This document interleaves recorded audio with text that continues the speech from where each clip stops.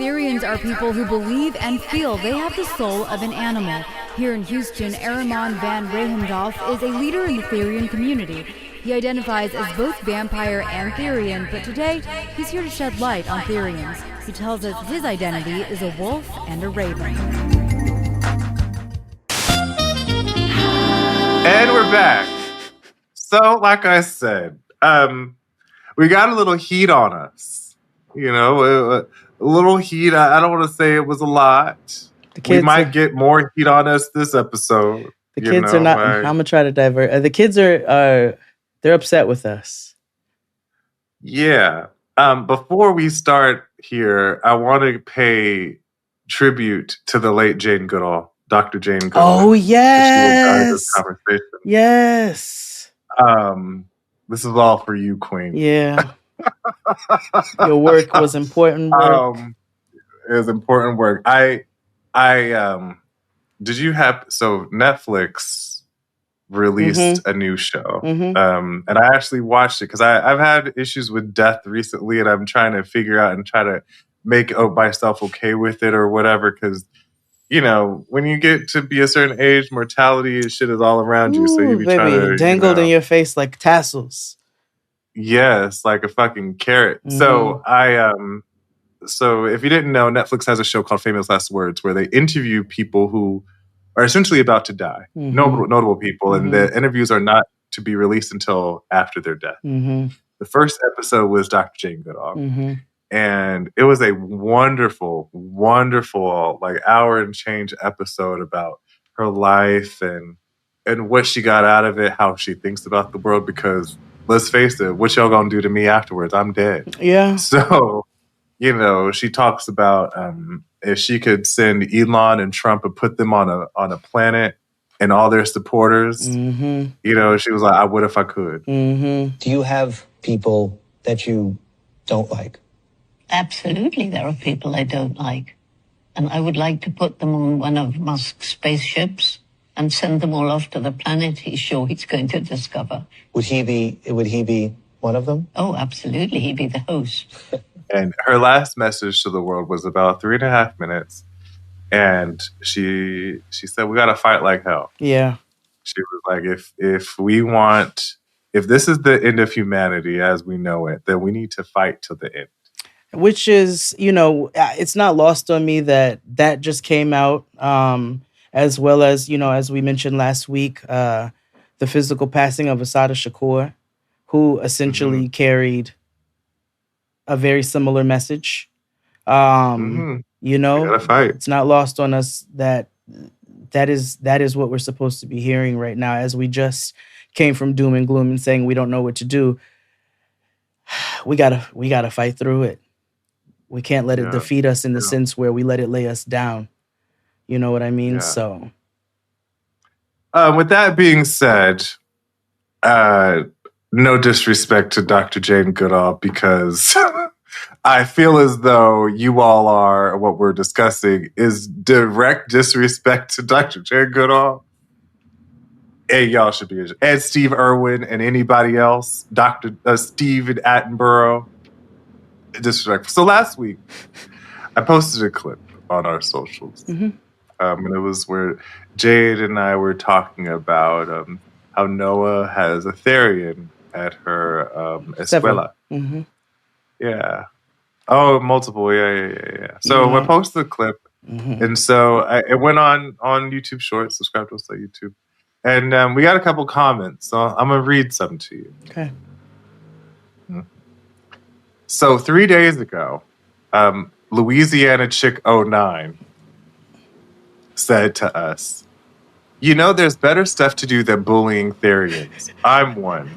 Don't waste, W-A-I-S-T, your time. You raised a child wrong. She called me a terrible mother. Yeah, she did. And so then we got a couple other... They, for respectful intents and purposes.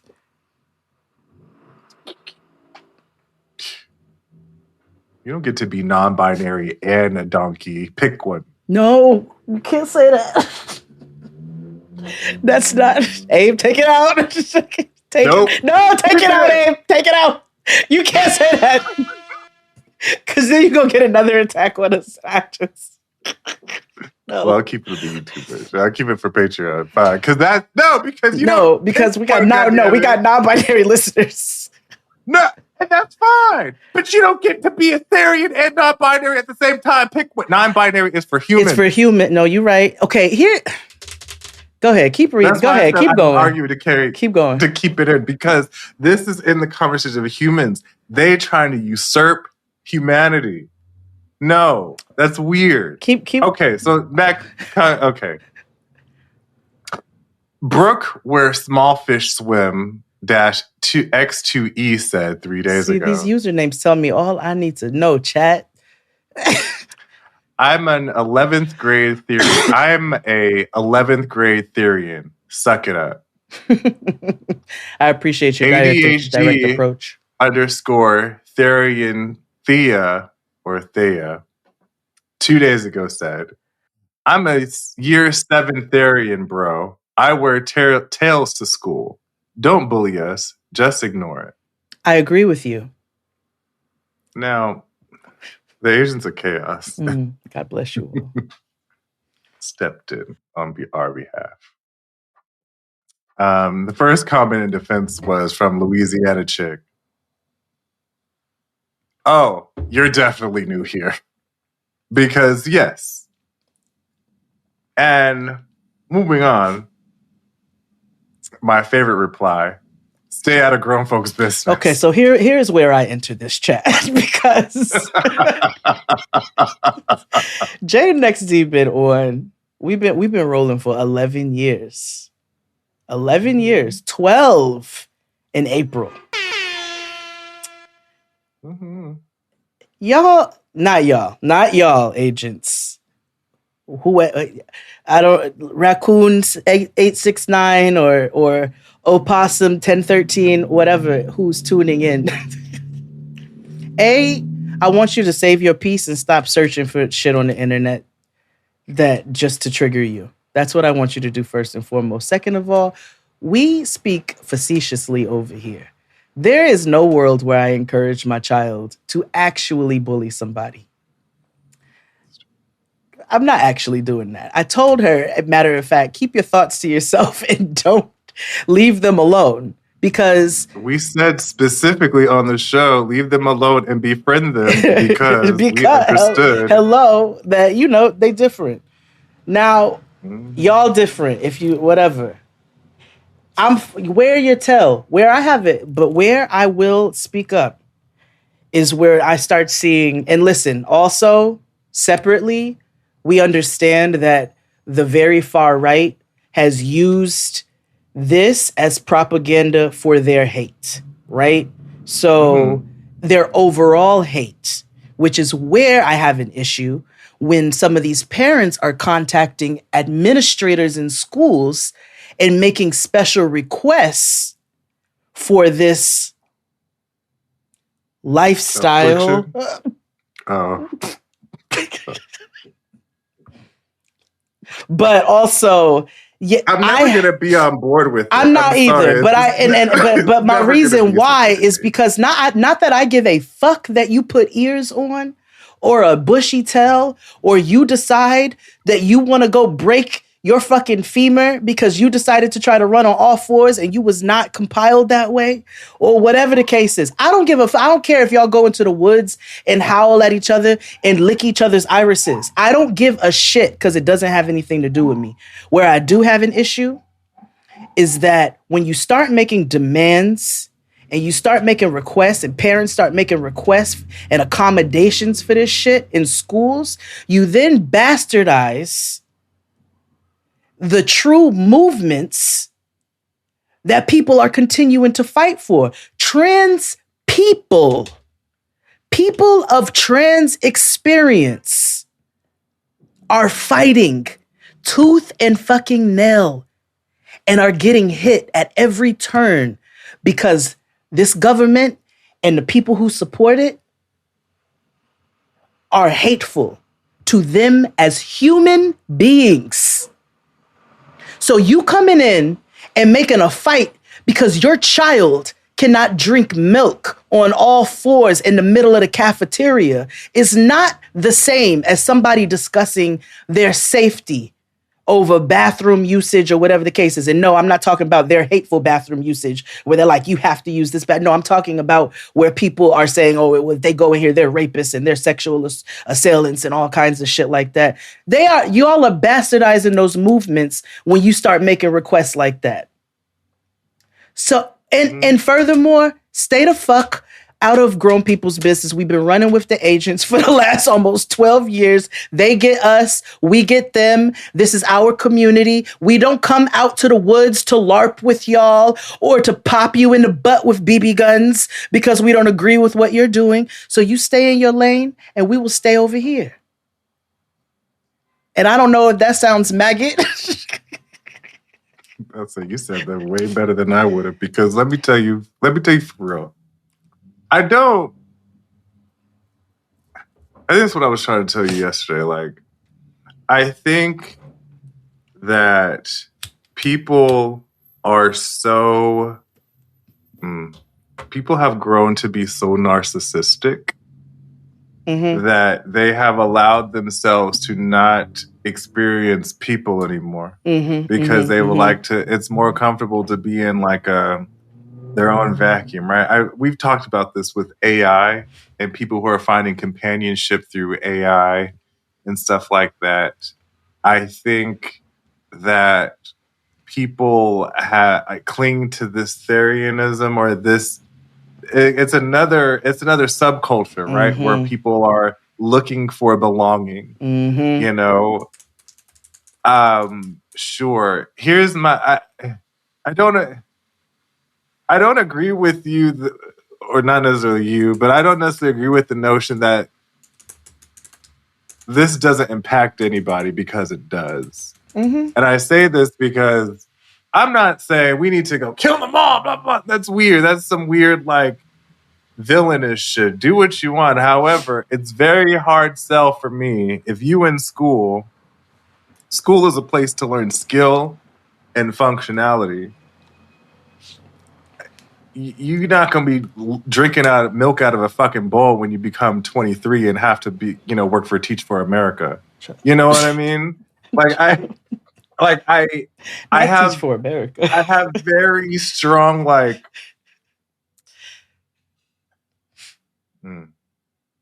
do I frame this? We're always in conversation about what is good and just for children.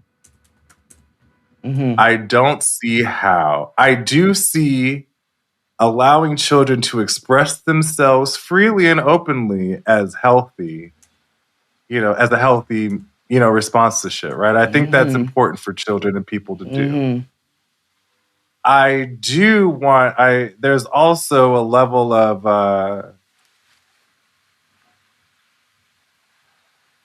as much as we hate to reject normality, there are societal norms that we have all identified with and have all accepted, right? We all have accepted that we are humans. We've all accepted that we are at the top of the food chain. We've all tend to have accepted that, we until the animals take back the land. Well, see, and that's different. And see, again, you're not an animal. And then a true animal. Then this goes back to if you are a Therian, you identify an animal. That means, again, to your point, you're about to take over a movement that for 70 fucking years that people have fought for, for equality of marriage, or not to get fucking spat on or killed in the street for just loving who they want to. Yeah, and existing, and also just existing. Just existing. It's very hard sell for me. This is one of those, Therianism is how I feel about houselessness. Wait, hold on now. But let me hear you out. I was a social worker for 10 years. I worked with niggas who were homeless. I have a strong issue when you have terms out there that make white people feel more comfortable about the issues that they have caused. Oh, you're talking about them. Okay. I thought you was. So, because I'm like, if you talk to somebody who's homeless, they're not, call me houseless. No, that's fucking stupid. I don't have a home. Like, I'm worried about getting something to fucking eat. I'm not worried about, like what to call me. That's fucking dumb. And this, Oh, and okay, I see. Okay, and, I didn't know where you were going with this. I was like, wait, niggas are without homes for a reason. But yes, yeah, exactly. And I'm tired of some weird white person with purple hair coming up with some virtue term signaling saying that we should accept Yeah. and whatever. No, that's fucking weird. No, stop that. And this is why I have an issue with Therians, because why do you have an issue with being a human? I don't care. Steve Irwin died because a stingray accidentally stung him. If you wiggle your butt and it accidentally swipes against my leg, I will not die. And you may identify as a stingray. Friend. And I'm going to tell you that too, because and here's the other thing, because we brought up school and making special accommodations. I'm not having fucking River's parents talking about, can you keep pig's blood in the refrigerator? This is what I'm saying. Because that's the way he needs to eat. No, that's fucking weird. They need to eat an apple like every fucking goddamn child in the school. That's stupid. This is because my thing is, people don't know when to cut shit out. No, they don't. Because if it's Therianism, then people are going to identify as a goddamn rocking chair. Child, if you identify as a goat and you eat a can, you are not going to be able to pass that shit like a goat. And them goats better pay motherfucking taxes just like me than if you want to stand and be like a goat. Nay, or whatever the fuck. Because you see what I mean? I see where this is going. This is going to lead into, well, I'm a fucking aphid. And then again, not an aphid. Why y'all are never mosquitoes. Nobody's a tadpole. I've never heard a bitch say I identify as a fucking aardvark. How come nobody's an earthworm? It's always, I'm a pony, or I'm a wolf, or whatever fucking Bella Thorne movie is. Like, no, that's stupid. Stop watching Twilight. Read a damn zoology book and be a real animal if that you want to be. Why can't you be a meerkat? I've never seen a bitch say, I'm a meerkat. Yeah. Yeah, or an armadillo. I identify as a sparrow. Oh, that's a nice one. I would like to be a hummingbird. They're very quick. Yeah. I actually saw a hummingbird land the other day. Those are, that's very rare. Oh, wow. Yes, that is rare. That's beautiful. See, that was them telling me to tell humans to stop doing this shit. Yeah, to stop, cut this shit out. Your arms will never flap as fast as I can. Like, quit. It's cultural appropriation. It is what it is. It's disrespectful. It's disrespectful to the animal kingdom. It is. It is. And how does the moose community feel? Let me tell you something. If a dog takes a shit in the middle of the floor, I'm going to be irritated, but I'm going to clean it up. If you take a shit in the middle of the floor, I'm going to kick your ass. If you hear me? Daniel, like, not only is it a health hazard. That's, again, back to health, because then they'll sniff each other's fleas and ticks out of their fucking hair. If y'all start licking each other's asses like dogs and sniffing each other's asses like dogs, you're going to get sick because you are not a dog. So we say all this to say, I'm perfectly fine with you all existing in this world and whatever it is that is getting you by, but be mindful of the communities that are actually fighting for preservation as human beings. The native indigenous community, Black people, trans people, etc., gay people. Y'all see where I'm going with this? I just want people to, there is your people first. If you really go fight for it. Let me tell you something. When we went to school in the 90s and they talked to us about how snow leopards were getting ready to be extinct. Okay? I've been hearing about the snow leopards for so long. Go join a movement and save all of the endangered animals.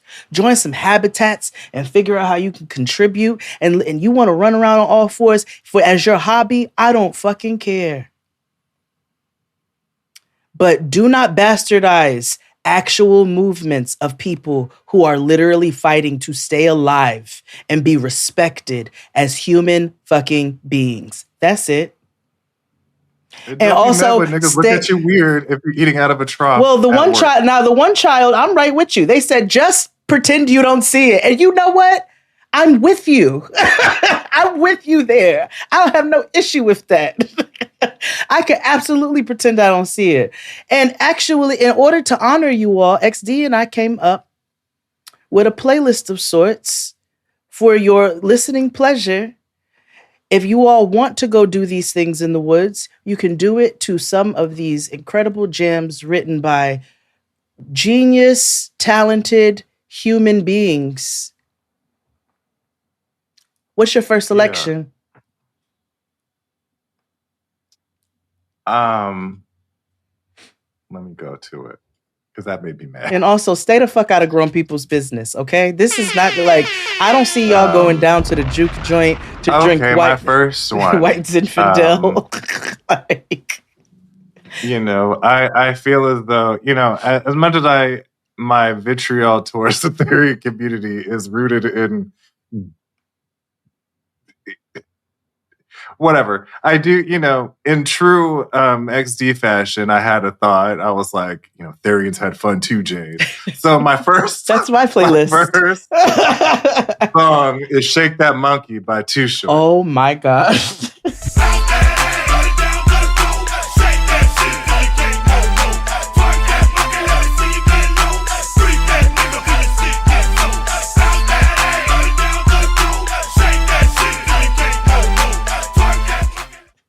Get crunk with it. Get loose with it. Like Show said, let Bruce hit it. My cousin used to get her hair done next to Bruce when she lived in Atlanta. She's from Atlanta originally. And I remember we were like, with a finger wave. we were like 17. And I knew her hairdresser was like, that's a beautician, okay? That's a beautician. Bring those back. Bring back beauticians. And she called me one day and she said, girl, guess who goes to the same beautician as me? I said, who? She said, Bruce. His waves were immaculate. Not gonna hold you. It's funny how music sparks memories because I hadn't thought of that probably since it happened. And also, remember I told you I used to have house parties and my dad DJ'd. Like I used to have parties, and I remember we had a party and my father played Shake That Monkey. And blow the whistle, and niggas lost it. And it was really a good time. And to go back and think about that in hindsight is absolutely fucking nuts. Too Short and I share the same birthday. So forever, you know, we're connected. It's me, Too Short, Jessica Alba, and Saddam Hussein. And Jay Leno. Jessica Alba don't think she Mexican. Too Short loves white girls too. There's a theme here. And you are a rich white woman of color. Yeah, I'm from California, so don't yeah. So, who's on your list? Oh, well, my very first song, classic, okay, and you all are very welcome for this because I think this would be really fun to LARP in the woods, is George Clinton's Atomic Dog. Nasty Dog.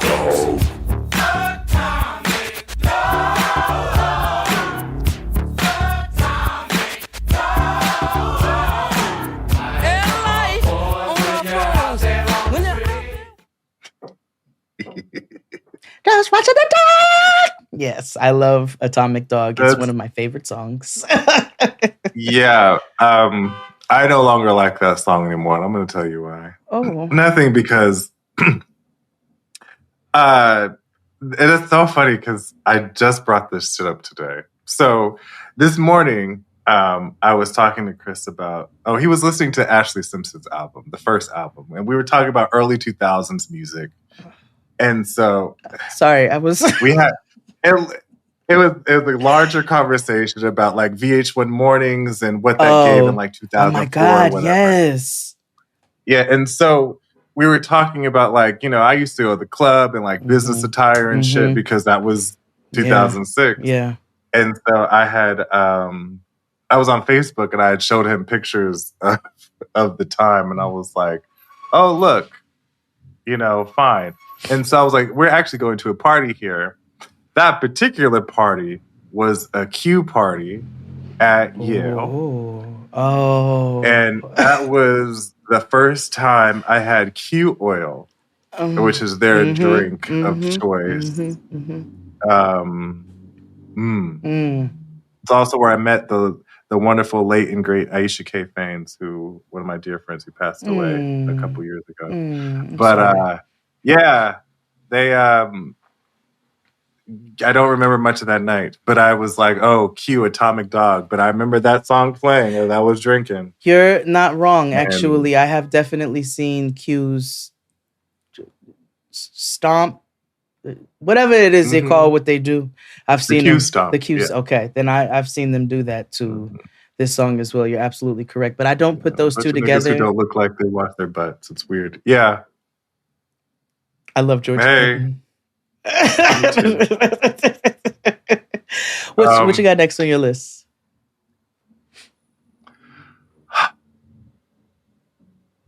You know, I don't agree with this shit at all. So my next is Throw It Off by Trill Lee. Walk around the club, fuck everybody. Can't see, can't walk, fuck everybody. Don't give a fuck everybody. Can't speak, can't talk. Walk around the club, fuck everybody. Walk around the club, fuck everybody. I'm thrown off by this whole ordeal. Okay? Uncle does not approve. No, Uncle does not approve of your shenanigans. I wasn't expecting that, Ilk. Mine are very specific, my songs, but I like the obscure. Stories and lore for all of them. Well, you all know I have an affinity for hip hop, but Houston culture is very special. I love the culture of different places. I love our culture here. I love Atlanta culture. I love Atlanta culture through the times, which I think we need to do an episode on because, oh yes, that's when we'll have joy. Okay, yes, but I love Miami bass culture. I love how deep Southern Florida is different than Miami. Miami's its own sect as well. Like I just love all of those different avenues of hip hop, different sounds and rap. And there is, we've also had many like the combination of singing and rapping together from different coasts. We've got Bone Thugs and Harmony. Shout out to the family. Crucial Conflict, Nate Dogg, etc. Sleepy Brown. There was a rest in peace. There was a man out of Houston named Big Mo. And Big Mo, the Bar Baby, had a song called Just a Dog. And when I tell you my boy is floating with his rapping, singing on that track, I love it so much. I will give you all the chorus, even though I know Abe's going to put in the clip. I was at the club one night. That's when I saw some right. She looked kinda throwed to me. She looked kinda throwed, yeah. She was all up in my grill. So I showed her my Big Daddy skills. I'm just a dog, don't blame me. Problematic, but the song is Just a Dog by Big Mo.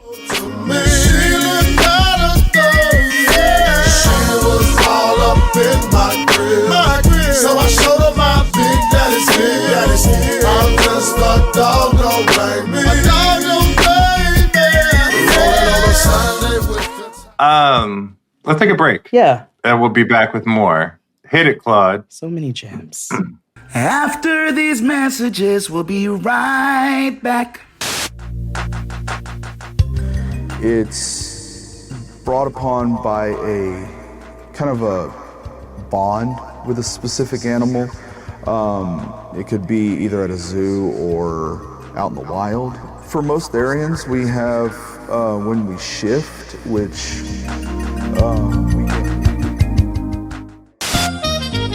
And we're back. Therian Jams. Therian Jams. You're welcome. My next song is, I'd imagine,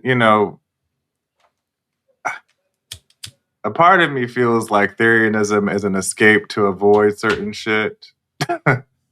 I think and most things at this time. And there will be a point where they will be treated like the minorities that they are trying to avoid to be. Oh. So my next song is Tables Will Turn by Foxy Brown and Challenge. Oh my God. Funkmaster Flex. This young guy. What's poppin'? Baby Sham, Fox Brown, Wayne Sharp. Fox Brown, Baby Sham. One more. Oh, I love your playlist. It's amazing. It's amazing. Well, similarly, in the same energy, because being treated like the groups by these true marginalized groups means that there's going to have to be a certain fight in you. You know what I'm saying? If this is what y'all are choosing to do, then you're going to have to rally together. And I think an appropriate song, you know what I'm saying, when you're going into beast mode, no pun intended, is Eye of the Tiger by Survivor.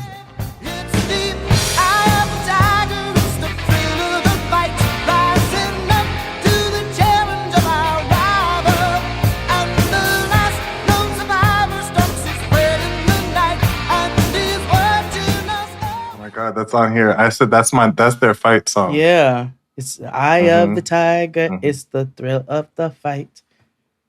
And if we're fighting, y'all better. I want talents coming out. Like, I need commitment. You know what I'm saying? I need commitment. My next song. This song represents a lot. It's great to listen to wherever it's a cautionary tale. It lets you know what's up. Because I don't know, if you meet a Therian, that may not be your nigga. So Baby Girl by Cookie is the song. And when you can play it right now and you can hear why I said that. That's not your nigga, that's not your nigga, that's not your nigga, that's not your nigga, that's not your nigga, that's not your nigga, that's not your nigga, that's not your nigga, that's not your nigga, that's not your nigga, that's not your nigga. You host him up, he ain't sharing pictures out at the club, you won't buy the liquor. Yes, that is a jam. That is a jam. Yeah, that's not That's your a nigga. jam. It's not. It's not. It's not. Especially because if y'all really a part of the animal kingdom and somebody is a wolf and somebody's a raccoon, I'm just saying, do we like intermingle? How does that work? Oh, I have another song for that. Go ahead. Please go again. Because I thought about this, right? Because I'm like, so what if, Danny identifies as, a chameleon. And Sarah identifies as a pony. What do we do? Because they don't mate. There's rules to this animal shit. Yes. And so I thought about it and I came up with a song that works best. Okay. Stevie Wonder's Jungle Fever. Oh, his worst work.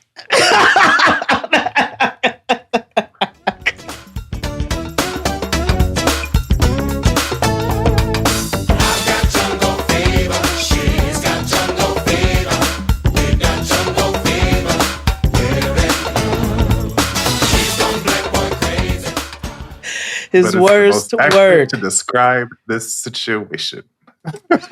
Perfect, actually. I didn't think there would be a scenario where Jungle Fever would be apropos. Yeah, I never thought that until today. She's got jungle fever. He got jungle fever. They got jungle fever. They're in love. Here you go, black girl. Hey. And see, we don't have wonies. There's no woni. You can't be a woni. White. You can't be a woni. You can't be a wolf. Daisy, gone. Black bear, pony crazy. They got jungle fever. They're in love. That's actually an extremely appropriate. That is probably the most appropriate perspective that I've seen of that. Thank you so much. You're welcome. You know, I do the work. I don't have a whole spiel about this next song outside of the fact that me and my dad used to call it the throw up song. And that would be Genuine's Pony.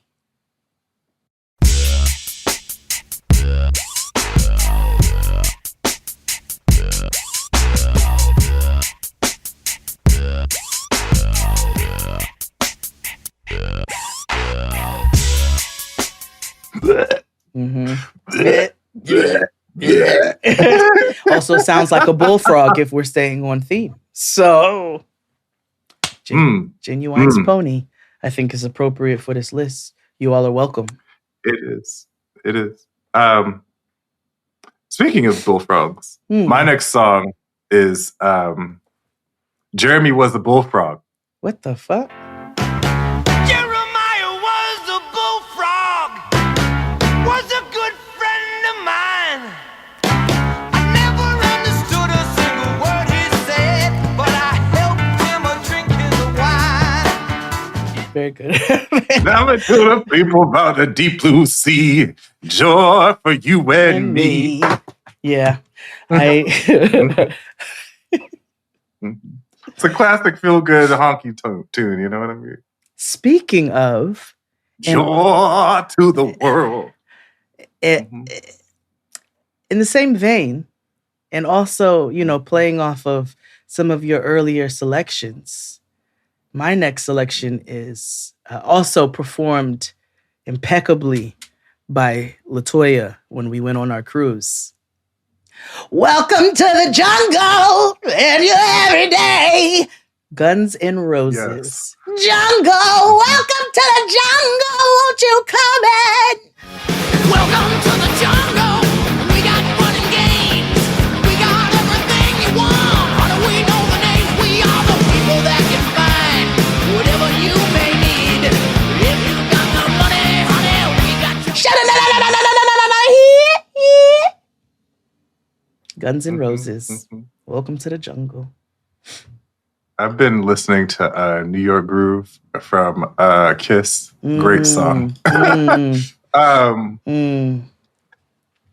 My next song, My Lovin', You're Never Gonna Get It by En Vogue. Title's right there.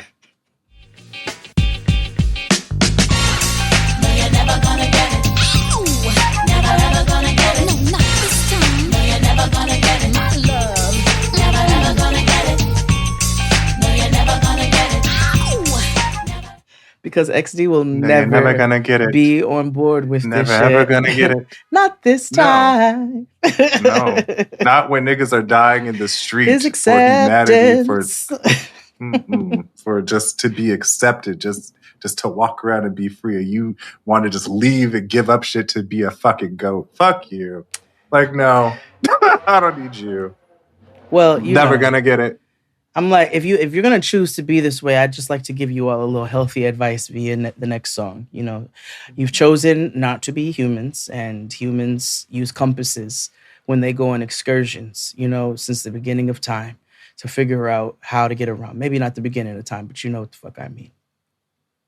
Animals don't have to do that because they got natural senses and things that tell them when they need to fly in the shape of a V or run in this direction because some shit is afoot. What are you gonna do, Owl? You're gonna wait for your fucking phone to tell you when to move. Your nose and your senses don't work like that. You know what I'm saying? And when y'all are out there LARPing and you get too caught up in, in what you're doing, I need you to listen to Beyonce's Find Your Way Back. You said find your way back. Big, big world, but you got it, baby. Find your way back.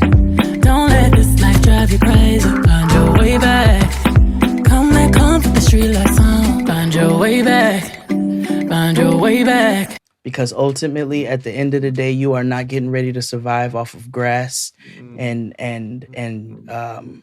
river water. Winnie the Pooh didn't have Medicaid, but you do. Exactly. So, Tigger didn't have ACA. You have Obamacare. Yeah. Food stamp, Eeyore, Eeyore was sad because he could Didn't not have get enough food SNAP. stamps. And you might not be able But you to can. either because this government is cutting all that funding. But But you have the ability to, walk your or two there's the legs into the propensity to. supermarket Yeah. and purchase some Mhm. ground beef.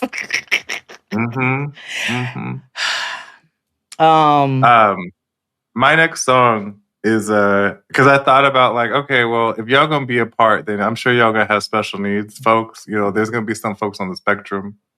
Because if we gonna call it out, then everybody's got to be, you know, we're gonna have it all. So I thought about an animal who had a hell of a story. They're a special needs child or animal, and they overcame a lot, only to become taken over by a slaver. Kind of think about it. But Rudolph the Red-Nosed Reindeer. Yeah. Yeah. Rudolph the red-nosed reindeer had a very shiny nose, and if you ever saw it, you would even say it glows. All of the other Special needs child, and then Was he when they special needed needs, him, or was he? he came through. How was he special needs? He didn't have. Who else had a red nose? Why does that make? He was special. But he had needs. He had special No, needs. that's not. I think the nose. Or excuse me, he was treated differently. There we go. He had some sort of handicap, right? Because they all looked at him. We don't necessarily Rudolph think the of it as a red-nosed handicap. reindeer had a very shiny nose, and if you ever Shiny saw nose. all of the other reindeers used to laugh and call him names. They never let poor exactly. Rudolph join in any reindeer games. No, they don't say nothing about this nigga's abilities. He had red hair. Well, I don't know, like he had freckles, nigga, in a gap. I don't know. Either way, he like- was different. He was different. He was subjugated, and then he said, "I'll show you." And he wasn't even taken over by a slaver. He had to prove he wanted to get white acceptance. He Yeah. wanted to get human acceptance. Again, human acceptance here. No. Person acceptance. In this whole thing. What's at the center of this? Human. It's the worst episode ever. So I'm never letting this You're go. not. But my next selection is actually, I just talked about the way that birds have to band together, to get to where they need to go. And birds, you want to talk about some frightening, but yet in tune motherfuckers? Yes. I have a story, actually. Tell me, and then I'll tell you my selection. So it's real quick. I've been watching the greatest reality TV show on television. It's been on since 2005 called Deadliest Catch. We'll talk about it one day. Okay. But in one of the clips, it's about crab shipping boats out in Alaska. So one of these shipping boats, they got attacked by seagulls, like in the middle of the ocean, in the middle of the Bering Sea. And so it's like swaths of seagulls. Like I've never seen this many. And the problem is they get on the boat and it's cold. And so they get confused because it's also dark. And so, and they have this one light on the boat. So they think that's the sun. So, they're just flying into shit because, birds aren't always that Yeah. So it was just so interesting how, to your point, how they all fly in formation. They clearly follow the patterns of food, which you, Chelsea, are not. They know when to leave know the what I bad mean? weather. Like they know before we know all of those things. Exactly. You don't have that in tune, Timothy. If you get on the wing of a plane, you will crush. You will die from pressure, from air pressure. Yeah, you will crush through the inside. And, my next selection is Mariah Carey's Fly Like a Bird, because even though she tells you that's what you need to do, she don't mean that literally. So erase all my burdens and let me be free to fly like a bird, take to the sky. I need you now, Lord, carry me high. Don't let the world break me tonight. I need the strength. You know what I'm saying? Oh, that is my favorite gospel song. Truth be told, also. She It's said, my "Guys, favorite. God, Mariah keep ain't that. your I'm not gonna head take care up. of it." Fly Like a Bird. That's one of She her did that. best. She really fucking did that. Yes, she did. I'm gonna cut that off when we get Yeah, out that's my jam. there. My next song, because I think you all are smoking dick. White Rabbit by Jefferson Airplane.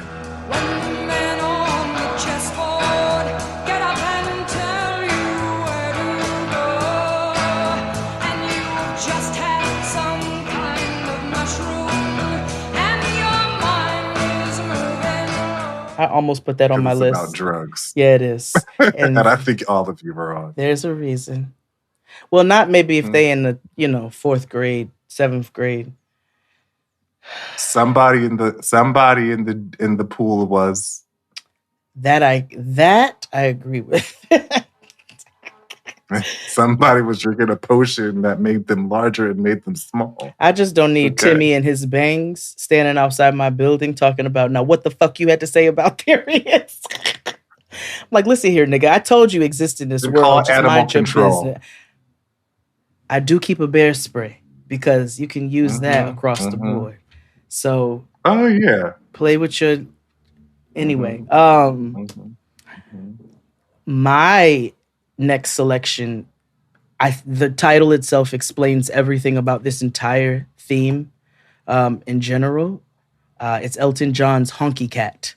They said, get back, honky cat, better get back to the woods. Well, I quit those days and my redneck ways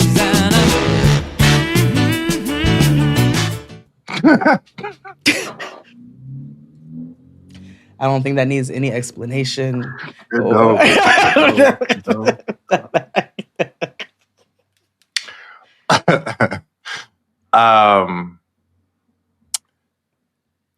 My next song,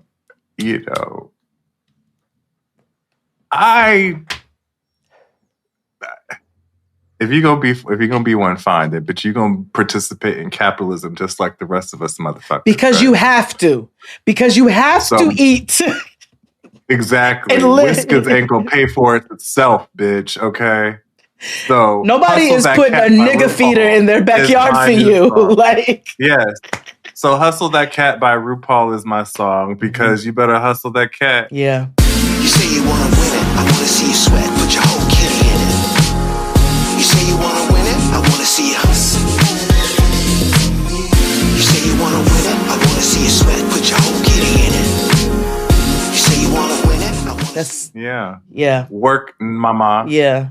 Okay. Like, be an aphid, be a fucking donkey, be a wood nymph, whatever the fuck. But as long as you an IT specialist don't by get day. acceptance, okay. That's all I'm saying. Better get this Google certification. Or for those and who you are can go inappropriately in our wag your comment tail. section, go do your fucking homework because you still got to do that at the end of the day. You don't get a pass because your phalanges, you can't write because you have a paw. Right. I don't give a fuck. Them animals talked in goddamn Wicked. They were professors and shit, so you can be too. Read a book, goddamn it. Read. Arthur was about all animals, and they lived and existed. Mr. Ratburn was a queer teacher. He was. Married and what educated. Yep. What are you up here talking to us, wasting your balls on fucking YouTube, talking about accept us? Go read. And not lore. Stop prickly. reading lore. I too am I'm PMSing. a little prickly. It's okay.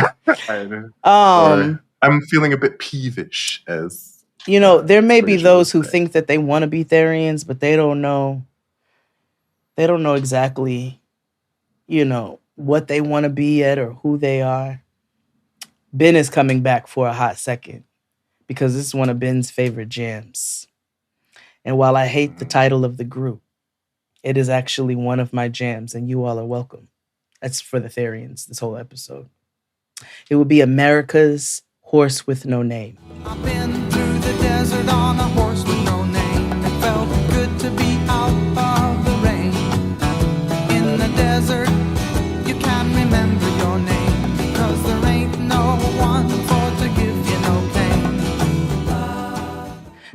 Been through the desert with a horse with no name. name. Machine on the rain. Also featured on Friends. La la la la la la la. That's where I learned that song. From, Really? From the episode of Friends. Yeah. That's how you sound. I love it. That's my jam. That's a good song. That's one for you all to put on your playlist. Yeah. So I thought about like, okay, well, they gotta die, right? Not meaning like they have to die, but I mean like in the sense of like, well, what happens when they have a homegoing service for they fallen animal or whatever, animal nigger or whatever, I don't know. So I thought about the one song that made the most sense. Ben by Michael Jackson. Been the two of us need look no more. We both found what we were looking for. The two of us need look no more. The two of us need look no more. We both found each other we're looking for. That's actually, I can't believe I didn't. He sang the shit out that damn He song. really did. That Mouse. boy got in that studio and sang his heart out for a fucking rat. Who produced that? Was that Barry Gordy? Who did that? Probably. What if he actually never wanted to sing that song? And Joe made him get in that. Joe made him. You better sing that. Sing about that damn rat. You let that rat live in my house. I kept trying to kill that rat. You gonna sing about this fucking rat? Okay. Hey Randy, take that fucking jacket off. Like something. It's funny because I also have a Jackson 5 song on here, but I didn't think about Ben, even though that's blaring. But I think this is, as we were talking about, nobody wants to be an aphid. Y'all niggas, nobody said that they were, a hummingbird. Nobody. My next song is Rockin' Robin by the Jackson 5.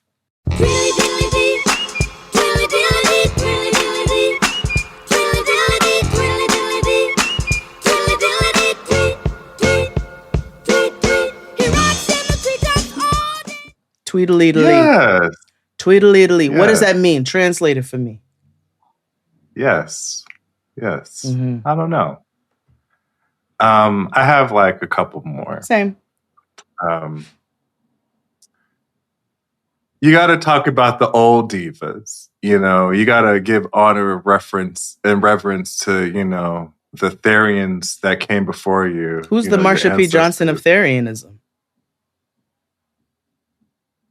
Robin Williams. Maybe. Whoever used to perform Cats on Broadway. Jennifer Hudson. But you want to give reverence and honor to the old ones. So, Old King by Neil Young. King went running after deer, wasn't scared of jumping off the truck in high gear. King went sniffing and he would go, was the best old hound dog I ever did know. I had a dog in his name. The song is actually about his dog. Oh no. Damn, I feel bad. Yeah. His dog. Yeah. His actual his real dog. four-legged Yeah, dog. Yes, what's the genus name? What's the genus name for dogs? Dogs. Canine? Dog, kingdom, phylum, class, order. That's what it is. Is it canine? Animalia, chordata, mammalia, carnivora. That is their kingdom, phylum, class, and order name for dogs. Okay. Okay. Never knew that. Well, what the fuck is a canine?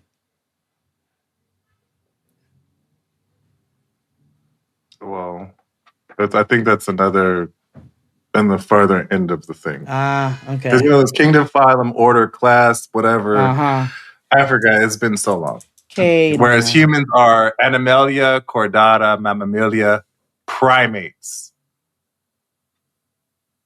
Which we knew that. Nobody says they're a monkey either. Have you noticed that? Nobody says they're a chimpanzee. Shout out to Dr. Jane Goodall. No one said, hey. Because they said, ooh, we're not going touching back that. to my That's root. tricky. That's tricky. Yeah. Yeah. We better not be no damn monkey. You know what else nobody is or has identified as that I've seen thus far? Whoop, whoop, chicken, chicken. Whoop, whoop, chicken. Boy, please. Whatever. My next selection, chicken head. Because I've never seen anybody identify as a chicken. Chicken, chicken, chicken heads. Chicken, chicken, chicken heads. Chicken, chicken, chicken heads. Chicken, chicken, chicken heads. Chicken, chicken, chicken heads. They've also, no, they have not. They have not.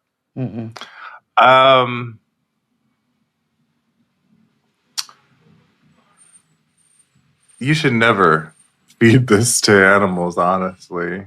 So this is a warning song for you if you practice Therianism and if you want to go by the ways of the animal world. Unless if you're a bird and you identify as one, I can't, whatever you want to identify, it's fine, whatever. But you should be aware of this if you identify as something else. But it's DJ Chipman, Peanut Butter Jelly Time. Peanut butter jelly, peanut butter jelly, peanut butter jelly, peanut butter jelly, peanut butter jelly, peanut butter jelly, peanut butter jelly with the baseball bat through the peanut butter jelly, peanut butter jelly, peanut butter jelly with the football cast now way. Should not feed dogs peanut butter. Like you should. No, you can't. Dogs can eat peanut butter. They can't eat chocolate. Well, there's a bunch of shit that can't eat peanuts or whatever. So, and you shouldn't feed them jelly either. So, which whatever. Animals Peanut butter jelly time. Can't eat peanut butter. Yeah, most dog treats, especially like homemade ones, include cats due to their inability to process the high fat protein content. There you go. So everybody want to be meow, meow, meow. Obligate carnivores is what they are. Cats cannot eat peanut butter. I can see why they don't want to either. I can't see Trill get bodied with peanut butter. No, I don't see that for her either. Now, what she does like, and I have to, like, if I accidentally, like, while I'm cooking, I spill a little teeny pat of butter. Like, this nigga don't eat no table food. I don't have to worry about any of that. But you drop a tiny pat of butter, and you will hear. That nigga loves butter. And I was like, you're my child. It's just what it is. Right. You're my child. Butter. Yeah, I have like two more, maybe three. Okay. Well, you talked about the OG, one of the OG pioneers of Therianism. And we can't quite call who that is. But I think one of them might be Doja Cat. And her song is Bitch, I'm a Cow. Straight like that. Moo, moo, moo. Yeah. Moo. Yeah. Yeah. Bitch, I'm a cow. Bitch, I'm a cow. I'm not a cat. I don't say meow. Bitch, I'm a cow. Bitch, I'm a cow. Bitch, I'm a cow. Bitch, I'm a cow. I go moo. Moo. I actually like that song. I thought it was very stupid. I'm gonna be honest with you. I understand it's a joke about, feeding racist chats. I really feel like we don't really know all the ins and outs of what that actually is. Yeah. But that lady is talented and entertaining. She was made for the stage. She is quite entertaining. I don't engage with her content all the time, but no. I've never had like, oh, this is a bad Doja song. Like, you know what I mean? I'm not like. She also when I see her, like when I used to run across her little clips, they were funny. And then I saw her recently on I forget whose talk show, and she did a theater jazzy rendition of "Bitch, I Said What I Said," and she. Oh yeah, she was on Fallon. Yeah, Fallon. There you go. And so I don't really have no beef with that lady. I don't really know her for real like that. So to be having no beef with her like that, same. and Bitch, I'm a Cow seems VV appropriate for this playlist. Yeah. My second to last song is, he, if you're going to be a part of an alternative lifestyle, then you're going to have to do the grunt work like every other body who has had to do that. So you're going to have to be on the down low too. Just like this man who should be, put in a closet somewhere. But Brian McKnight's on the down low. Oh, I didn't know where that was going. She said,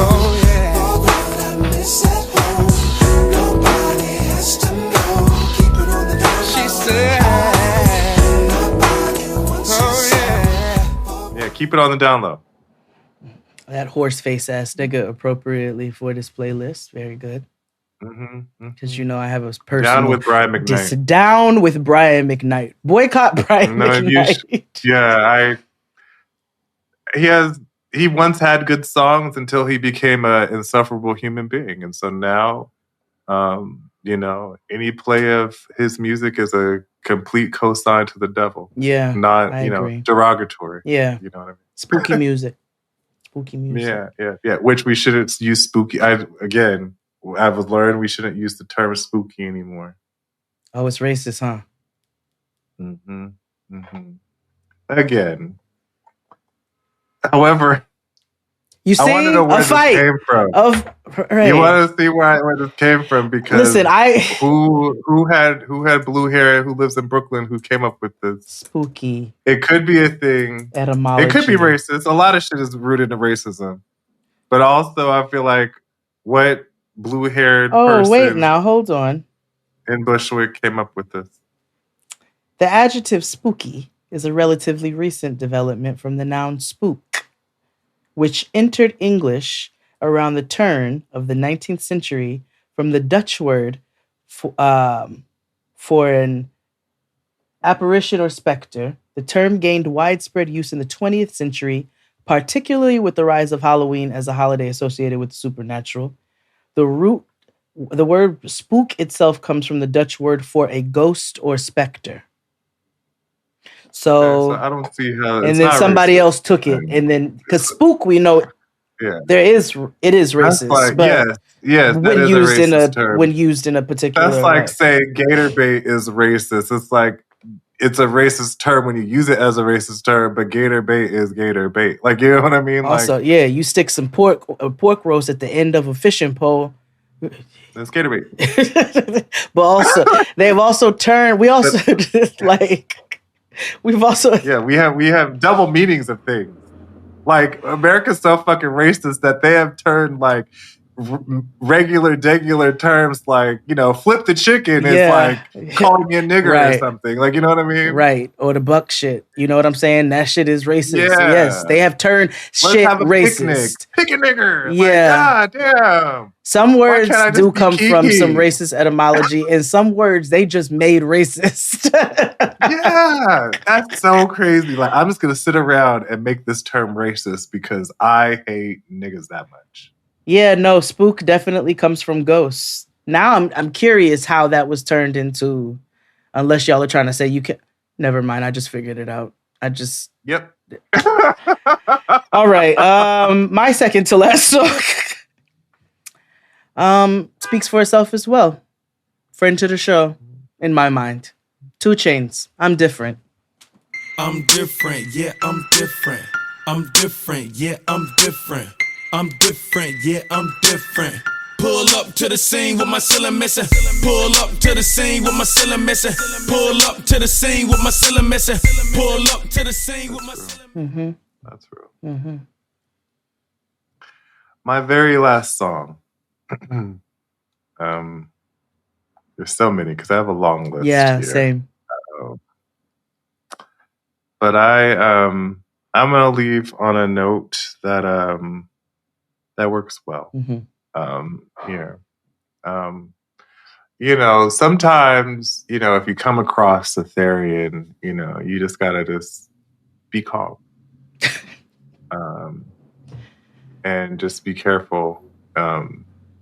And if something goes left, hit 'em with the heat. Hit 'em with the heat by Missy Elliott and Lil' Kim. Yeah. It's the Q to the B to the double E, spitting lovely, and it don't stop. Rock shine through my tank top. When your bank stop, I deposit all in one drop. Think not, excuse me, but I like The Can't Hardly Wait soundtrack version, not the album version, which happens to be the video version. I want to be very clear about that. Hit 'em with the. Hit 'em with the heart. Just for you and me.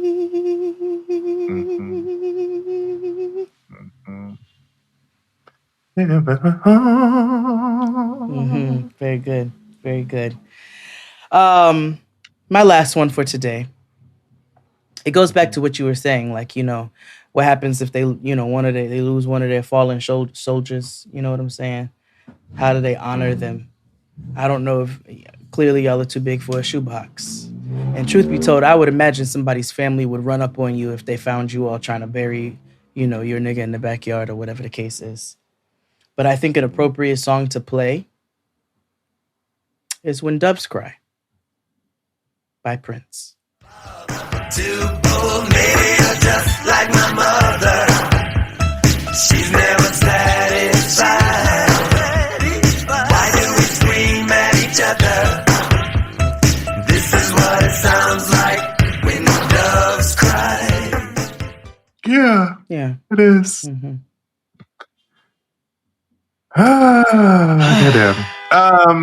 So this will probably be the truest episode that gets us canceled, if not me. But you know, I didn't say y'all need to like die or anything. I just needed y'all to get a fucking clue and grip. Bitch, I said what I said. Right. Yes. Doja all day. Until next time, friends, you know, listen to us, tell friends, share this episode. If you have a Therian. No, you don't. You know, not if you listen to this, you don't. You don't. Yeah, you don't. You don't. And if you are a Therian who's watching this, looking for a response, you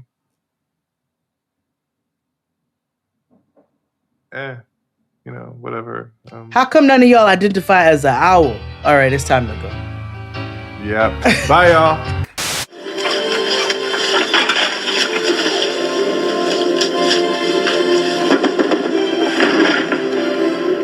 You don't have an appointment, do you? Well, we didn't know how to make one. Appointment for what? What do you want? We need some help? Already? You just bit the big one 2 months ago and you want help. 2 months? What does that have to do with anything? You're going to use up all... And we're back. This is Jade's show, so you take it. All right. If you was born after like 1990, maybe after 95, maybe. You know, I don't know what to tell you. Just enjoy. But the rest of you, close your eyes, okay? Close your eyes and picture it. You are in the nurse's office, or you're at the doctor's office, or you're at the dentist's office, or you're at the chiropractor with your mother. There's a lot of wood paneling and file cabinets. You know what I'm saying? There's, oh my God, memory unlocked. There's oh my God. highlights magazines, depending upon which of those offices you're in, with that wonky H. There's a pin on a chain, okay, that you cannot steal. You know what I mean? And there's a little roller coaster, is what I call it, with colorful beads on it, where you basically just make the beads go through these little loop-de-loops. All right? And there's music playing in the background. It's always at a very non-stimulating volume. Sometimes it's a tinge upbeat. Sometimes it's mellow. But it always gives you the same feel. And so this week, XD and I are doing the waiting room playlist, okay? The greats of the waiting room, or songs that give you that waiting room feel. Yes. Yeah. Oh, the stories are playing on a TV in the corner, perhaps on mute. You know what I'm saying? It's a big box TV, but that just depends on the type of office it is as well. But the radio is always on. XD, what is on the radio right now in your waiting room? I just had a memory unlocked while you were talking about the chiropractor. So this song used to always play. Now, I did not have a mother who went to the chiropractor, but I had a babysitter who went to the chiropractor. Somebody did. Yeah. And so I had to go with her. This is the infamous babysitter that you think I had in Miami. But You had a nanny! But I would have to go to her sometimes because she was one of those people that always had a neck or back issue. You know those type. And so we went to the chiropractor. And I kid you not, this song would always play. Like at any appointment I would go to. Also, keep in mind we're in a medical park. Okay. So think that we're all in a medical park. But the theme to Footloose, Almost Paradise by Mike Reno and Ann Wilson. We're knocking on heaven's door. Yes. Yes. Closer every day, almost paradise. We're knocking on heaven's door, almost paradise. Almost paradise. We're knocking on heaven's door. Yeah. Yes, that was an era when white women had bangs and they used hairspray. Yeah, they had bangs and hairspray and different colored leopard Wet or ozone. zebra print. Yeah, leggings or jeggings and things. Yeah, I love it. But we're starting with Almost Paradise. That's a waiting room classic. Okay. I think I'm gonna start out very classic waiting room. I'll keep holding on. I'll keep holding on. Holding. Ah! Simply Red, holding on. I'll keep holding on. I'll keep holding on.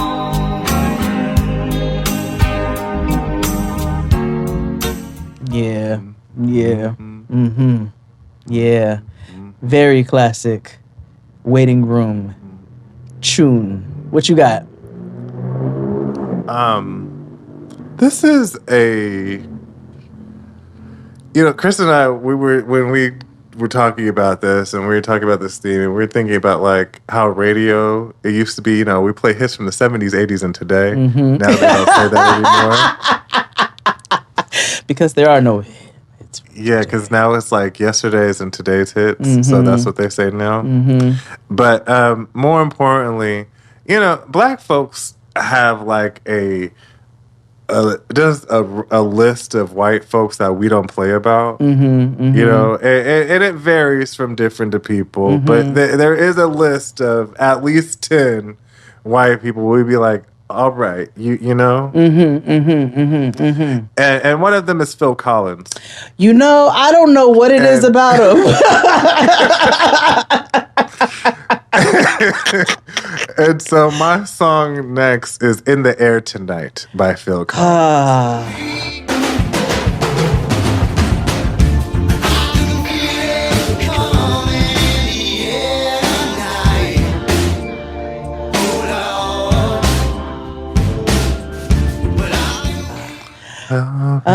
Cause he was drowning. Yeah. So it's funny you should say that because I too had Phil Collins on my list, but it is not In the Air Tonight. Okay. Again, black people don't play about Phil Collins.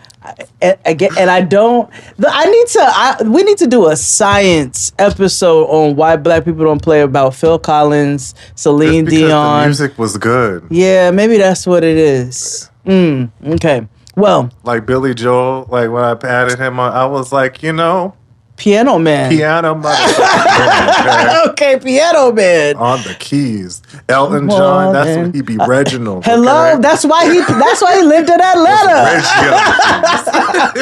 I bet he never used Takara's tangible cheats or whatever the fuck that bitch's business is. All right. All right. Let's see. My Phil Collins song. You ready? One more night, give it us one more night. One more night, 'cause I can't live without you. I just feel like that just automatically takes me there. Mm-hmm. Yes.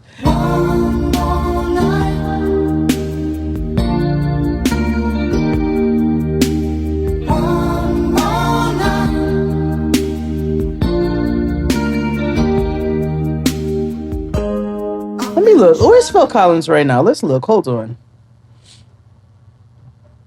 Phil Collins. He's 75. Oh, an I Aquarius. think his birthday was not too long ago. January 30th. Mm-hmm. Okay. And he is living in London. Would have loved to run into him. Probably wouldn't have even known it was him. He looks the same though. Same head. And let's see where he is in his personal life. I mean, to be fair, he looked old then. Yeah. Back in the 80s. So I that don't. bald head. Yeah. Oh, in 2000, he developed sudden hearing loss in his left ear following a recording session in LA. Oh, no. There was nothing they could do about it, and that a chance of full recovery was slim. 2 years later, he recovered most of his hearing. Good. I wonder. That's like... Never mind. No. All right. Well, hold on. He's a supporter of the Conservative Party.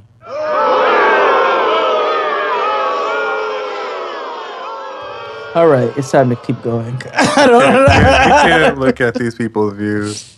Oh God, because now everybody's hell. Everybody's hell. But yes, Phil Collins. One more night. What you got? Ooh, there's so many places I can go. I'll start with the quintessential one. Okay. I don't want to conflate the waiting room with elevator. Oh, there's a fine line between many. There's a thin there's a thin line between lots of it. Mm-hmm. However, this one to me toes the line, and I was watching a performance of this the other day, or like when Tiana Taylor won the SAG, whatever the fuck she won. The Actors on Actors Award celebrating actors and actors. Yeah. Why would you call it the actors? That's so dumb. The actors acting for other actors. Yeah. But I was like, whenever she does this Dionne Warwick I'm telling you. biopic, Yeah. she is going to eat because A, looks wise, Yeah, she got it. spitting image, Yeah. and also Dionne gave us nothing. Like, she gave us just a... Okay, so I'm watching this performance, right, of this song I'm about to tell you, and it's all Fosse down, and you know Fosse is just... She is just slew-footing and just... Stop. Hold on. She made Diana Ross look like Pablo She used to Abdul, you hear sway. me? She used to just kind of sway, right? Dionne Yes. used to... Hold on. Let's look But at Dionne. my song is Walk On By. Walk on by. Don't stop. Walk on by. Don't stop. Walk on by. Why was that literally in my head? Me walking down the street and I start to cry. Walk on. Now, you already know my favorite version is Isaac's version. Boop, boop, boop, boop, boop. Walk on by. Boop, boop. Okay, let's see here. Let's look at Dionne. Miss Dionne Warwick. This is her on the Ed Sullivan It's the Show. Ed Sullivan Show. That's exactly the one I'm talking about. And them all them whites is doing just choreo, and here she is just gliding Let's see. in this tight French wig roll thing. Oh, no, that's not what I was talking about. Well, she ain't doing shit here either. And that's why Aretha did this song, so she could show Dionne out. Aretha was a bitch. And let's just because you shouldn't have this many stories coming out about you. Posthumous. Like, why'd you send the facts to Dionne? Yo, Like, you're not it's going literally to the funeral. That's everybody. crazy. It's not even just like it's white people coming to be like, she didn't really, but then black. No, it's every black lady ever. It's motherfucking Lisa Landry. It's Kim Whitley. It's Jennifer. It's everybody. They're like, nah, she was a bitch. Like, it Her was. hazing Jill Scott had me on the floor. Can we talk about that for a second? Because Jill, she said some things in there that really, like, I said, no. See, this is how generational trauma continues on. Because yes, there's a fine line. There's a thin line between paying your dues and disrespect. Like, yeah, that's hazing. like, bitch, what do you mean I'm here to record a song and I got an album out and you want me to run down and buy you some Depends or whatever the fuck she sent her to the store for? Chili hot dogs with onions. Yo, girl. And where the fuck was she buying that from? Where she trusted that kind of meal? Was that a gas station hot dog? Did she send her to the movies? Was this a Sonic? Like, what was? I need context. I don't. You're right. What I know is Aretha was a bitch, and it's evident from every story we hear. Yeah, a talented one. A talented bitch. I mean, you Yeah. got to be. Yeah. Is Aretha Franklin an alto? I can't. Let's see. What is tell. she? What is she? Because if she's an alto, that proves my point that all altos are angry, like Kelly Price. Here come Takia's about to come in here right now and be like, "Now wait a minute."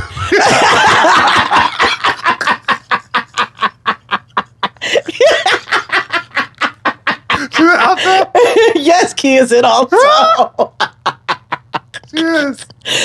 Oh my god. She's like, "No, wait, hold on now." There's exceptions to every rule now. Damn it. Let me see. What is she considered? Do they say it on Wikipedia? I know all the listeners are like Musical shouting style. Yeah. But y'all just relax. All right, everybody. A mezzo soprano.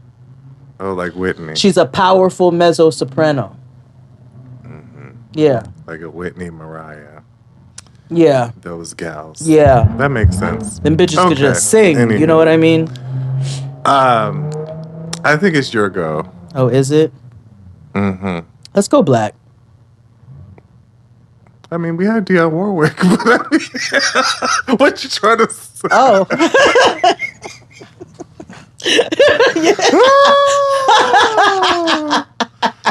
That was shady. It wasn't even intentional, I promise. I don't have the heart to hurt you. It's the last thing I wanna do. James Ingram, king of the waiting room. I don't have the heart. But I don't have the heart. Oh no, I don't have the heart. I don't have the heart to hurt. Yeah. Yeah. Yeah. Not the way you want me to. Yeah. Mm-hmm. I want my next one is an iconic song. Now, I want to make it clear that, I don't really. It's like I have my new vibey girls and stuff that are my, and then it's like I don't listen to things beyond 1980. Like, you know what I mean? Yes. So this past week, I have been knee deep in the Bee Gees. Oh. And I forgot about this classic tune. They have several songs on my playlist, by the way. But this one I want to talk about because this was iconic, because this was a duet. This was also historic because this is when Barry Gibb went solo. Okay, all right. So give us history. He had one of the most iconic duets with the Streisand. Oh, okay. So my next song Zionista. is Guilty, featuring Barry Gibb by Barbra Streisand.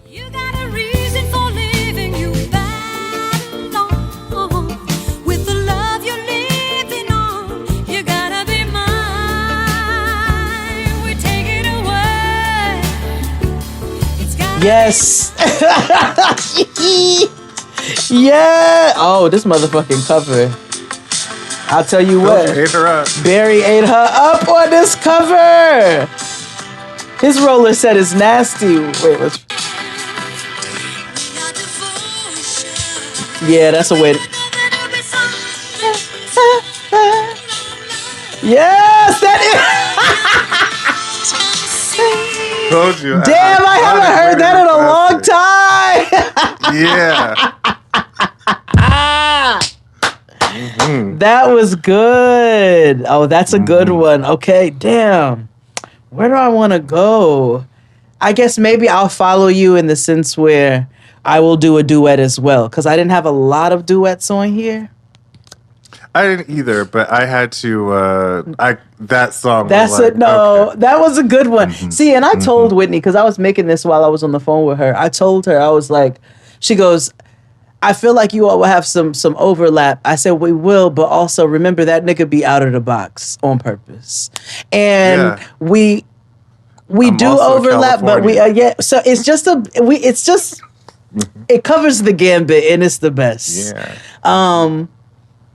You know, this song, if you are Black of a particular age and watched, you know, television of a particular time, this song will strike a memory from a television show, which we can talk about in a second. But before that television show, this was absolutely waiting room music. That is performed by Joe Crocker and Jennifer Warnes. Love lift us up where we belong. Where the eagles fly on a mountain high. Love lift us up where we belong. Where the eagles cry on a mountain high. Now, what do you think about when you hear that song? Well, I also think about it's a gospel song. Oh. Because there was a time. See, here you go. Yeah, okay, so there was a time where, you know, where like niggas would just remix shit or whatever. Yeah. So at the time when I was in church, this is before my... Lord, lift us up where we belong? Yeah, Lord, lift us up where we belong. Yeah, that was Vacation Bible School down. Wait, I'm about to pull up the lyrics. I'm about to pull up the lyrics for the regular song, and we're going to do this ourselves. Oh, I'm not doing no saved remix to no song. Nope. Lift us Not up. than me. I am wearing red for a reason. Well, I am wearing blue, so I'm there. Where we belong. Come on, give it to me. Here we go. Okay, let's see. Oh, this was recorded for the 1982 film An Officer and a Gentleman. Okay, now I didn't know they were British. I think that's when Lou Gossett Jr. won his Oscar. Okay. I believe. Yeah. Look at that. I don't know. You have to look it up. Okay, who knows what tomorrow brings in a world Few hearts survive. Okay, it's gospel-y so far. All I know is the way I feel when it's real, I keep it alive. The road is long. There are mountains in our way, but we climb a step every day. It's churchy. Lord, lift us up where we belong, where the eagles cry on a mountain high. Lord, lift us up where we belong, far from the world below, up where the clear winds blow. Yeah, no, it could be. It's giving very much Creed with Arms Wide Open, you know. You funny. It's the same thing. It's the same song. Yeah. It's the same song. So I'll just go ahead and put it out there for you all, because my mother posted a video. Oh, okay. Now, see, I was warned not to say nothing about it. He saw it. It's done. It's out there. Okay. It's done. It's a wrap. Don't put your daddy out there like that. That's messed up. That's messed up. First of all, my parents know I'm gonna flip it on them for what they used to do when we had AOL. This is the World Wide Web. Okay, what you put out there lives. So my father, which was also very sweet, and Whitney brought out a really beautiful point. First of all, she like teared up watching the video. She's like, it made my whole day. She was in peak goblin mode before the video, and then she watched it. She was like, oh my God. She said, your father is like the best example of masculinity. She's like, he is what somebody would consider deeply masculine in ways. And also has zero, which means he has zero qualms about showing his affection or being goofy, or like he has no problems being himself because that's how comfortable he is with himself. And so my mother went to go see my grandmother because my grandmother hasn't been doing well. Keep her lifted. And y'all know that's my girl. And so my father, to cheer her up, said, he could hold a little tune, and he sang Creed with Arms Wide Open because she loves that song for her on a video with his shades on. And a dedication in the middle of the song to my sister and I, and sat there and sang the whole song. All I was missing was a pack of cigarettes and a fifth of Hennessy. And I would have felt like, it's probably gin somewhere around there that was off camera, but yes, my father did that. So Black love. Yeah. We should yearn more. Yeah. Yearn more that's what's wrong with the world. Niggas not yearning enough anymore. They not yearning enough. Here, y'all want a snippet? I'll give you a snippet. No, don't. Nope, I'm doing it. Nope, I'm doing it. This is you being proud and happy of your parents and your own. You're right. I am. Because I'm proud of him and the way that he embraces his affection, and I think it's very sweet. What? No, I was gonna say in general. I think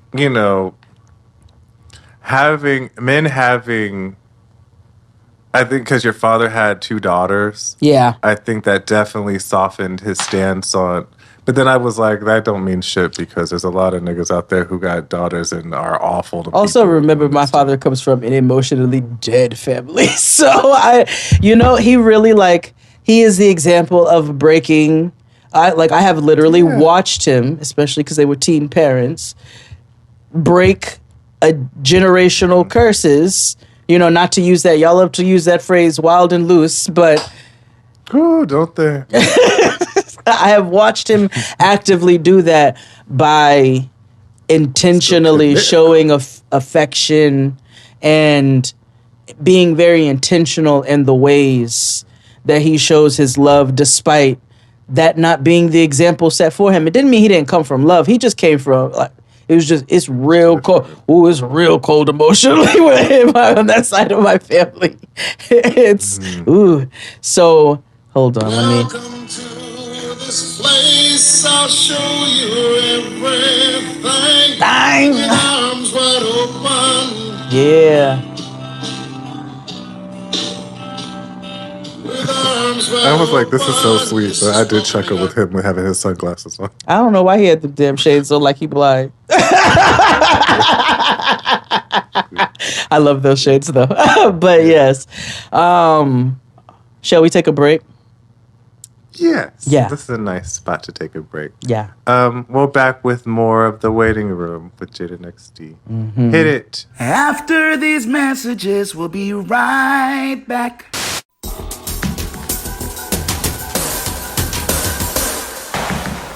Previously on WR. Doctor, my wife's been shot, please! Bleeding. I'm sorry, sir. There's a few people ahead of you. I'll handle this, Mark. I'm sorry, sir, but there's a few people ahead of you. So if you and your wife will just take a seat in the waiting room, we'll be with you in a few hours. And we're black. More of The Waiting Room. Songs that you would hear in the waiting room. Yeah. It's my turn? Mm-hmm.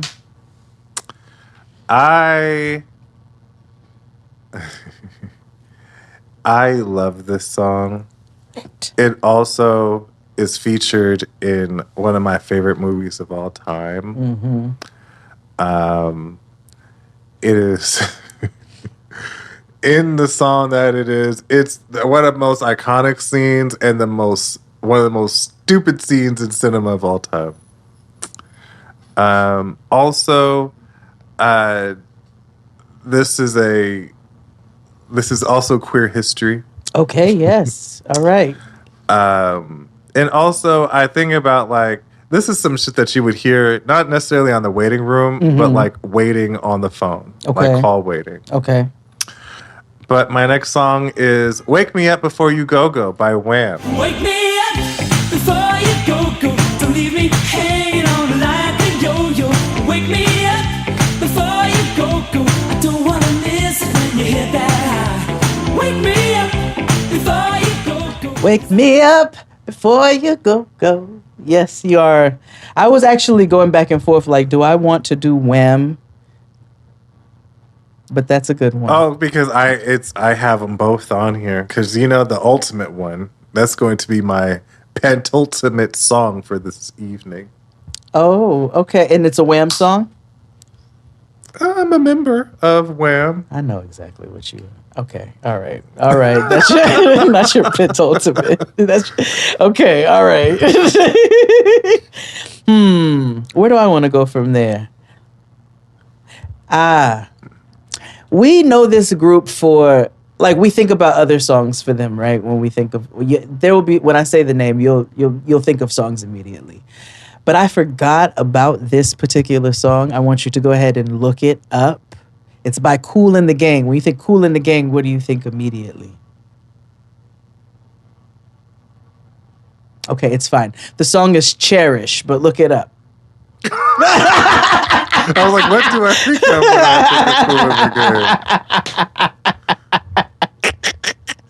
I often pray before I lay down by your side. If you receive your... I was thinking, like celebrate. It's a celebration. And get down on it.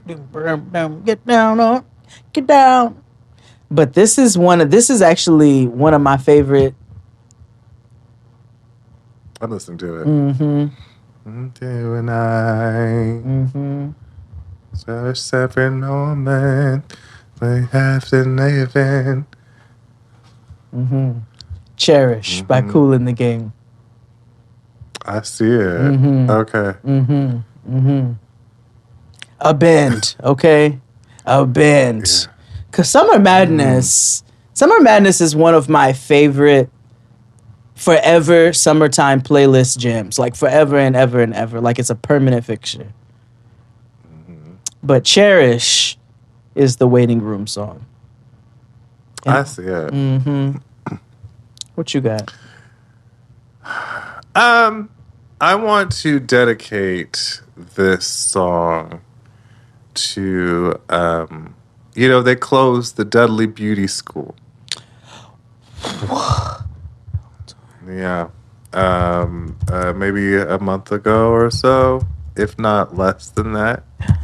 But yeah, they closed the Dudley Beauty School when they moved it out to North Carolina. After 54 years. Mm-hmm. Oh, it closed March 20th of this year? Yeah. So I want to take it back. I want to dedicate this song to them because I know that this song was played up and throughout this salon, this training, this institution. But Patty Austin, Baby Come to Me. 'Cause you know that I'll be here to keep you warm.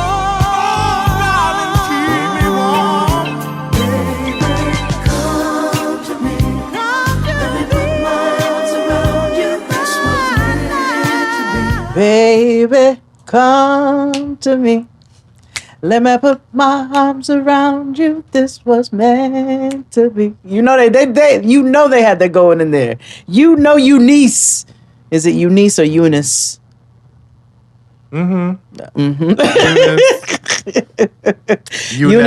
Eunice Mosley Dudley. A queen. There's you know always what? a hyphen.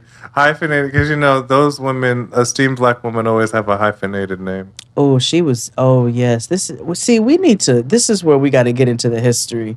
We need to give them their flowers episode, and we need to honor black women like this, or like Dr. Wendy, who be on Getting Grown. Her father, who brought the Popeyes to Chicago. We gotta honor these people. These are deeply Negro people. This is Negro history. Yeah. Yeah. Here's the thing. You know what? We don't have Black History calendars anymore. How are the young people supposed to know who we're supposed to celebrate? Oh, let's make one.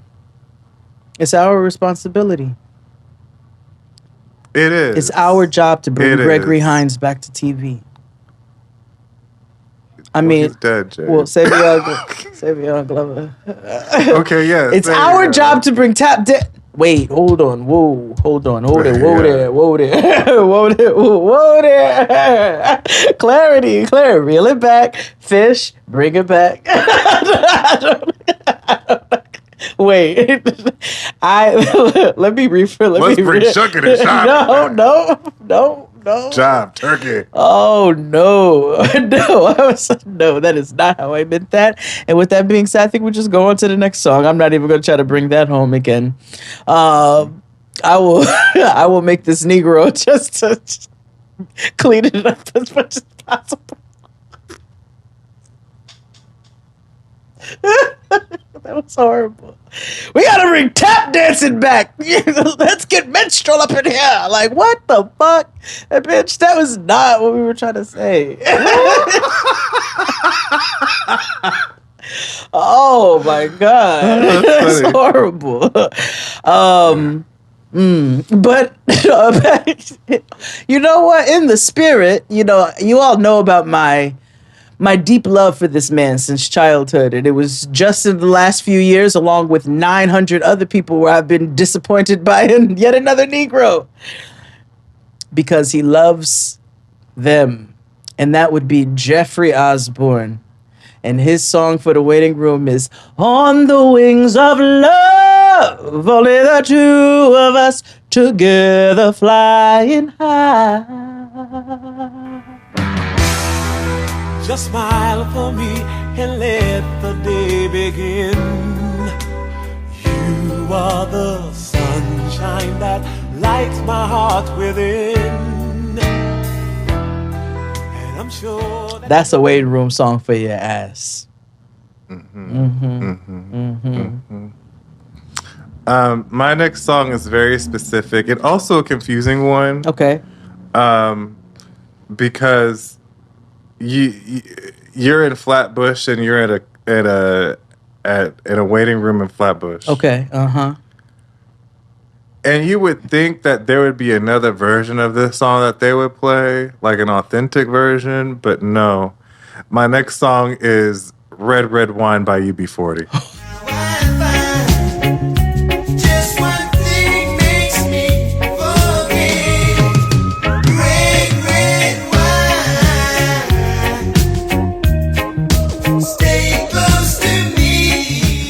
You know what I mean? Hate that song. When I tell you I same. Hate that song. I hate that song. Same. Red, red wine. I've never even actually looked at UB40. To me. Oh no! All right, nope. This is London's bobsled team. I'm cool on this. Mhm. Which is why you see why I'm like this. They always play this in like West Indian places, and I'm like, but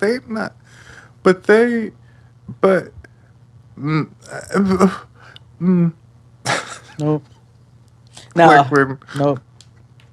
mm, But you know, no, you know I'm our not brothers and touching that. sisters. They love a soft rock now. Okay, they love a soft rock, and then they love to revamp a soft rock. So while you talking about that song, they did not do another version of, and they just go ahead and play the original and let it rock.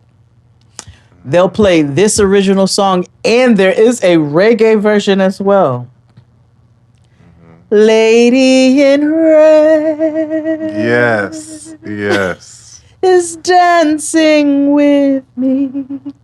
Chris de Burgh's Lady in Red is my next one on the playlist. It's just you and me. It's where I wanna be. Well, I hardly know this beauty. What you got? There's so many. I know. Where do I go? Okay. We're back. We're in a specific type of waiting room. Okay. We're at a clinic of a nonprofit. Okay. So Okay. just think of that's where we are. So we're a little loose in what we play, but it's still respectable. Okay. You have a black woman at the desk. She's controlling the tunes. She's trying her damnedest not to play R. Kelly. But she settles for Keep On Moving by Soul to Soul.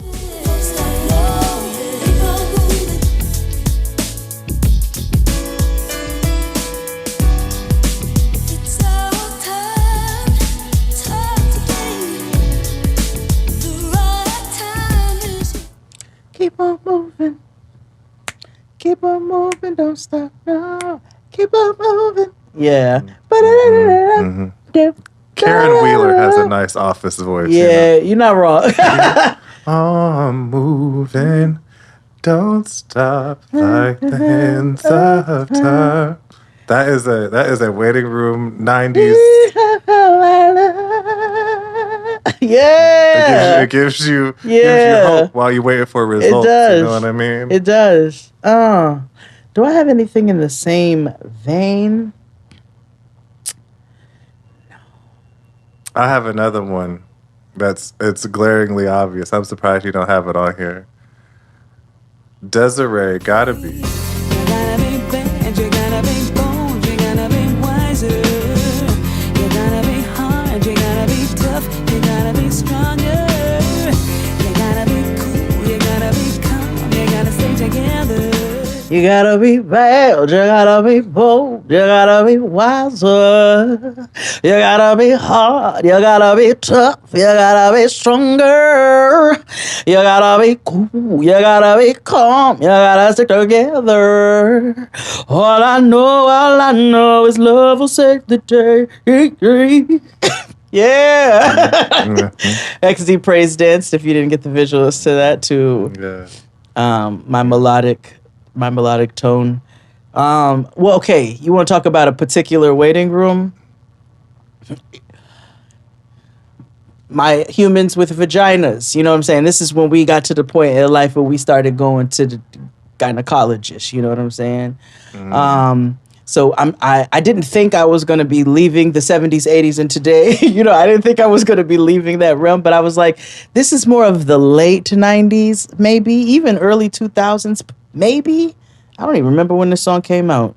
Maybe you'll be able to tell me when I say it.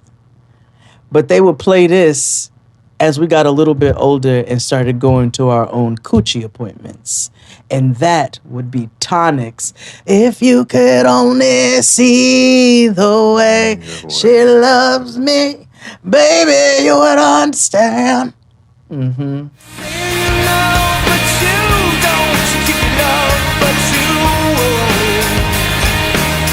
If you could only see the way she loves me, maybe you would understand. Well, I've never been to a coochie doctor, but I have heard that song at a doctor's office. It's a waiting room song. I don't know if it was like coochie doctor specific. I mean, we started taking ourselves. Maybe the eye doctor. Okay, that's more.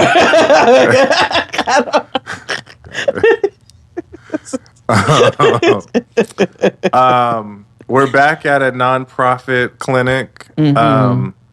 However, we are at a white nonprofit clinic. Mm-hmm.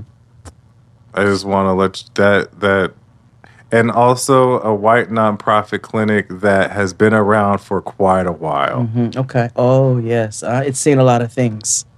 It's seen a lot of things. Mm-hmm. The receptionist is a woman of the trans experience. Mm-hmm. She has a zest for life. Love it. Her name may or may not be Tina. Okay. Mm-hmm. But the next song is the Pointer Sisters. I'm so excited. And I just can't hide it.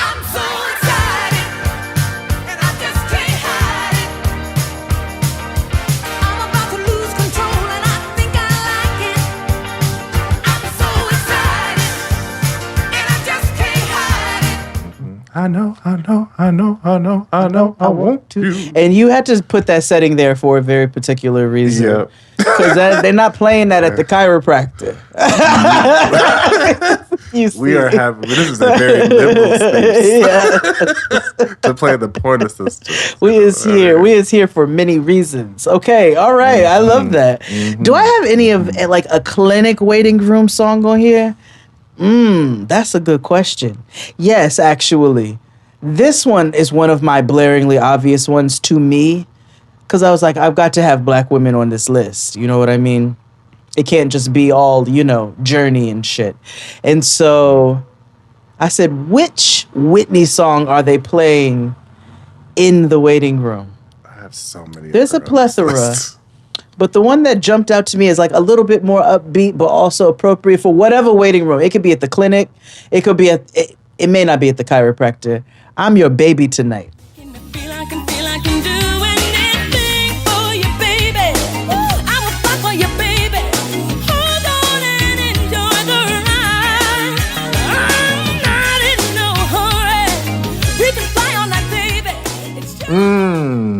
I'm Your Baby Tonight. Mm-hmm. That's the waiting room Whitney song. What's your waiting room Whitney song? Oh, I have so many.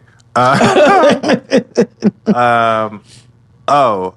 just give you this one. We just talked about it before we started recording. I hate this song. I hate this song. I believe every word in the lyrics are a lie. I don't believe the children are our future. I feel like they are a detriment to society, and we have to nuke some of them at the source. I mean, you've seen what Outlaw Mud Show shit is happening here. Oh, if we would have speared and gotten rid of some wayward folk. You're right. We wouldn't be having, your body, my choice type of red pill ingrates, incels. Yeah. You're not wrong. So with that being said, this song that is a waiting room staple and song I hate with the utmost passion is Whitney Houston's The Greatest Love of All.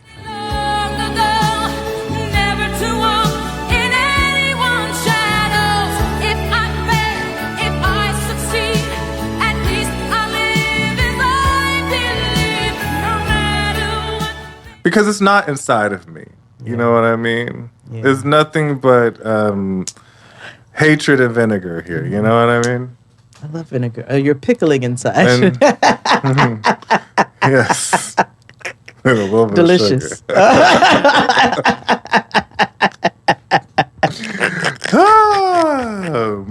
Of where do I want to go? You go. I know. Where do I want to go? Every time you go away, you take a piece of me with you. Every Time You Go Away by Paul Young. Oh, so you go again when the leading man appears. Always the same. Every time you go away. That is, Okay. Yeah. Let's take this back to any office, honestly. Pick one. This could even be elevator. This could be phone waiting, whatever you want, call hold. What? When they put you on hold. But Sade, smooth operator. Yeah.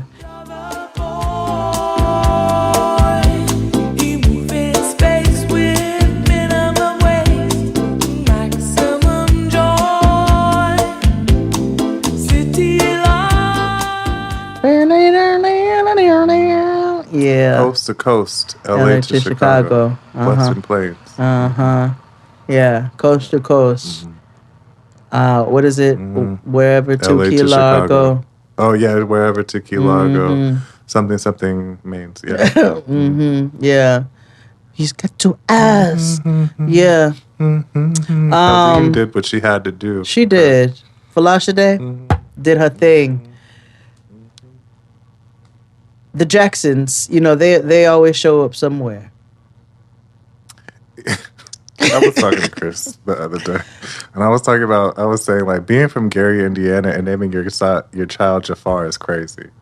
Like, you know what I mean? Like, and naming your child Your Majesty. Is it crazy or is it on brand? Which one? Right. And so then I talked to Christian, and she was like, "Shout out to Christian." We did the thing. Oh yeah! Shout out to you, like, Christian. She's from Indiana, and I was like, "It's crazy." She was like, "No, it's not." You see, it was like Jafar. She was like, "No, that's on brand for Gary, Indiana." We were actually having this conversation last night because Santana was like, "Oh my God, please remind me as soon as I'm done with this to tell you the story of Santana's mother and how I cannot wait to be a black woman of a particular age." So, so we were talking last night, and we were outside the bar, just having a little tokey toke. And so she brought up that clip where Janet was at the concert and she came out and she was like, "Whoo, y'all smoking up in here." And then it was like, "You don't expect Janet to say something like that." And I was like, "Yes, the fuck you do. That bitch is from Gary, Indiana." Yes, I do expect her. Let us not forget don't let those soft voices fool you. Okay. Let me tell you how I cannot wait to be a black woman of a particular age because I'm almost there. And I don't want to hear y'all just reserve all your reserves, okay? Lean in.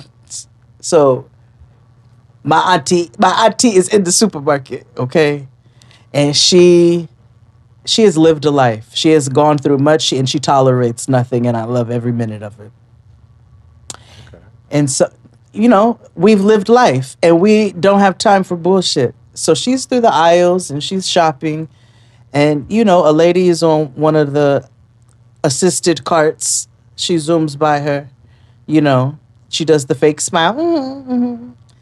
And then, my auntie goes to the conveyor belt to go put all her stuff up, her groceries. And she's in the dead middle of putting her groceries on this thing. And here come the lady, she zoom up behind. And so she's like, "Excuse me, do you mind putting my groceries up on the belt?" And my auntie goes, "Well, how you been getting up there every time you come to the supermarket?"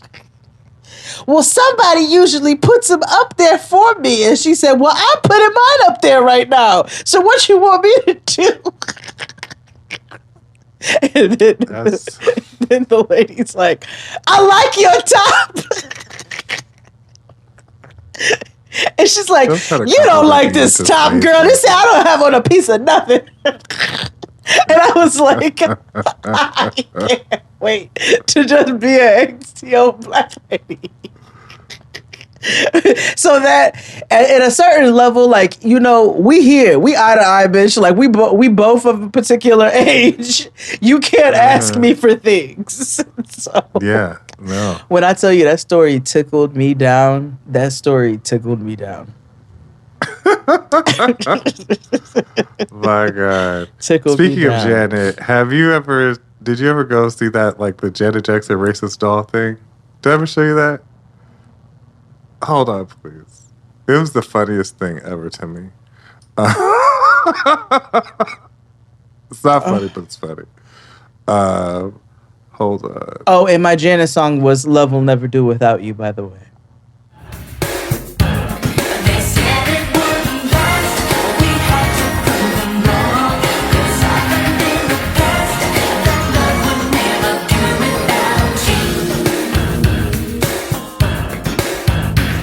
That's my wedding groom song.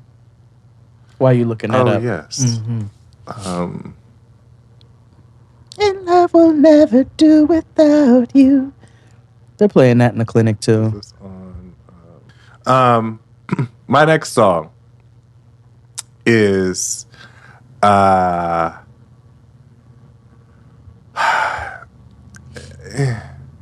this video is creepy, and there's no way other way around it. Hello by Lionel Richie. Oh yeah, absolutely. That's a classic song. To see the sunlight in your hand. Hi, Laura. And tell you time and time again how much I care. Sometimes That's a class. I think we need to watch that video on Patreon together. Oh yeah, we can. As a family. I haven't watched it in a long time. But I just want to, you know, I know the girl, she sculpted his head. She was, you know, hard of seeing. What's the term? Visually impaired. Yeah. So, hard of seeing. What is wrong with you? Child, she's hard to see it. She washes her teeth. Shut up. 8-track Jade, is that it again?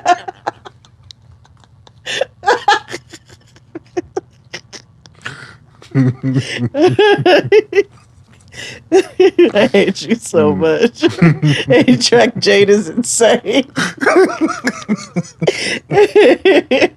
Tell you, if it didn't come premiere on an 8-track Jade, I heard it. I know, and I have to start leaning into this. If all my friends say it, I'm like, there has to be some truth to it, I guess. I It's don't true. know. Like, listen, I don't watch modern or listen to modern shit either. For what?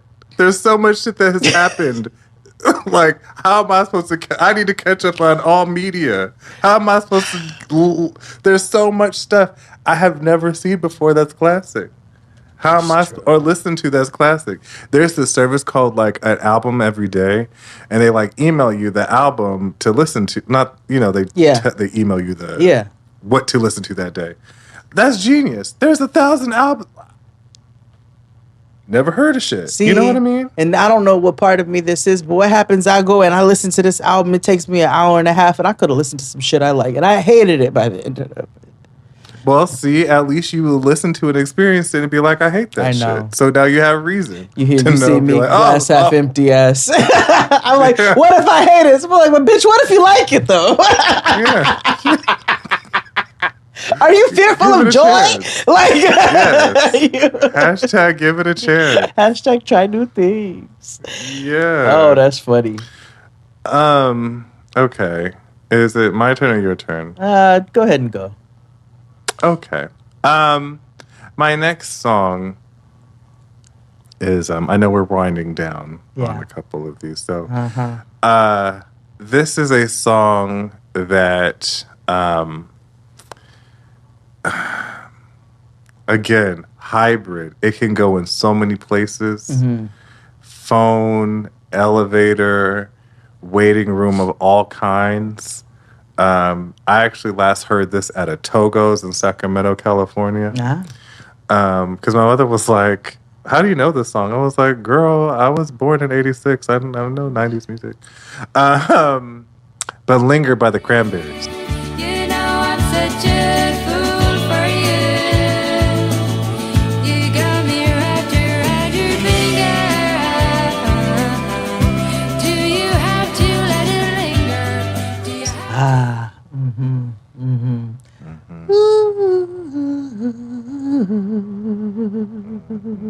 Yes, it is. If you could return, don't let it burn. Don't let it fade. That's a good one. You know, you did Lionel Richie, and I actually realized I had a Lionel Richie on here too. Hello is the obvious choice, and it is the classic waiting room song. But we must not forget that also Say You, Say Me.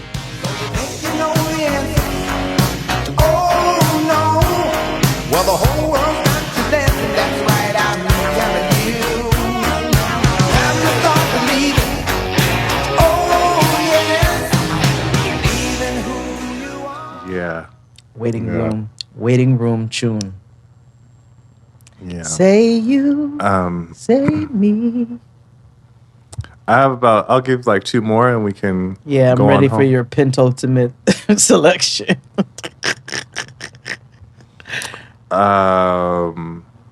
My second to last song. Well, no, my penultimate song would be this song. Yeah, it would. actually. It'd be the It's second to song last. before. Or do you want it as your finale?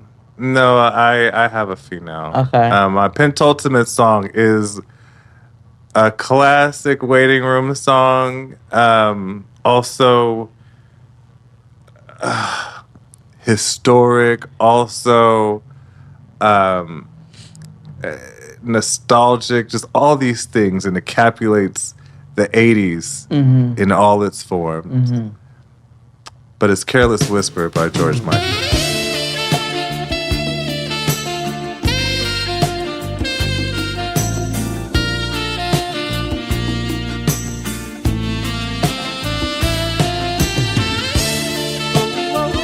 Oh, I knew it. I knew it. I knew it. You said it.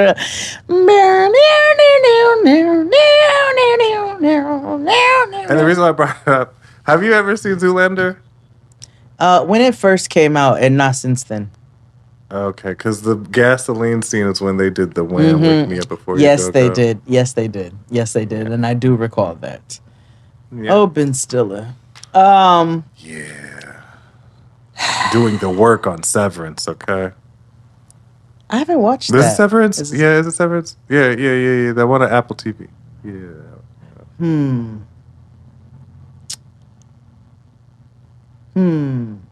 My second to last.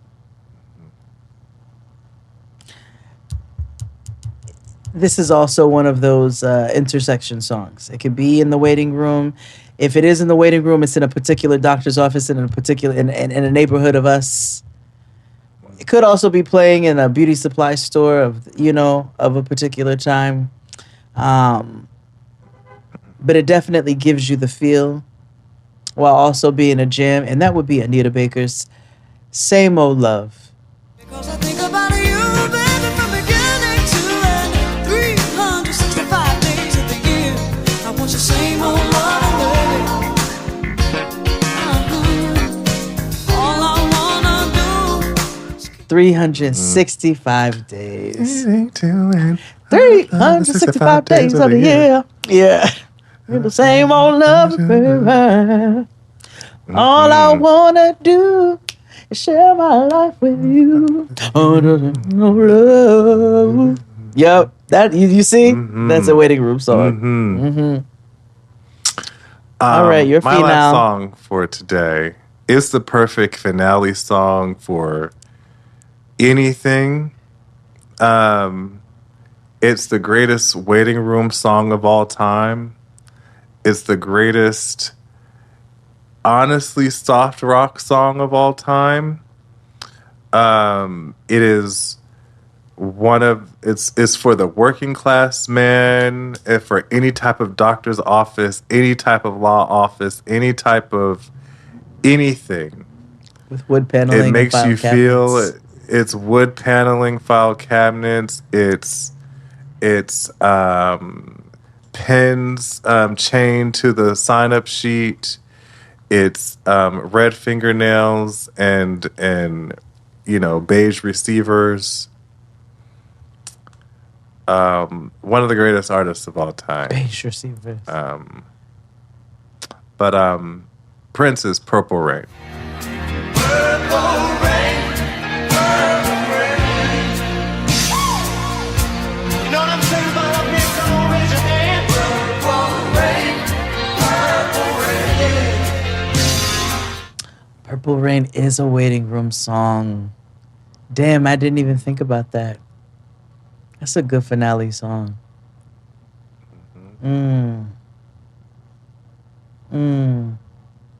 Okay.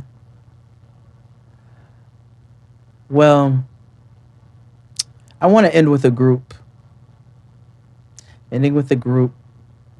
3 songs that I think are also peak quintessential waiting room songs. And they are all on the exact same level of waiting room song, to the point where you wonder if that was the objective of the band. And that would be Journey's... Oh, I'm sorry, 2 songs. Faithfully and Open Arms.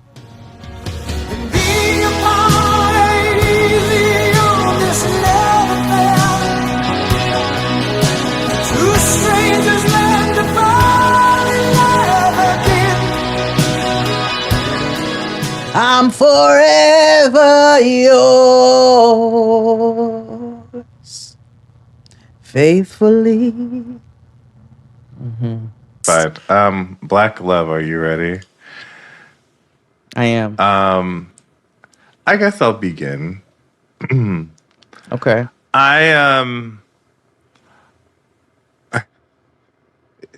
All of my songs, and there's a lot of them, they're dedicated to love and devotion. They're not like breakup songs or anything, minus 2, but that's because they're necessary.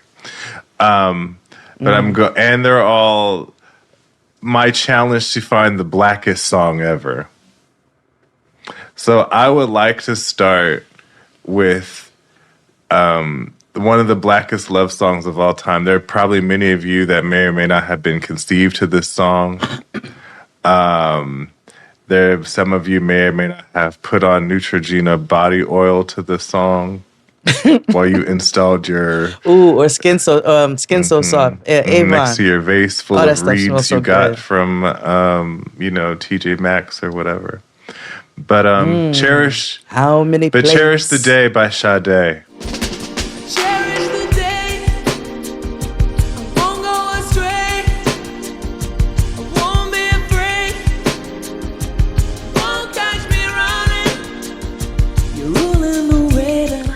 Damn. Let me take that.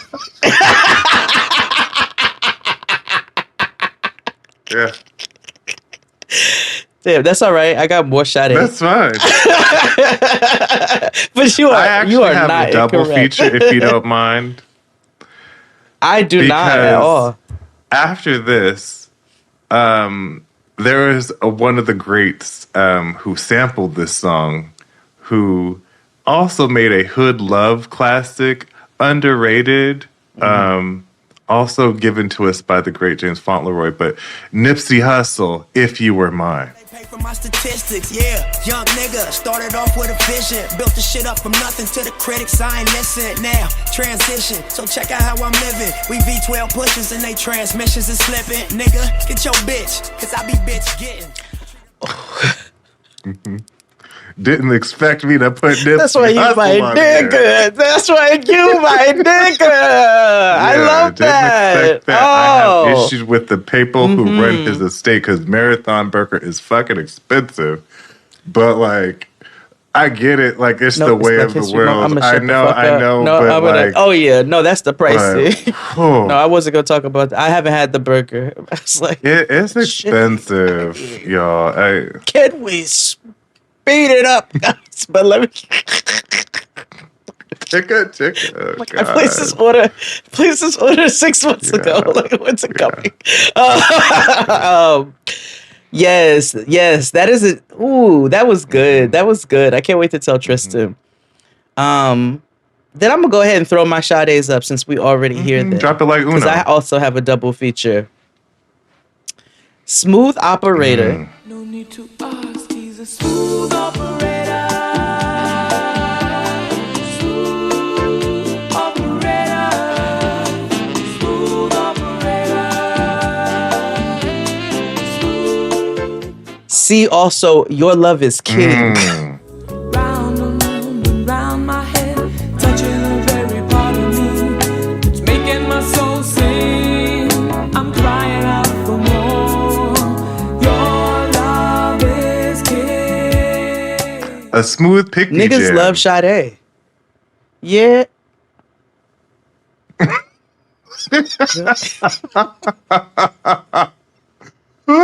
There's nothing wrong with pick me jams. It's just calling it what it is. No, I just did it.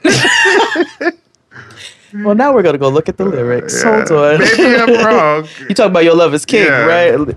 Yeah, you were grossly wrong at the top of this, so let's just see. But I think you're correct. You know, if I'm trying to think, I mean, again, love and devotional songs are about is pick-me-isms. Oh, you know what I mean? Like, it's like gospel music, you know? Did Your Love is King come out in 84? Between that and 87, that's her reign, you know? Smooth Operators, but she came back though, because you remember when Lovers Rock was it Lovers Rock? She came back with Lovers Rock, and then she came back again with Soldier. I'm a soldier of love. And she told us, Yeah. She said, "I still have hips, and they still move, bitches."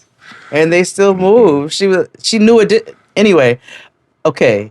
Your love is king, crown you in my heart. Your love is king, never need to part. Your kisses ring round and round my head, touching the very part of me. It's making my soul sing, tearing the very heart of me. I'm crying out Disney for more. princess. It's about dick. Yes, Disney princess, you know. I'm coming. Okay, I'm coming on. I'm coming. You're making me dance inside. This is about dick. Yeah, it's on the same par, sure. More dizzy. Sure. Okay.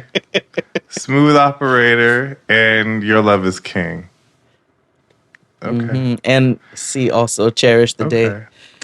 I would like to change gears a bit. I'm not so much how to change gears, but maybe change locations. But like, I had to think about like Black love and like modern Black love, and I realized that a lot of people will attribute that to neo soul. And you know what I mean? Because when you think about like Golden, right, by Jill Scott, how that's like the new like, you know, that's the new Rocksteady by Aretha Franklin. You know what I mean? It brings niggas together. You know, it uplifts people. I like Rocksteady. I hate Well, Gold. you know, But whatever. yes, I see your point. Yeah. But I had to like think about Blackness, and so I went to Philly, and I was like, where can I pull from? And I got it. So my next song is Stars by Kindred the Family Soul. We won our race and I could never turn away. We've come so far. You really Yeah. That's Yes. hot fish grease kind of loving, you know what I mean? Okay. That's no pork on my wine fork. me waist beads. Yeah. Mhm. Yeah. $5 oil love. Drapery. Mhm. Yeah. I mean, I love the way the house smelled, but you know what I mean. That's okay, since we're going a little out of the box with certain things, that's really not out of the box. That's like quintessential. Yeah, Black love. Black love of a certain Yeah. ilk. These are Black love songs, okay? So I just want to make sure that disclaimer is on there because I debated with myself on this, right? I said, if I heard this, would I be irritated? And I said, I would be initially, but the point still stands. Bobby Caldwell's What You Will Do for Love. I guess you wonder where I've been. search to find the love within. I came back to let you know. Yes. What You Won't Do for Love, yes, it's sung by a white man, but niggas love that motherfucking song. Yes, they do. They do. I am niggas. I had an uncle who sang it at every family gathering. Exactly. So, no, this is not no cookout conversation. He still can't come. Blah, blah, blah, blah, blah. I told you, you niggas can't come. It's canceled. Yeah. But yeah, you know, I will have to argue and say what you will do. What you you want can to do play for while love the is a cookout is happening. You know. yeah. And then we could add the Tupac version on there if we want to Yeah. get, you know. Next is for you poly girlies. You know, if you're currently in a throuple or a non-monogamous relationship, you know, there's Black love music for you too. And it's a wonderful song that we should celebrate a lot more. And it's called You, Me, and He by Mtume. Cause we're living a life by and by. Whoa. Not to mention. I remember when you said the blackest song ever was Juicy That's number one. That was the first thing I saw. Said the blackest band next to P-Funk. That's about black intimacy. Yes. Let's be clear. Yeah. I don't know why I giggle every time you bring up Mtume because I love Mtume. And he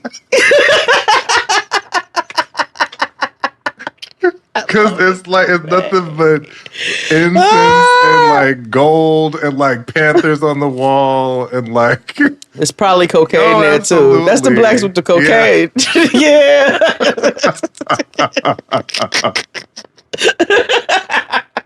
And I love that kind of love. We sell drugs together. You know what I'm saying? It's very like Unc and Louie. Like very that's from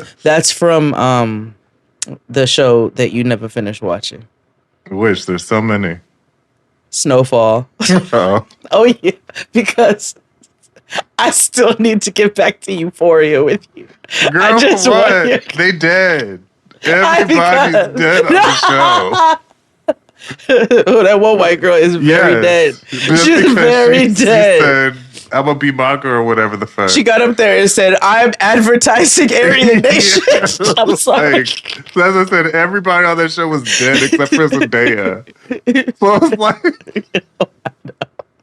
she moved to London. So, I like in don't know. Moesha when she went to Bridgewood and she had all the new friends. And he's like, "Yo, where's Kim Adisi? Like, this is crazy. Where does white girl come from?" Girl? I know this was with the executives. This is the executives. Why is Leah Rhymes here? I'm sorry. Oh my god! But yeah. Ooh. Okay. Ooh.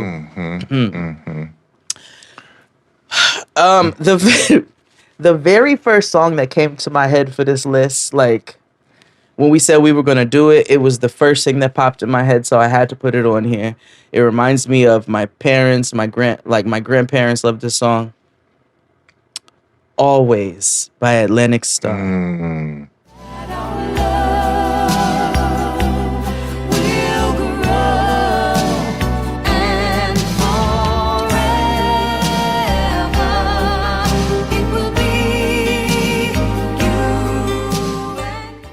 Girl, you are to me all that a woman should be, and I dedicate my love to you always. A love like yours is grand. So that I had to put that on there. And my grandmother who just passed, that was her jam. Do you hear me? She loved Always. So that was the very first song that came to mind. Well, so when I was making this list, I was at a crossroads. I was like, I'm going to end up putting a whole bunch of music of this one artist on here. But then I was like, no, Jade is going to probably do that. So I'm going to do the opposite. The same thing, but with the opposite of this person who was the voice of the movement, or I would say he was more of the voice of the movement, and the other one is the musician. I don't know. They're both so great. My next song is by Donny Hathaway, and is Je vous aime. I love you. It's such a beautiful song and very black. It is. You that I need more, 'cause I love you, baby. I love you, I love you. I said I love you, baby. I love you. Listen, baby, just be true. Yes. Donnie knew how to Soulful. sing black. Like that nigga. Let me tell you, two of the blackest niggas to sing on a track were Donny Hathaway and Curtis Mayfield. Yeah. Them niggas was like, we are black and we're gonna sing it.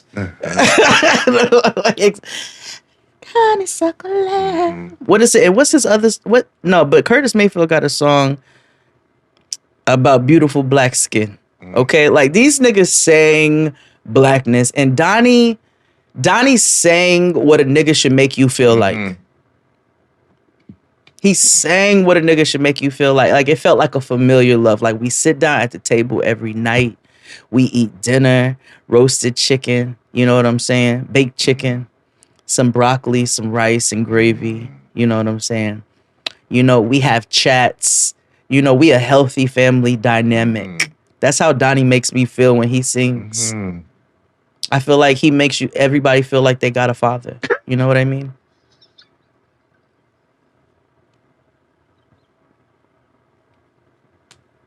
But you do. It resonates. I see it. I see it. Your list. I see. And for your information, I had no Donnie on here. No, I figured you'd have Stevie on here, which is what I meant. I have no Stevie on here. Sacré bleu. Really? I know. I know. Now I want to see if I can check. I'm thinking to myself, because I'm not putting my Sharia Moore on here. No. That's for his child. Yeah. So, Isn't She Lovely is for his Either child. way, But still, there's other love songs he has. no, there's other songs. So yeah, I didn't put Stevie on here. I challenged myself in other ways. Okay. Let's see. Who do we want to go with? One of your favorites. Oh, God. You know, I have mentioned this man several times throughout the years. I find him to be if you grew up in a black household, maybe more Black American. I don't know. Maybe your parents played it if you are in the diaspora. I hope they did.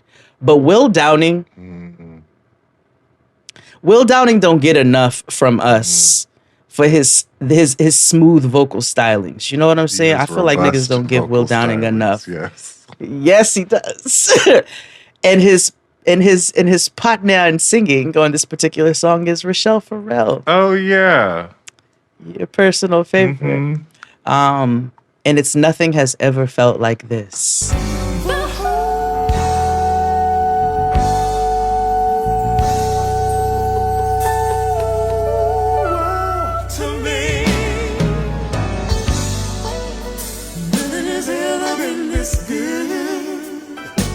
Okay. Oh no. It's just she gives Barnyard Animal. I think on that one, she's okay. You know, it's because on recorded albums, she's fine. It's just on her own music and when she sings live, it's just, oh my God. Dr. Terrell tried to take me to, he's the one that tried to put me on to her decades ago. And I'd be like, girl, what the fuck? All these animals, girl. Like all these sounds. Okay. You would have been hate watching. It's like when my cousin went to go see CC Peniston.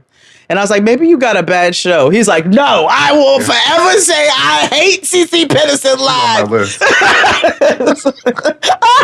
I love CC Peniston.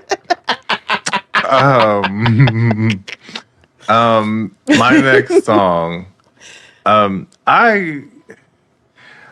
This is for the gays. And for like... This is for the gays. Strictly for the gays.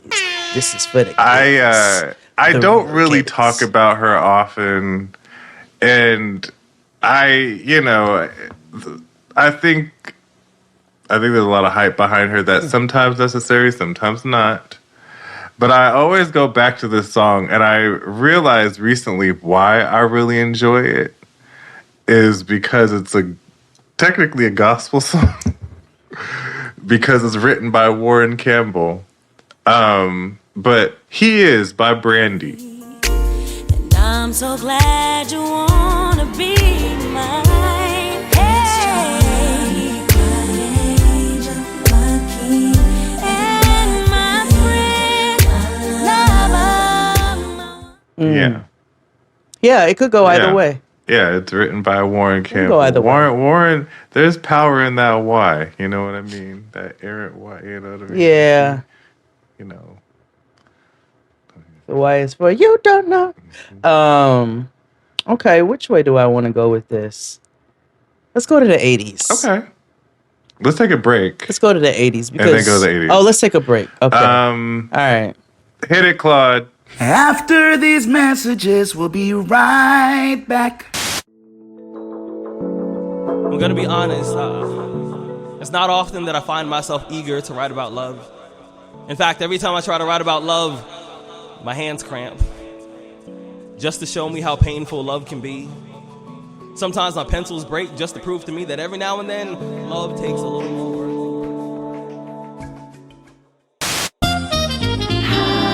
And we're black. We're covering, this is the ultimate black love playlist. So I'll put this somewhere for real. If not, you can go follow me on Spotify and it'll be there. I have to figure out a way to re-access the Jaden XD one, but you can find me and it'll all be there. Yes. You were saying you're moving on to the 80s. Oh, yeah. We're going to go to the 80s. I know Always was from the 80s, but this is a different 80s, right? I'm thinking about young black love in the 80s. And so Bobby Brown's Rock With You.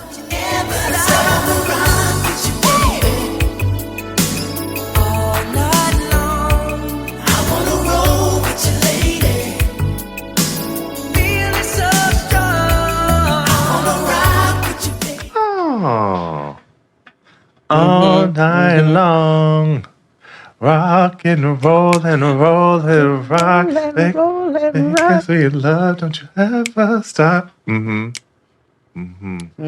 mean, it's about doing it, but it's also, you know what I'm saying? He was crooning. He was about to make love to this young lady. You know what I mean? Yes. And when I say young lady, that's in an appropriate age context because he was a young man at the time. Not with these nefarious, malicious demons. Hookers and pedophiles and whores. Yeah. Exactly all of that. Oh, God. Ooh. I hate that bitch. She's evil, but I know, she was right about that. She was. That's exactly what y'all are. All of them. I'm going to go into some classy tunes. If you don't mind. Okay. Yes. I feel like this was a very complicated tune to get over with a complicated subject matter. I mean, it's about, taking it from one step to the never. Like you were once friends and you're not sure if you want to complicate it. You may have had sex, but, still it was just... It may have just happened that one time, but you're really wanting more out of it, but you're just afraid to see where it goes because you don't want to get hurt. Lovers and Friends by Lil Jon and the East Side Boys. I've been knowing you for a long time, but fucking never crossed my mind. But tonight I seen some in you that made me want to get with you. You ain't been thinking for a long time. Shorty. Never on my mind. Classic tune. It's I would never ever. also peace to him. That's his yeah. son just passed away. Oh, I'm sorry to hear that. Yeah. So young, 27. Oh, I'm sorry to hear that. I'm so sorry to hear that. The Lovers and Friends. Usher did his good singing on that track.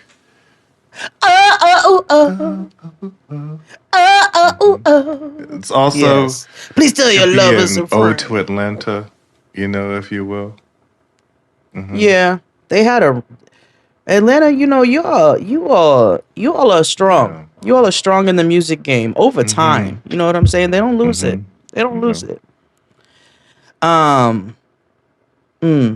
Where do I want to go? All right, since we're going modern, because I think my most modern song is probably. Oh, I'm all over the place. I still have cuts from the old days and yesteryear and all of that jazz. Also, yeah, but if I'm gonna go a little bit more modern, if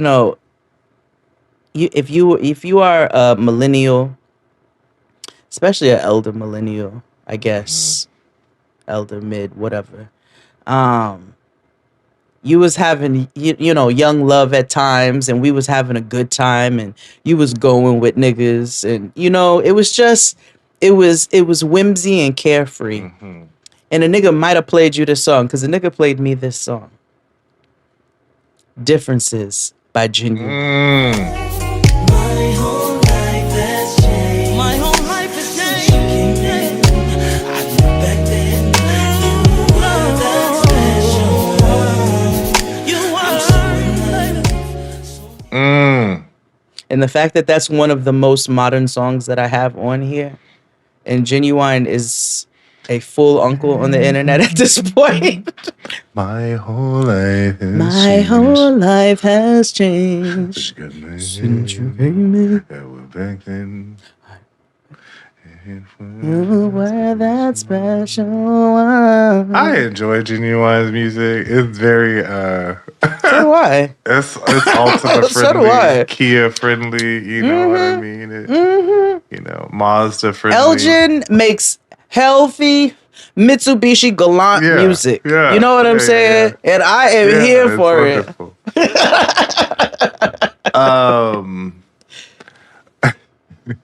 My next song is this is something that you can only play at night. It has to be a warm night with the window open.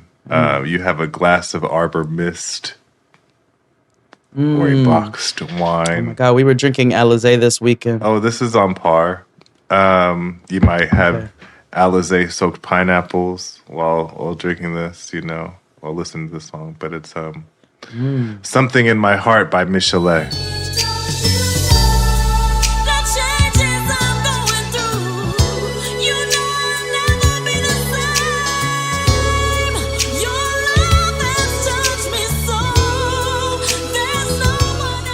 Something in my heart, something That in you my should heart know. has got me on you.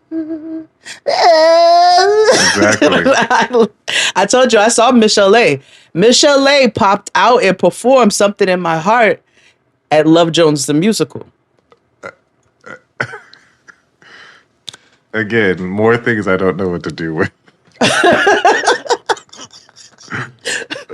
I aim to always give you I that. have so much stuff I don't know how to compartmentalize. I aim to throw useless things at you for the rest of our lives. That's throwing me for a loop. It's like my brain be like, yeah. She did. It was like, so, I'm already processing the fact that I'm at Love Jones the Musical at King's Theater. What's that? Then I'm processing that what's that girl's name?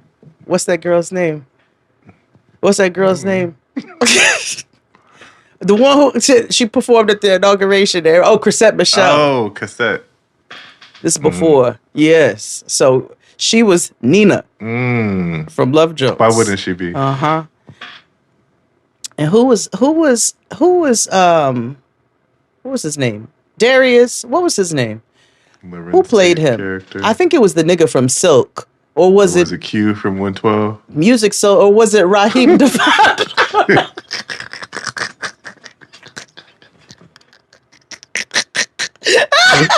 Pick a nigga. It's all the same. Carl Thomas. Raheem Devon Dwelle. I think it was the nigga from Silk, I think. But then they would have these random like performances in the middle, like where they, you know how they played the records in the movie. Then they would have somebody come out and would sing the record, and Michelle came out and sang Something in My Heart. Huh? Yeah. That's a good choice that you made there. What's on your list? That was a good selection. I'm still in the 80s, I think, actually. And this group was they made some hits in the 80s, and two of them I still play to this day. Surface, this is a twofer. Happy, and Shower Me With Your Love. Only you can make me happy. Happy. Only you can make me happy. Live forever. Shower me with your love. Shower me with your love. Shower me with your love. Shower me with the love that I long for. Surface was a jam, and then Happy was like a up tempo, like only you can make me happy. You know the jam, you know it. Yeah.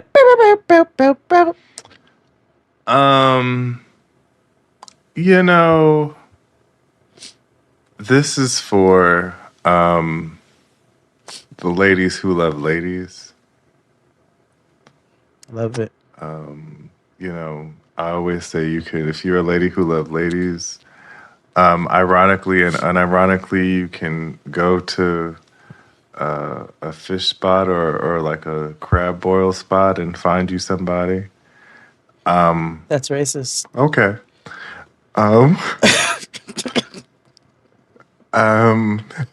But you know, for the ladies who love ladies, Gangsta Lovin' by Eve and Alicia Keys. Numbers exchange, now it's in place. Shouldn't have took you so long in the first place. I'm just playing cutie, yeah, give me a call.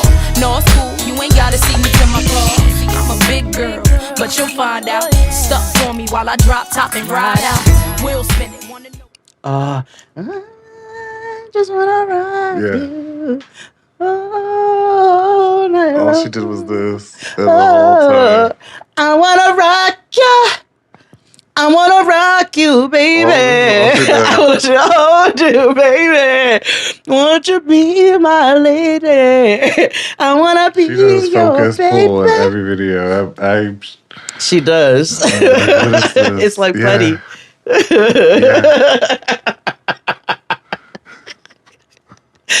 Oh, Alicia. She brings me joy. Yeah. I enjoy the Hell's Not her Kitchen husband. soundtrack. I listened to it. Oh, shout out to Hell's Kitchen. Shout out They to are Angela. They are singing in there. Do you hear me? I want to actually go see the show. Stop right here and go back to Bad Bunny. Because do you want to know what warmed my spirit? The absence of Lin-Manuel Miranda. I'm past patiently waiting, I'm passionately smashing every expectation, every action's an act of creation. Oh my God! Wait! When I Let me tell you why that's so I amazing. stood up, we clapped in here. We said amazing. Yo! We gave him a 5-minute Yo! ovation.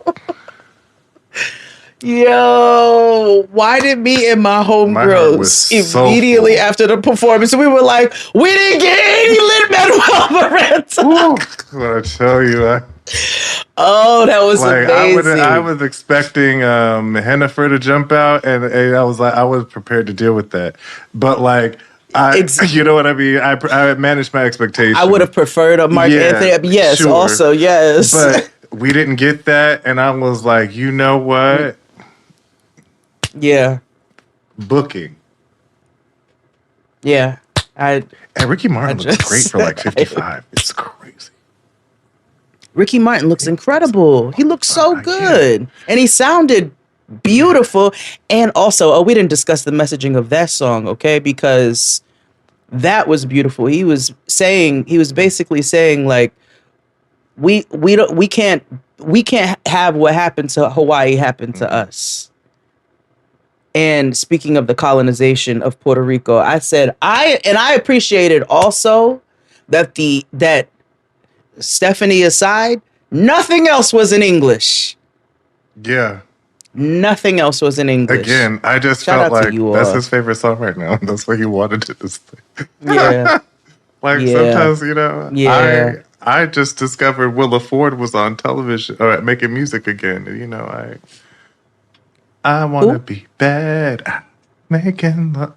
It's a gay thing. It's fine. Gay Halloween. Gay Halloween.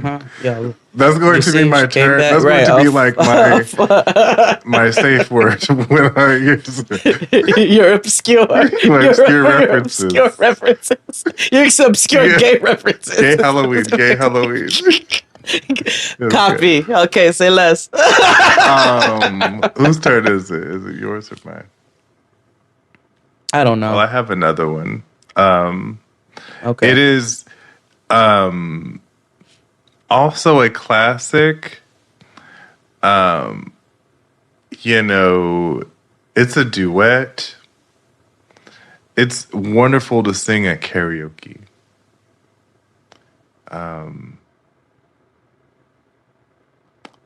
Reunited by Peaches and Herb. Both are so excited 'cause we're reunited.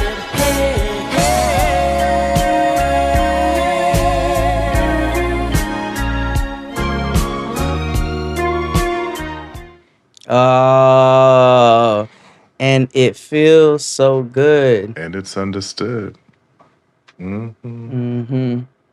I was gonna put Secret Lovers, but I was like, I don't want to perpetuate. That's a different playlist. That's because I had another one, and when I realized, I was like, "Oh, they're creepy." Okay, yeah, that's right. We need a February 15th playlist. Oh my god! Next week. For the hoes. This is for the hoes. Strictly for the hoes. Was it February 13th? It's always the day before, the day after. Yeah. Listen, and I get it. Y'all are yams and dressing. Very important. You're the backbone of this country, I'll tell you that. Exactly. Because sometimes the man be tough. Oh, let me shut up. Where do I want to go with this? Where do I want to go with this? I'll go with a duet as well. I'll follow you up with a duet. Endless Love by Diana Ross and Lionel Richie.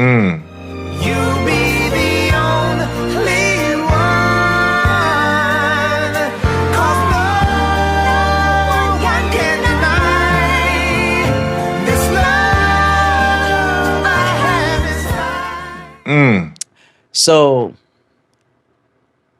I had a friend who has a friend who was hanging out with all of these people a couple weekends ago. Okay, they went to the parties, they did all the things. And apparently but this friend is like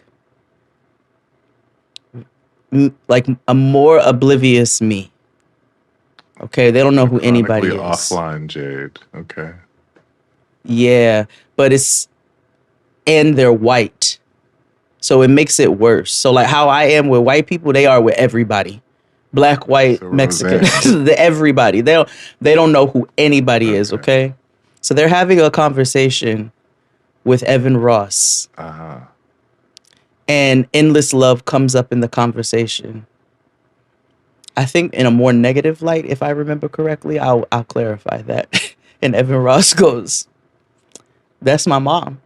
That's my mom's song." And they were like, "Oh, that's your mom's favorite song." He said, "No, my mom sings that song." Okay, she sings it at home. Right, like, is that's her ditty while she's washing dishes? Like, say more.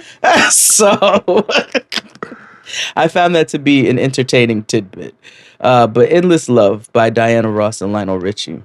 Or Lionel, as some black people like to say. I would like to go back to a time of Neutrogena rain bath oil, Ginate, and other accoutrements of the such and ilk.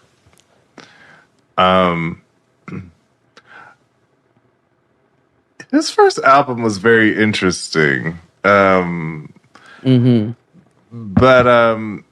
he was an inspiration for me. I didn't wear shoes for a very long time. But the song is Femininity by Eric Benet. Feels so good, it makes me wanna cry. Touch me and I feel your femininity.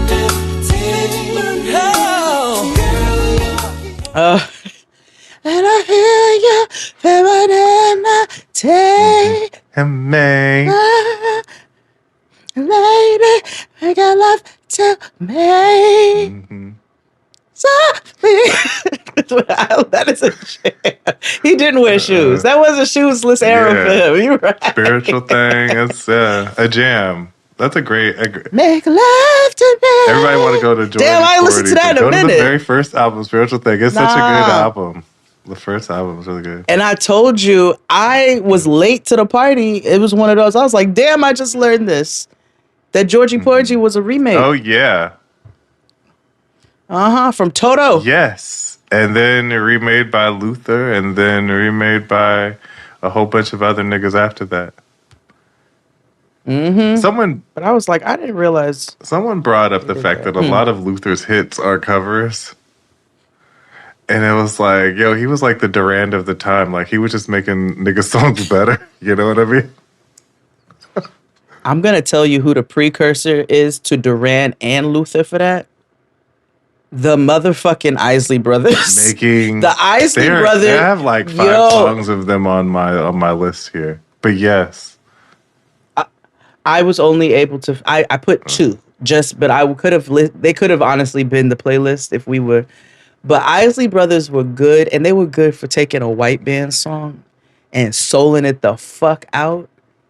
To the point where when I was a kid, I thought Summer Breeze and Hello It's Me were their songs. It was like, I was like, oh, that's Todd. I didn't hear the original Summer Breeze until like I watched like a movie. Like I was like, oh. Well, no, I heard it, doctor's office, nurse's office. But cognizant of. Yeah. But Hello It's Me, I did not put that together because I do know the original Hello It's Me. But I was like, oh, there it's me back. I thought about this. The Isley Brothers were good for taking somebody else's song and being like, we'll do it better. Yeah. And I know it used to make niggas mad just off the strength, like, damn, how did you make my song that much better? I'd be irritated. Let's take a break. Yeah, who wore it best? Let's take a break and we'll be back with more. Hit it. After these messages, we'll be right back. Why are you so beautiful? I'd asked her in between kisses. You see, she saw a post about it, so she sent it. Which means she would like it if I did it, so I did it. You see, when my woman communicates, I listen. A lot of relationships are ending because messages being sent and aren't being comprehended. And we're black. Black love abound. Black love around. Yes. My next song is I'm gonna move to a modern girly. Okay. I really love her, and she. Speaking of Isley Brothers, she is related to one of them. My next song is Such a Thing by Alex Isley. Never imagined such a thing. Never imagined such a thing. So beautiful, wonderful. That's a lovely song. I love Alex Isley. My favorite song by her is Gone, but that's a breakup song, and I don't want to put that here. But yeah, Such a Thing from the Marigold album. I thoroughly enjoy her. She's very, you know, a lot of times with the vibey girlies, I'd be like, I don't know, you know what I mean. But there's soul here, and she can sing, so I'm like. She has light in her eyes, you know what I mean? Because a lot of the vibey girls be dead in the eyes. Yes. Oh, you know what? I actually lied to you because I do have one more modern song. And you reminded me of this because of the vibiness. But light in eyes. Cleo Soul's When I'm in Your Arms.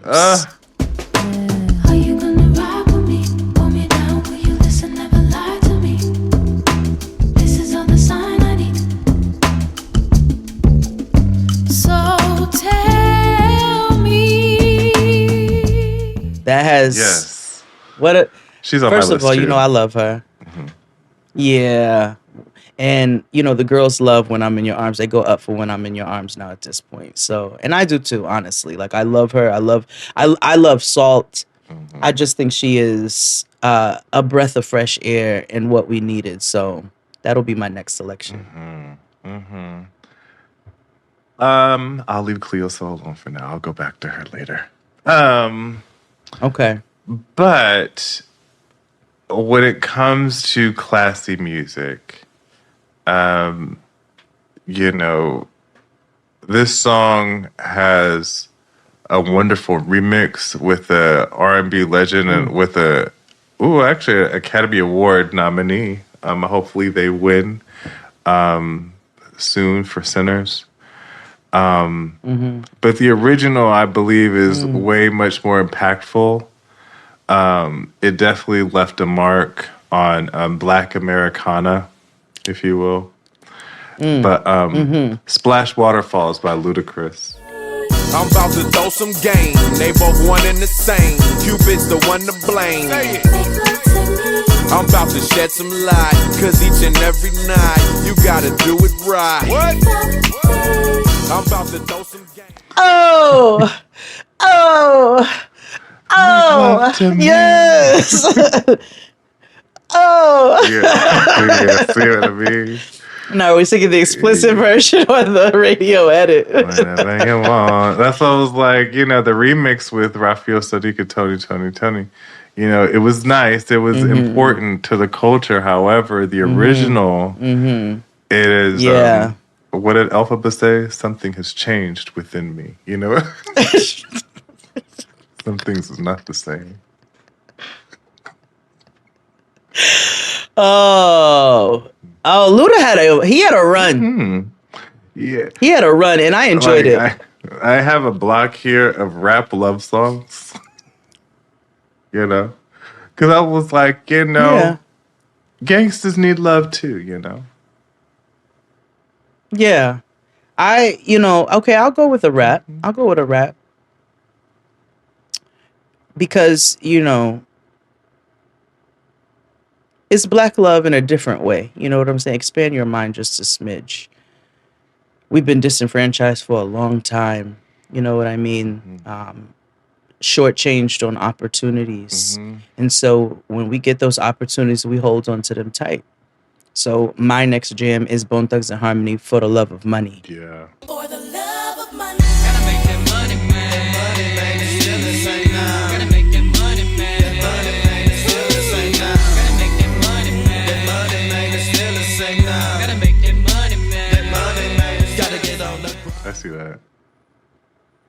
Mm-hmm. Also, something you could put on your bone I told you it'd be tape. Tristan. You know what I mean?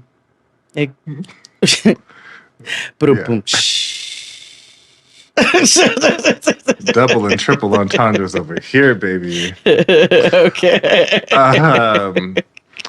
My next jam is I just realized 2 of these songs have Joe on them. Also, Joe, a hood rat whisperer in his own right, both for the men and women folk. Mitsubishi Galant music, yeah. Maybe a Nissan Murano. Classy hood rat, classy hood rat, yeah. Yeah. My next song, "Wanna Get to Know You" by G Unit. Blow the horn. If you come outside, you know it's on. Holla at your boy.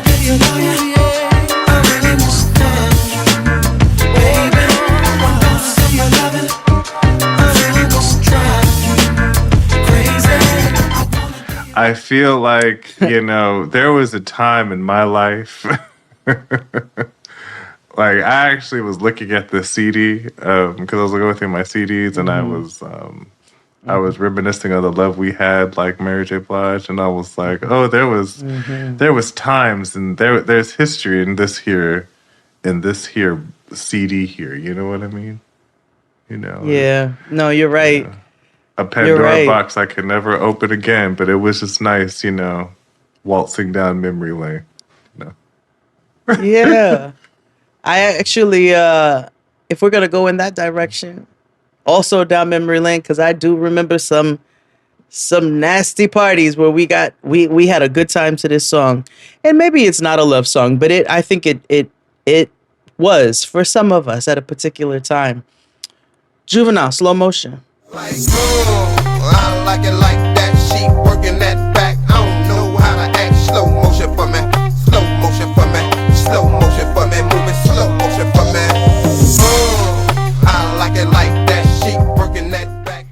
It's a love song. Yep. Physical expression of love, but it's still a love song. Yeah, exactly. Yes, biblical. Yeah. You know what I'm saying? But like, even from the smooth way that the song comes in, you know what I'm saying? It sets the tone. What I love about Black music is that it's always a profound declaration of whatever it is that we're celebrating, but to the point where like we're committed and we believe it full-heartedly. And I feel like this is what this next artist does in his songs. But Peabo Bryson's "Feel the Fire." I gave you all the love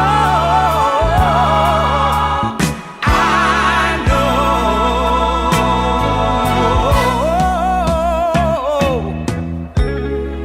Something that You feel it. There's a conviction there. You know what I mean? Yeah. All you gotta do. That is like a quintessential, like sturdy Black love song. Black standard love song. Yeah. Up there with like Here and Now. You know what I mean? It's a Black standard love song. Which we will get to in a minute. But if I'm going to throw one of my sturdy Black love songs on there just to, just for us to have a flow, I have told you how I felt about this gentleman growing up, and I can't tell you where it came from, but I can't deny that he belongs on here. It would be Freddie Jackson's "You Are My Lady." everything I need and more. You are my lady. You're all I'm living for. Or Lady. Everything I need. I've told you this. I told you he tried to get me and Cortez. See, and I feel like at that time in your life, you were too young for him to try to get. And I don't like I'm that. too young for him then. I'm too young for him now. Okay. Too young for you. We're supposed to go to Bow Wow. But that's a sturdy black love song.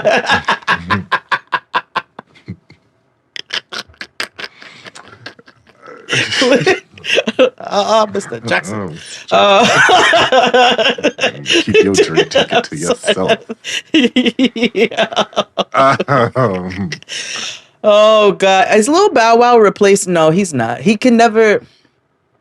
You know how I have always said that Ray J is one of the greatest things to ever happen to television, but now like I have to stop because he's a terrible person, and he's also a liar. But Yeah, anyway, bigly. because at the rate you said your heart, I told you. you'd be dead. You'd be dead. Once I looked into it, I was like, this is nonsensical. Ray Genimus. Like, I'm very irritated by this Ray Jarreau. I'm Yes. so irritated. Don't pay that So- nigga no mind. But then I was trying to figure out, I was like, Lil Bow Wow is actually just that level of delusion as Ray J is, but he does not have the entertainment factor. I think there is a limit. Also, Bow Wow still do regular TV. You know what I mean? Ray J does outlaw mud show shit. Bow Wow's Bow Wow on, just Bow Wow's interviews on Ray tour J. on the Sad Millennium tour. You know what I mean? Where was it like? Yes, he was. I told you they were promoting it at the Brandy and Monica show, and Tank was the one who was promoting it, even though Tank was not on the show. Yeah. It was bizarre. He showed up like the Wiz, That's nuts 'cause he's and on my he was next like, song. go to the Yeah. ooh tour. Speaking of Tank, him and he made some great songs. He's actually on my list twice. But him for this time is for his solo work. If you hear this song or listen to it closely, you hear Jamie Foxx wailing in the background of this song. Yes. But Tank Slowly is a black classic.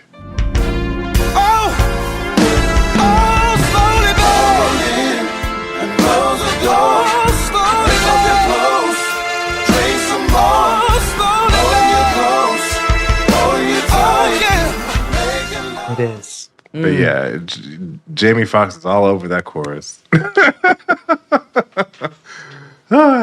Yes, he is.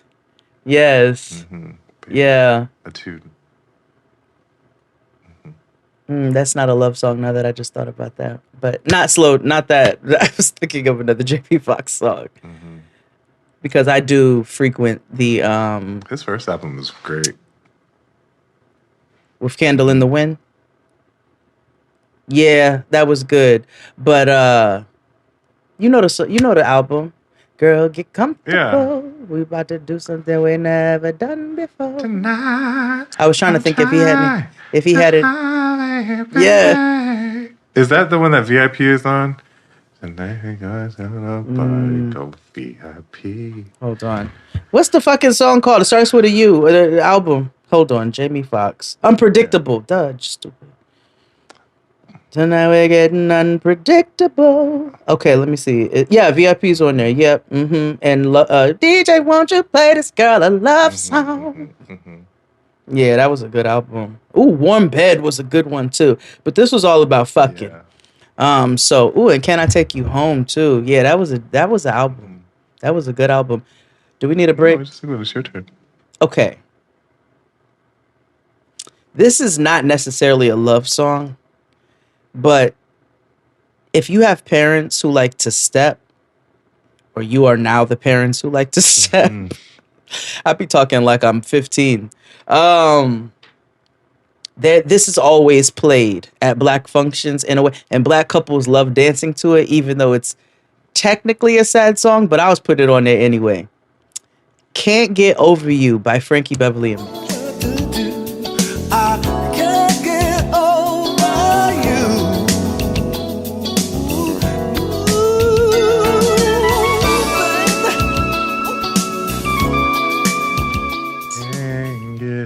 I have a very controversial opinion.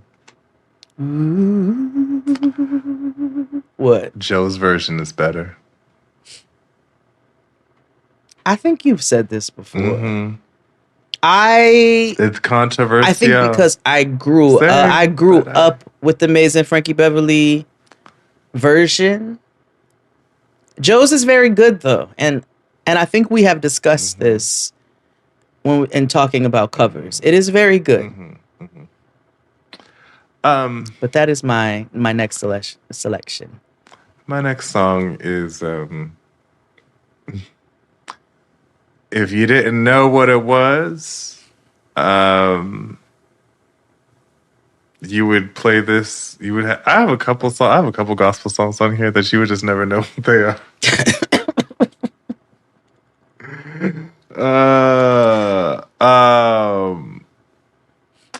My next song is BB and CeCe Winans "Lost Without You." Play it. It's a sexy. It's a sexy ass song. And there's no letting go. So let me be the first to say I'm lost without you. So don't ever go away. Did you play this for me before? Hold on. Maybe, I don't know. Let me be the first to say I'm lost without you. If somebody played this just like randomly in a playlist of love songs, I would just think it was one that I missed. Yeah, like, oh, this is the 80s. Like, they play this on Midnight Love. Cool. Yeah, it's right up there again with Atlantic Star and Freddie Jackson. Yeah. Huh. Thank you for You're that. welcome. I'm gonna cleanse my palate and throw some nigga shit on there. Which also happened to be part of my my quad love song first wedding dance compilation. You're All I Need to Get By Method Man and Mary I J. got mad love to give you, my nigga.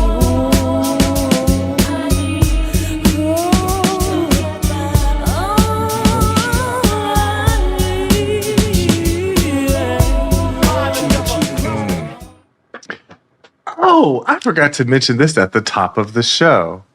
Shout out to the homies, Michael Quinn and Kevin Ross. They wrote, executive produced and wrote the Be Happy movie on Lifetime with Tisha Campbell. It was, I will say, I watched it. It was very good. Like, I'm not saying this for being like, oh, my homies watched it. I was like, you know, this is good. They had Tisha Campbell in it, Mekhi Phifer, this black man that be in stuff, but I don't ever remember his name. But it was really good. And then I told you I watched the Kelly Rowland and thing. So it was nice that was a palate cleanser. You know what I mean? The Tisha Campbell movie was a nice palate cleanser for what the fuck I watched. Palate cleanser to the other way. to be yes, and I can't wait to. And what else did I watch? Oh well, I know that next. I'm Lifetime is deep in their bag because Tammy Roman's about to play Twins next week, honey. Wow. Okay, I need the link, nigga. Tell me when that is dropping. We need to watch it. What's better than one, Tammy? Two.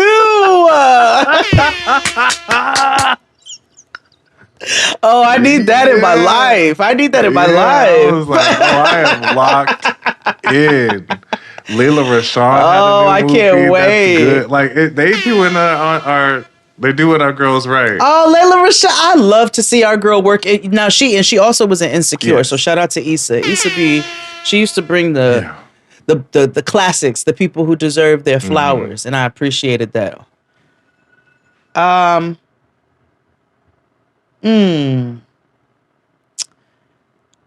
You know, I always talk about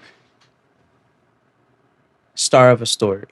It's one of my top 5 favorite songs. I've said this so many times over the course of our recording history by Heatwave. But one of their quintessential black love songs that I think will always show up on many compilations is Always and Forever.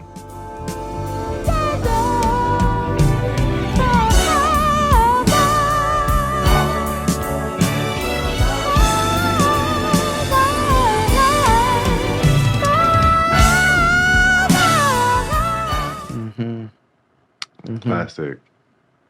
I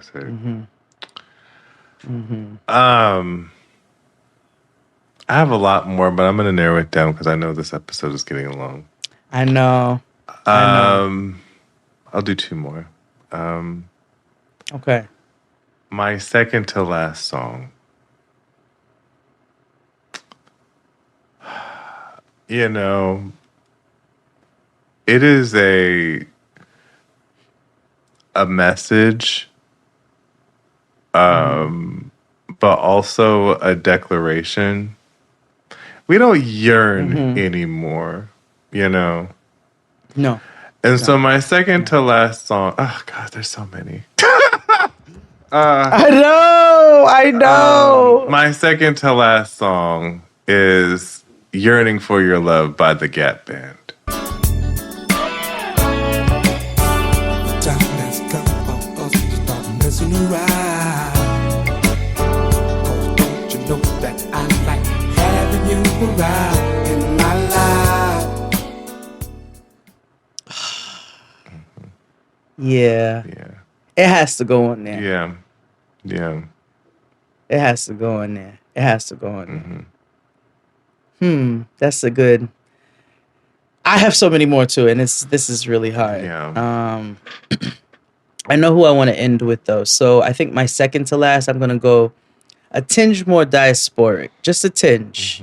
You know what I'm saying? Because if you are Caribbean or grew up in Caribbean communities, you know this person very well. I like to call him the Luther Vandross of Jamaica. He just soothes you when he sings and makes you feel good. So I'm going to go with Beres Hammond's I Feel Good. Oh gosh, what a night. I feel good when you're wrapped up in my arms, dancing to a reggae song. Feel good, feel good. I feel good. I feel good when you're wrapped up in your arms, dancing to a reggae song. Feel good, feel good. Yes. I love Beres Hammond. He just be giving us the good lovers rock. You know what I'm saying? Yeah. My last song is what I consider one of the greatest songs of all time. It might be the best pop song of all time. Just the way it's crafted. Also the way she sings it, and also it's a love song. But You Give Good Love by Whitney Houston. Love to me, baby. It's so good. Take this heart of mine into your hands. You give good love to me. Yes. Like sonically, She found out what she's been missing. Such a nice airy song, but also like soulful when necessary. And you give good love, nigga. You know. To me, it's never too much. Damn. I saw a hot take recently that I was actually a little bit ashamed of myself that I never thought about this, but you know how we have always been very skeptical of, you know, our dear Nabi's passing because we know there was some malicious shit going on. You know what I'm saying? And that white man with the big shoes had a party downstairs while this lady was up there. Yep. Well, you know. So this black girl was on the internet and she was like, black people don't take baths in hotels. No. And I said, I have that video saved. Correct. Now, granted, see, I was like, I'm not rich. So like maybe certain hotels they do, but even then, no, because people are people and people are gross. And I don't care how rich you are. I know some of the nastiest, wealthiest people. I could right now. Mm-hmm. So I probably even in those hotels wouldn't take a bath. But that doesn't sit well. Mm-hmm. And I'm ashamed that it took me that long to put it together. Mm-hmm. That I saw that video and I said points were made. You know, I think it would only be right. We began the episode with Luther. So I think it's only right to end with Luther. Here and Now is what we sang originally, which y'all know is on every 90s love playlist. It was everybody's wedding song for a particular period of time. But one of my favorite Luther songs that I have said before, but is also a love song, is Don't You Know That? So I'm going to end. Don't you know that I don't make no promises I can't keep? And I promised myself that I'd love you forever. How many times must I say? Okay, I got your love. You need to look no further. He opens up with the heat. I don't make no promises I can't keep. Luther. Well, the gift of humanity. We might have to do a part 2 because there's so many. I think so. There's so many. so many more. So many hope you have a safe and lovely Valentine's Day or Galentine's Day or however you celebrate. Just enjoy good music and love upon one another. Yes. Have we ever done a personal favorites playlist? Mm-mm. Huh. It's the first time. Huh. Yeah. Okay. I know. I'm excited. Yeah. Yeah. Want to go first? Would you like? Sure. I will. A lot of times,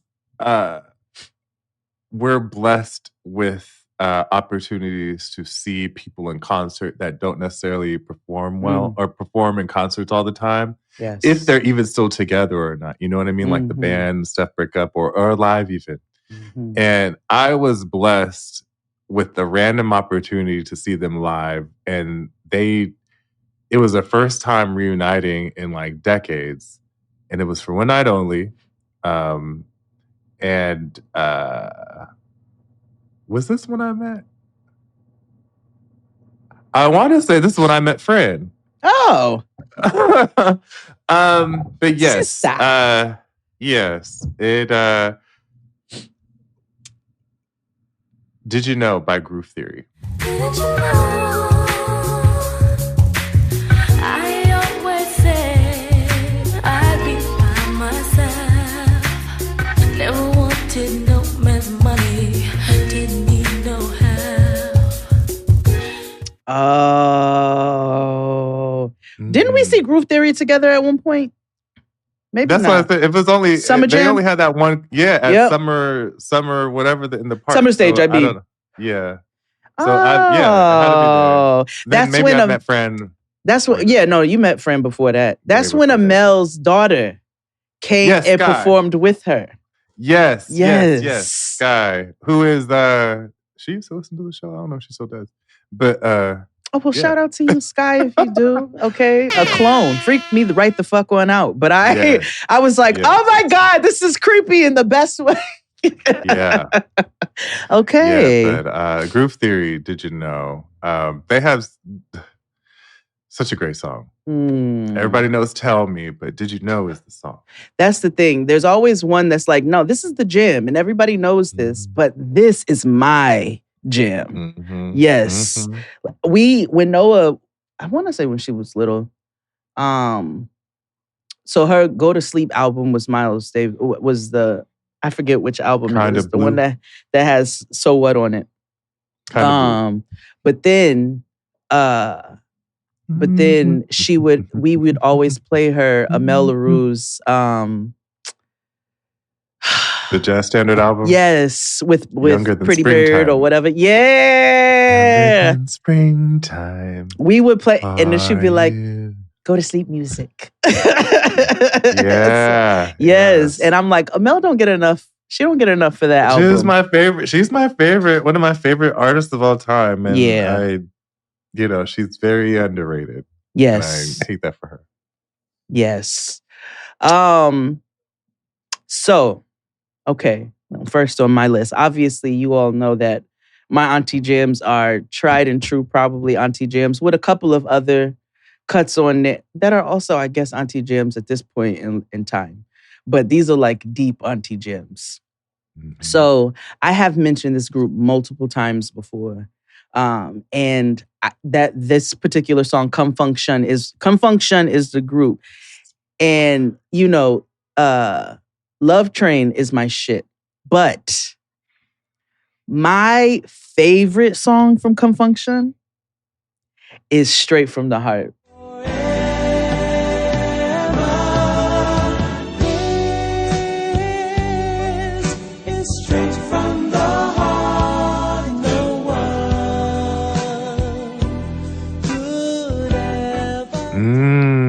Straight from the Heart is.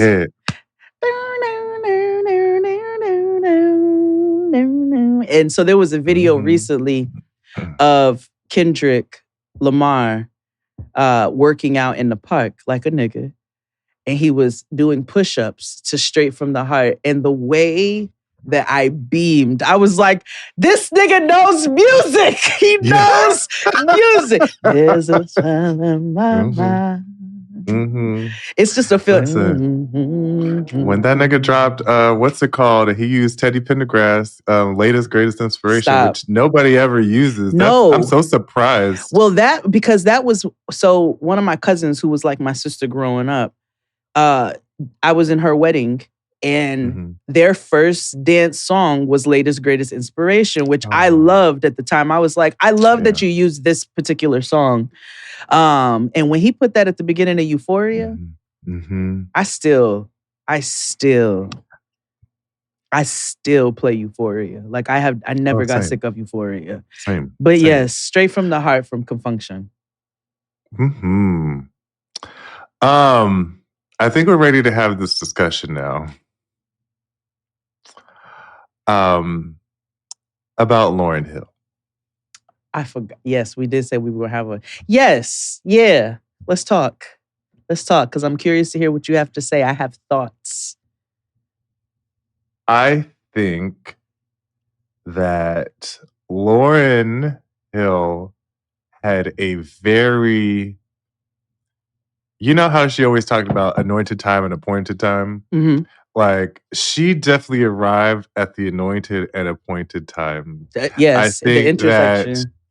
I think Lauryn Hill represents 1999 in the best way possible. Like, and that's what I can say. Okay. Now, I feel like her best body of work is not the one that's most celebrated, which is what I'm here to talk about, which is Unplugged. And I feel like people hate that album because it's not, produced and lush beats and all that good stuff. And she's cracking and stuff on the song, but I do find that this is a lot more of an honest album. My thoughts in general about Lauryn are the fact that I don't know. She's one of the only people that can rest their laurels off of one or two albums. Absolutely. Essentially one album. Absolutely. And for what it's worth, whether you like her or not, that's pretty prolific or pretty profound, right? Absolutely. Now, do I think she's a little disrespectful to her fans? Absolutely. Well, if I may interject there, and I may have said this before, but I feel like, first of all, I've seen Lauryn in this iteration that people are talking about, and, where they're like, the songs are not the original, blah, blah, blah, blah, blah, whatever. She does a fantastic. First of all, her musicality is top the fuck tier, genius levels. She's not untalented. No. Yeah. So whatever, what is that? What is that clashy music that you all be talking? What is the anyway? Whatever acid jazz or whatever you all said she was doing. It is not that. It is true musicianship. It is true. It is bands up there. It is music. Okay, so she's not just slap some shit together. It's also beautiful imagery. It's a very intentional set that she does. And on top of that, she's no more disrespectful to her fans than these niggas are. These niggas, I have seen rappers upon rappers upon rappers upon rappers, and I want to say 95% of them have been egregiously late to their shows. Egregiously late to their shows. And it's like people have used that as a running joke, which I feel like feeds into misogyny. Because these niggas be showing up to the club for their club performances motherfucking 2, 3 a.m.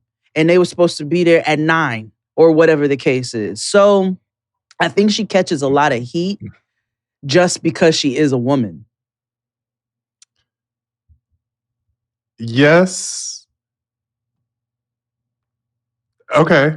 No, I want to. I'm not going to refute that. But I'm also like, yeah, every other artist is late for their things. I'm not saying her an exception. Yes, they're all disrespectful to their fans too. And the last time I saw her at Barclays, she wasn't late. Probably because you can't be. Yeah, but I think less of those people too. I feel like nobody should be late to a concert. I feel like if people are paying money, I was pissed even for the people in Atlanta where Anita Baker bailed out on them right before the concert. Okay, you know what I mean? With no explanation and a fuck you. Right. So I just don't. Lauren, my main gripe with Lauren, honestly, is the music is good and it's in 99 where it lives, if that makes sense.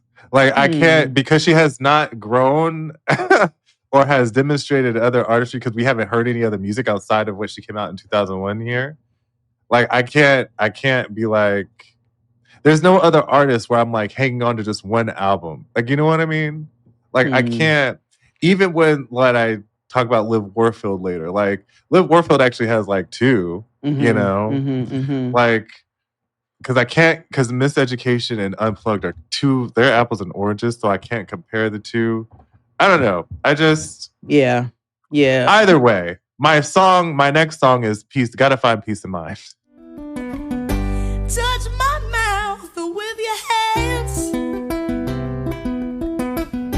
Touch my mouth with your hands. Oh, I want to understand. On the Unplugged list, because it is very honest, very open. She talks about that album also talks about her being a little gay. I don't. yeah, she does. What?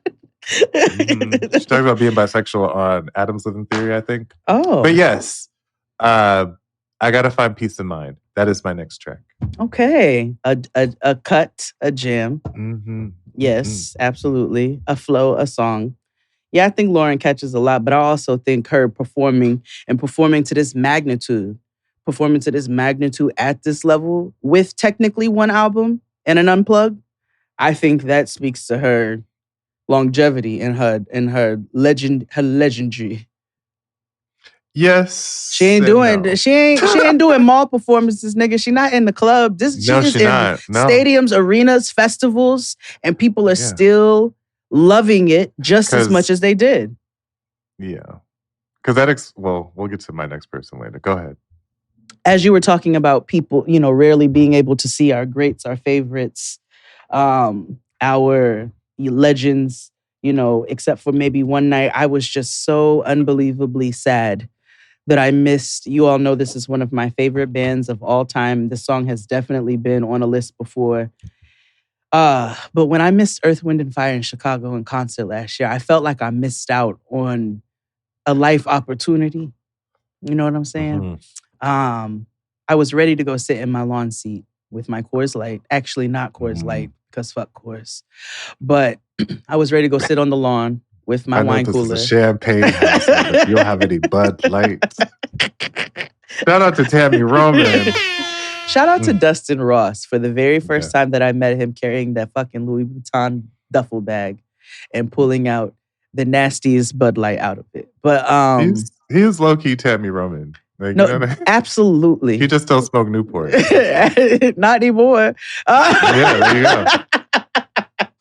But Earth, Wind, and Fire's I'll Write a Song for You, I think is one of their just most beautiful songs. It's Cause I'll write a song for you, you'll write a song for me, we'll write a song of love,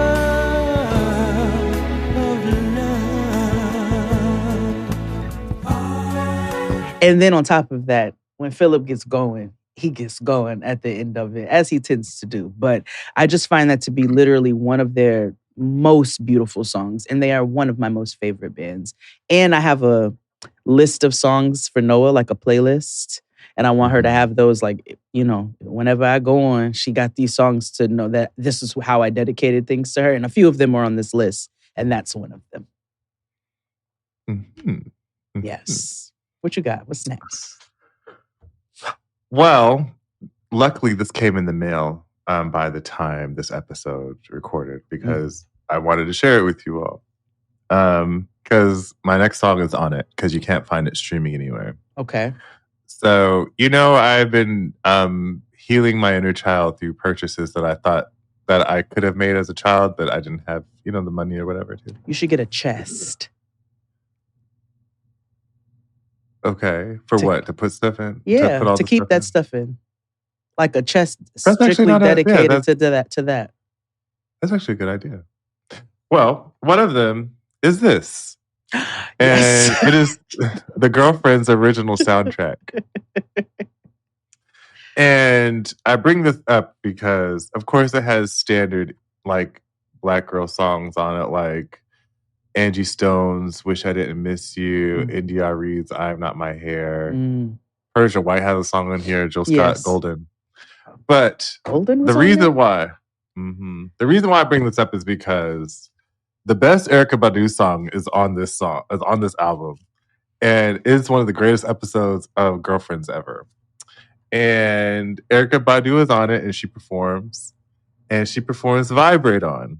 All night long, stay on, but I'm long gone at home with the vibrate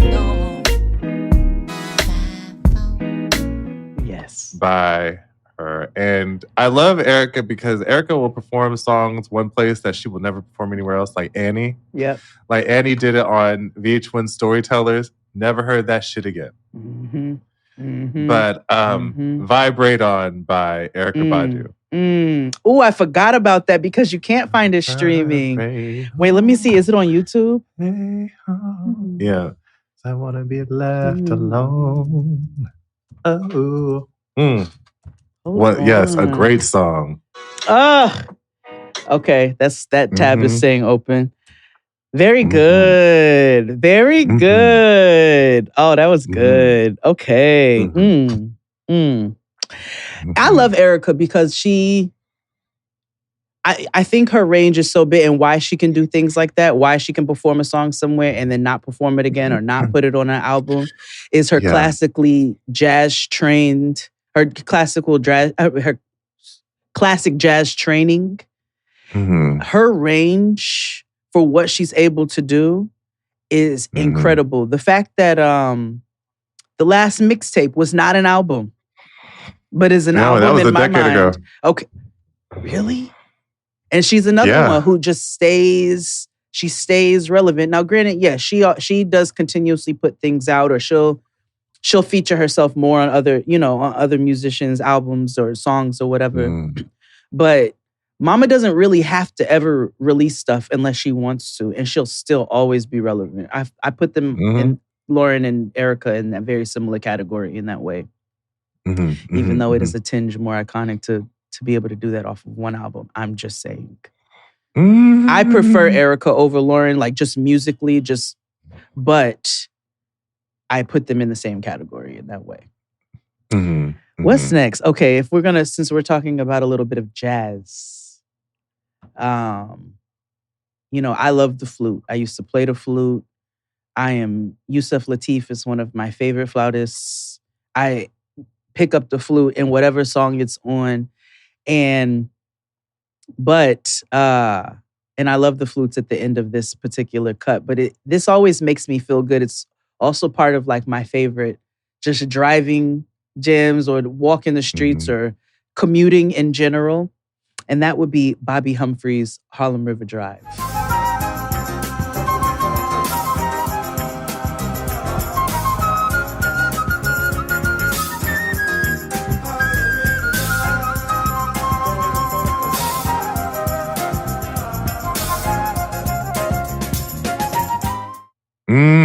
Okay.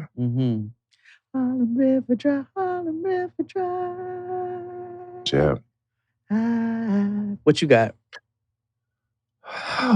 There's so many. I know. It's hard. Okay.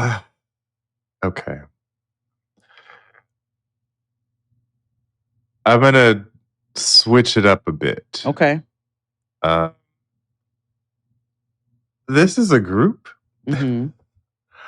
I discovered them in 99, 2000, maybe 99, 2000, 2001. I'm sorry. Because I recall it was a commercial, and it was like one of the bumpers for MTV, and how and back in the day, they didn't have Shazam, right? So you had to like do your best and have a friend to be like, bitch, you know this song or whatever. And then they would have websites like on the UK where you'd have to like risk getting computer viruses on your Gateway or Packard Bell to find out where the fuck this is. And so Packard. I had a Packard Bell. And I'm telling you, the Packard Bell was the size of Noah currently. Like that motherfucker was big. Yeah. And wide as God's grace. Yeah. But through all that song led me to find 07. If you don't know who 07 is, 07 is Sia's very first group. Oh, okay. All right. And Sia, famous Sia and a whole bunch, and Sophie Barker essentially they were the first jungle, if you will. And everybody thinks about Distance or the other song that they have. But what I will say to you all is on my list today is Somersault by 07. And the song is about her finding her person because even she's very quirky, but she was like, you'll even do the somersault in the sand with me. So it's very sweet. Let me see. Somersault 07. Let me see what this sounds like. It's a great song. It's a great music, smoking song. You put my feet back on the ground. Didn't know you brought me home. Was this like during the time when white girls stopped shaving their underarms? That's 2004. Oh, okay. So a little after. Yeah. Okay. All right. But yes, from the When It Falls album. Okay. Okay. Lovely. That's Sia before she started covering her face? She's a white girl who wore t-shirts with no bra, jeans, and... Okay. All right. Sia. Yeah. Wonderful. Since we're going white, let's see here. What do I have on here? Okay. As I just talked to you about like how I have certain songs that I love being in the car for. You cannot tell me I was not a part of the Partridge Family or the motherfucking Brady Bunch or whatever the case is when this song comes on, or that I am not a white girl from Malibu driving down the coast in my convertible. It's the only time I channel that. I will say though, California is great for blacks and whites. Y'all are good for some good writing fucking music. You know what I'm saying? And the blacks in California are also good for really recognizing the greats in soul music and like finding Anyway. This is a track by the Mamas and the Papas. And it's called California Dream.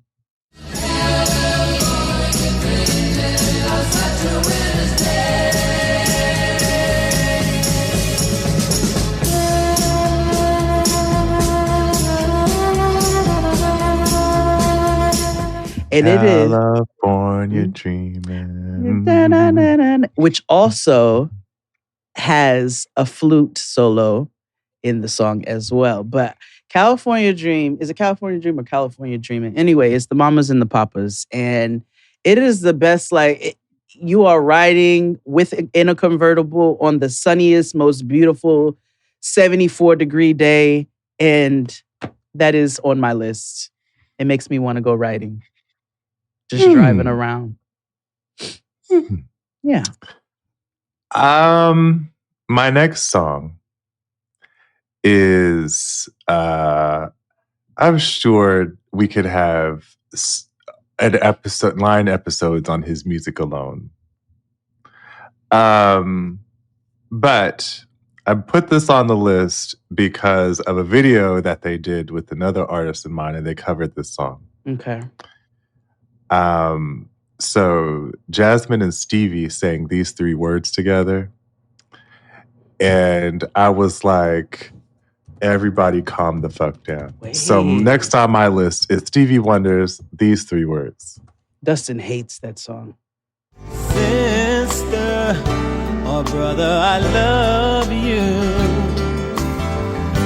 And when was the last time that they heard you say, darling, or best friend?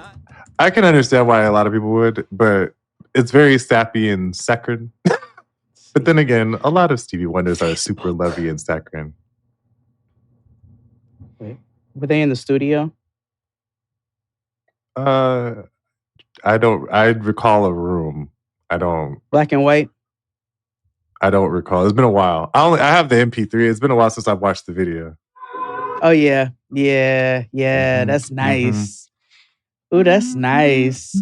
You know what? I didn't put any Stevie on my list because I know we've done episodes and I always everybody that that's my favorite artist. So I was like, let me try to not. Well, same, but like I realized I was like, oh yes, Jasmine did that cover, and I was like, I need to put that on there. Yeah, that's nice. You know what my favorite Jasmine song is actually? And I guess I could actually put it on this list of like some of my favorite auntie jams because it's one that I will play regularly. And it's not a cover, but it's a sample. But she did it in the best way and really channeled the energy for what it is, but also put her own into it. Her Let It Burn. Jasmine Sullivan's Let It Burn is such a good fucking song. And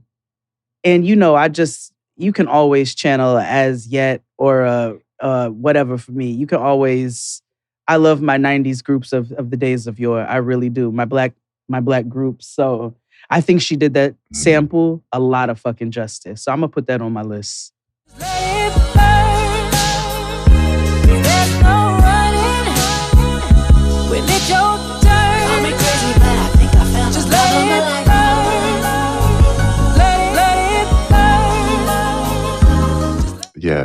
Yes.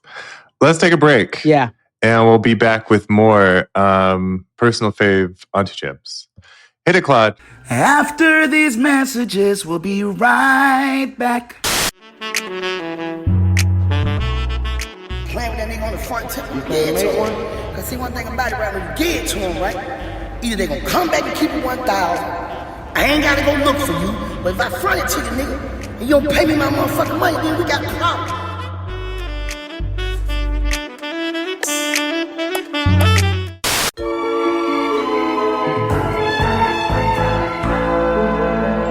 And we're black. Personal auntie jams. Mhm. My next one is it's historical, right? It really was a cultural reset, and it was a clinic in Bitches Are Mad. And so we have to show and prove because niggas are trying to take our spot. So full context. There was a young artist named Miguel who was trying to yeah, he definitely did the Hulkamania. Are you on kick?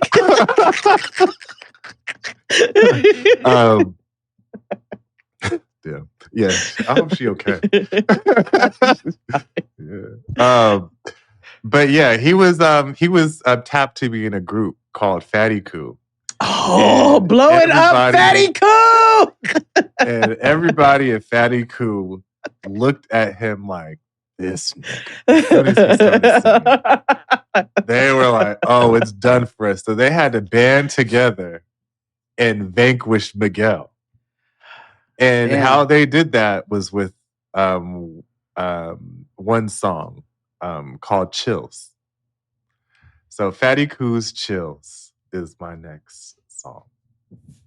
You know, I never, and this is on some of your favorite chills. If this image does not capture a time. You send me chills. You send me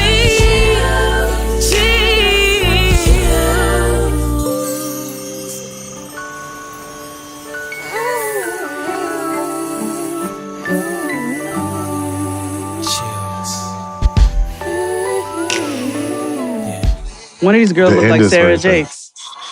Roberts. Mhm. Shout out to you, sister. This girl in the front, she looked like Sarah. Sarah gave me a word the other day. I was listening to the podcast and I was like, I needed that today. Let me tell you something. Okay, sister be spitting, okay?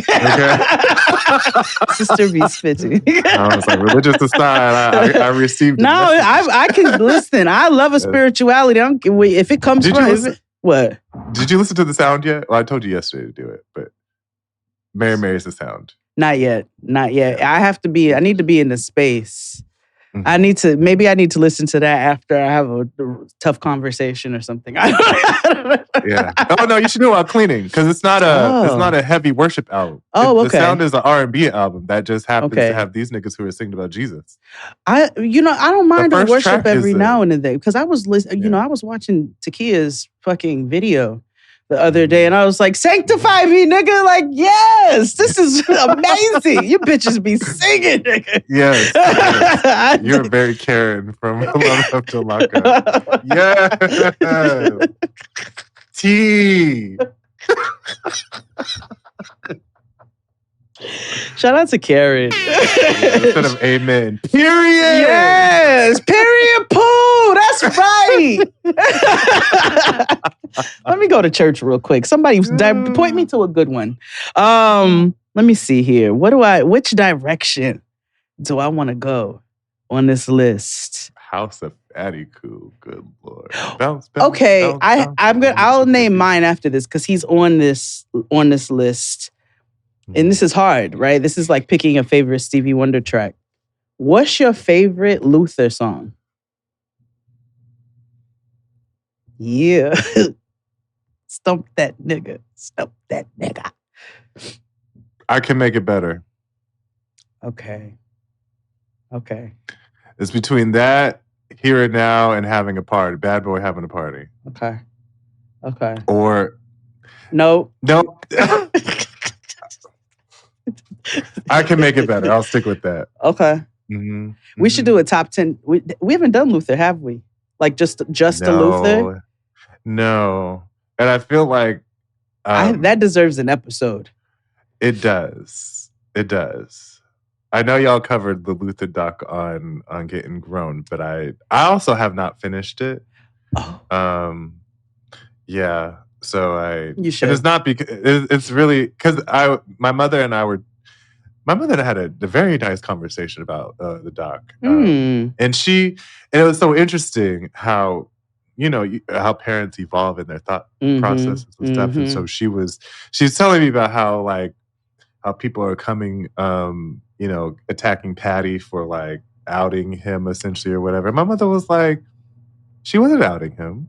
She was like, that was her friend.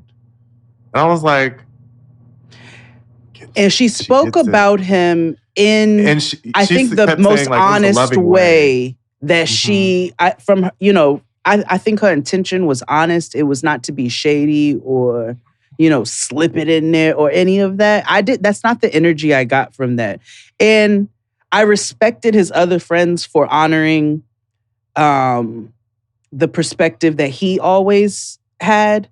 And even posthumous, they were like, I'm gonna speak about this in the way that I feel like he would have spoken about this. But I think that anybody if people have different friends, right? You don't know everybody's relationships. Whitney and I were talking the other day, who we just talked about. We were talking about the other day how there is like barely any evidence of our friendship, but literally like we talk every day. Like she's one of the very few people that I talk to almost every single day. Like her child knows my voice in the womb. That child knew my voice. So, but we hardly ever take pictures when we're together. She had to come in town and take care of some paperwork. She was at my crib for 5 days on the couch. You know what I'm saying? Like, but there's no evidence of it. But there's plenty of evidence of my friendship with Crystal. And so, and I think that Whitney and Crystal would speak about me in two completely different ways. Similar to, obviously, because you're the same person, but it's going to be from their perspectives. And they're going to honor me in the way that they feel like they're honoring me. And I feel like that's what Patty felt like she was doing. And I agree. It didn't feel like an outing to me. Yeah. Yeah. Maybe she felt like my friend never got to be honest. And you know what I mean? So like, I think, lay up a little bit. People love to come down. My personal favorite Luther song, I think, because I know it's hard, is Don't You Know That? How many times must I say that for you to understand? Don't you know that I love? Don't you know that? Don't you know? Yeah, I'm really so in love with you. Okay. Yeah. Don't you know that? Don't you know that? Yeah. I think it's Don't You Know That. Your turn. Torians love sad bitch music, or they love music that is deemed quiet. Because I like quiet sounding music. Even though music is loud or whatever, but soft music. And I got to experience this person live. My first interaction with her ever listening to her music ever was live. It was her and Lettucey in 2000 at the San Jose Jazz Festival. Okay. And so this other lady, I realized she's from the Bay Area, and she makes wonderful music. And one of the songs that she came out with is called First Love. So my next on my list is First Love by Guapole. See, my life was falling, but in this season we were friends. 6 days into spring is where our story begins. You didn't. Yes. Let me get used to things, because Gradual is my name. Yeah. Yeah. Yeah, Guapole. Meanwhile, my first love was standing first in line. Do. What's Guapole doing? Minding her fucking business. She's like, what am I doing? I'm staying closer to my room. Okay. She is. Yeah, minding her business. Wait, where is Guapole? Hold on. Where is Guapole? Oh, you did say she was from Oakland. Mm-hmm. Yeah, she's just somewhere minding her business. Mood. I She's love that for her. she's probably writing. She's probably writing for other people. Because she is a songwriter. I don't know. I hope she's okay. That's like I hope Mel LaRue is okay. Because, Mel LaRue don't do I feel like she internet minds anymore. her business.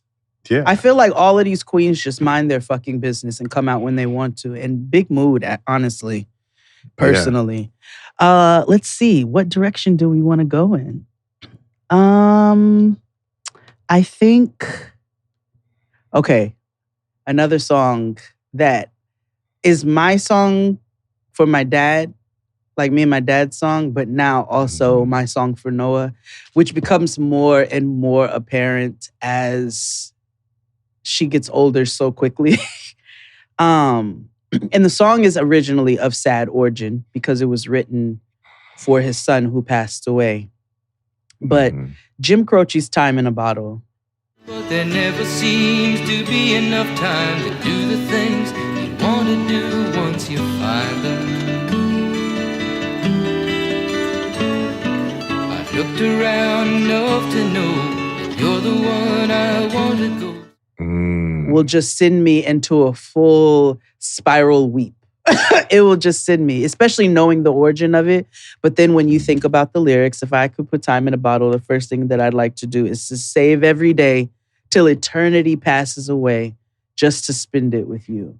So it is one of the songs on my Noah list. And it is literally one of my favorite songs of all time. Wow. Mm-hmm. It's tattooed on my arm. So my next song, where do I want to go with this? Okay. Because this is on streaming, so I'll do it. Okay.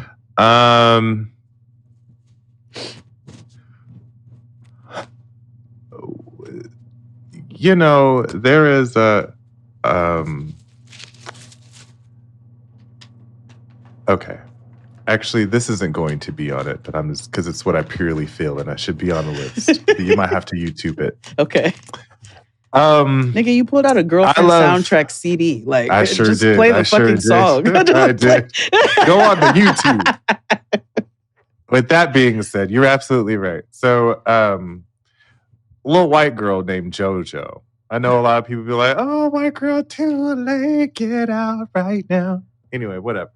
And remember, she was on that Hateful Niggas record label that was on this owned Aaliyah's stuff, Tank, all that good stuff. Oh, Tank. Slowly is finally back on streaming. Song. Him and Jamie Foxx sang the fuck out of that. Let me tell you how Jamie Foxx does not get enough flowers. My next song, fuck that, what I was about to say. I'll make that next. My next song is Tank Slowly. Okay. Him and Jamie Foxx were singing to each other down. Yeah. That's some great black love music. Just so we could make love slow.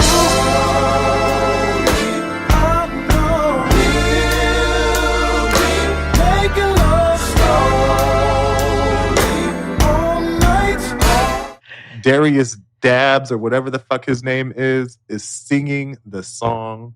Yeah. If we could put Jamie Foxx's Wedding Day song that he gave to Fancy on this list, I'd put that shit on there. And he had this one song I told you before he even started, like before he really started releasing music, he had this song called Candle in the Wind. That nigga used to be crooning. Do you hear me? Yes. You know what Jamie Foxx song I love? I don't know if I put it on my favorites of all time, but maybe I will because when it comes on, I just start VIP? grooving. Oh. Warm Bed. Hit. A jam. I got a warm bed. I got a warm bed.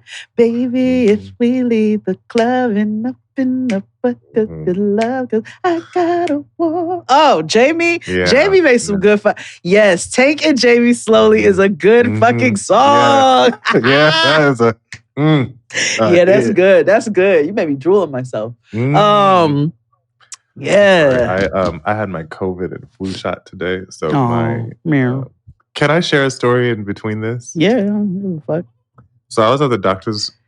I had an embarrassing thing happened kind of at the doctor. Mm-hmm. So like, I produced projects in the past for things. And so I've had to cast and all that good stuff. And, but so I had to go get my blood drawn for my, for prep labs and stuff. Because, homosexual, got to get prep before they outlaw it. Oh. So that reminds me, we need Which to is so crazy because I feel like they need it the fund. most.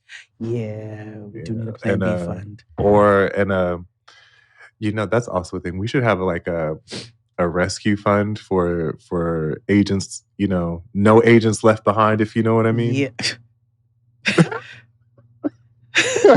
Terry Theory used to say no niece left behind. So I'm like, no agent left behind.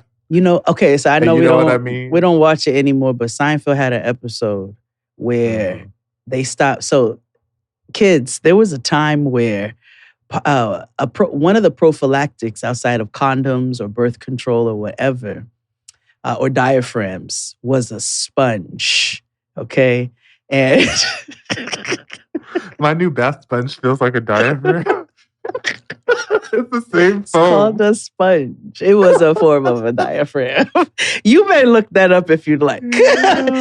And so, little half cap. And Elaine was ready to get the fuck busy. So Elaine, but the sponges were getting discontinued. So Elaine goes to a pharmacy. She's driving all over the place trying to figure out where she can get these sponges. And she gets to the pharmacy and he's like, I have 1 box left because nobody had any. And she was like, all right, I'll take 3. Actually, give me 5. Matter of fact, she's like, yeah, I'll just buy the box. Like, give it to me wholesale. I'll buy the whole thing. That's what we need to do with Plan B right now. We need to set up that fund, buy a whole bunch of it, and then, have it ready for our people when they need it. Even though shit expires. No agent left behind. No agent left behind. In 4 years, though. Okay. You only have up to 72 hours, but the efficacy is higher the earlier you take it. Listen, as soon as you go take a piss, you drop that pill. Okay. Go pee that nigga's nut out. Or clear the pipes. Oops, ever. And clear the pipes. And clear the pipes. Do a wash down and take your fucking Plan B. And then get you a bottle of vodka. No, I'm just playing. And a coat hanger. Just keep it on deck. Listen, this new administration, they're going to be like, why is there an uptick in wire hangers and Devil Springs? Because Jane's doing abortions in the bathroom.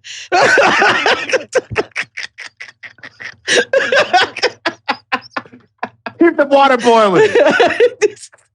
Raquel, take that fucking jacket off. Macy Gray, nigga.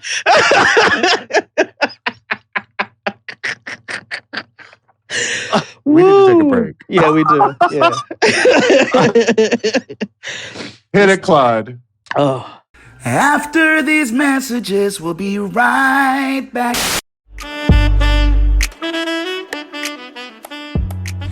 Who with this shit? Come on, man, get them y'all niggas that shit.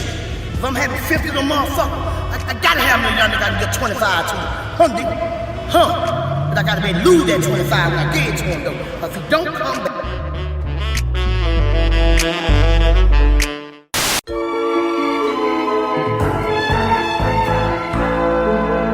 And we're black. Talking our faves and things. Favorite jams. Damn. Oh boy. My next song. She's a newer artist, and I'm putting her on my Auntie Jams list because of the fact of how frequent and often I listen to her. Mm-hmm. Like, she has been on the top of like every Spotify Wrapped or whatever the fuck. Okay. And I also realized that I like sad music. Okay. Or like, I think that's why I like Mary J. Blige. But Eternally Sad Auntie. Mm-hmm. And she's on my list now. Don't get me wrong. She's my next song. Mm-hmm. But this particular artist, Alex Isley. Okay. And the song is called Gone. Tell me what matters, 'cause I don't know where you've been. No lovers, just a real farewell friend. Tell me how long until you're gone again.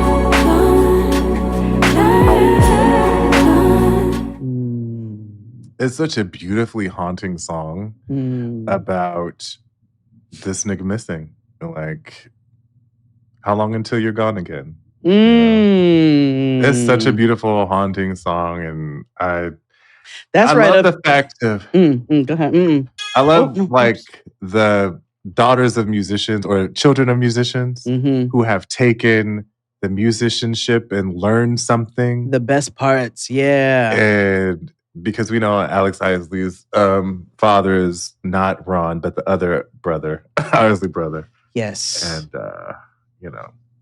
Mm. But yes, Gone is it's a wonderful song. I only have one new artist actually on my list as well. But I want to come back to her because I want to go in a different direction for a second. And we're going to have to do a part 2 to this because we have too many songs to do on this one particular episode. But I wanted to take this in a different direction. I wanted to take this to my youth. And songs that just evoke different memories, but I still will play them to this day, and they are some of my absolute favorites. And you mentioned Mary J. Blige, our queen, sad auntie. I hope you are well wherever you are and on the right side of things, but you know, we don't know your feelings. We know your feelings through your actions, but we don't know your feelings. And through she's your been feelings. silenced. And so has she been silent or silenced? I don't know. silent. When the first job, she came on Instagram and she was like, don't include me in that shit. She's like, I condemn all of it. Her and Misa Hilton. So, you know, they know, if anybody, them have hello. And I feel like they might have just as many hitters, which is why they're okay right now. But my favorite Mary song is a remix. And it is I Love You, but the Smith and Wesson remix specifically. I slip into blackness, I prepare for combat. Protect my dome, cause that's where my home's at. Crack my windows, inhale as the mist flows. Build up my men to construct on my fist. Spreading love to my Brooklyn crew. Who be you? Bad boy. Smith and Wesson coming through. Check it. For the record, I love you. I love you. And the what? sweet Yeah. memories. I know you can hear me now. For the record, I love you. I love that Smith and Wesson I Love You remix is some of her best work in all of her fucking career, nigga. And I play that song now to this day down. Then my next song is also a Mary song. It's top 5 Mary song. And it's a Mary. It's a cautionary tale. It's a story. It is a message that we all need to adhere to. She said, and I always will think about this when people have something serious to tell me. This line will come up in my head. It said, a real woman wouldn't do this over the phone. So Mary J. Blige is your child. Ooh.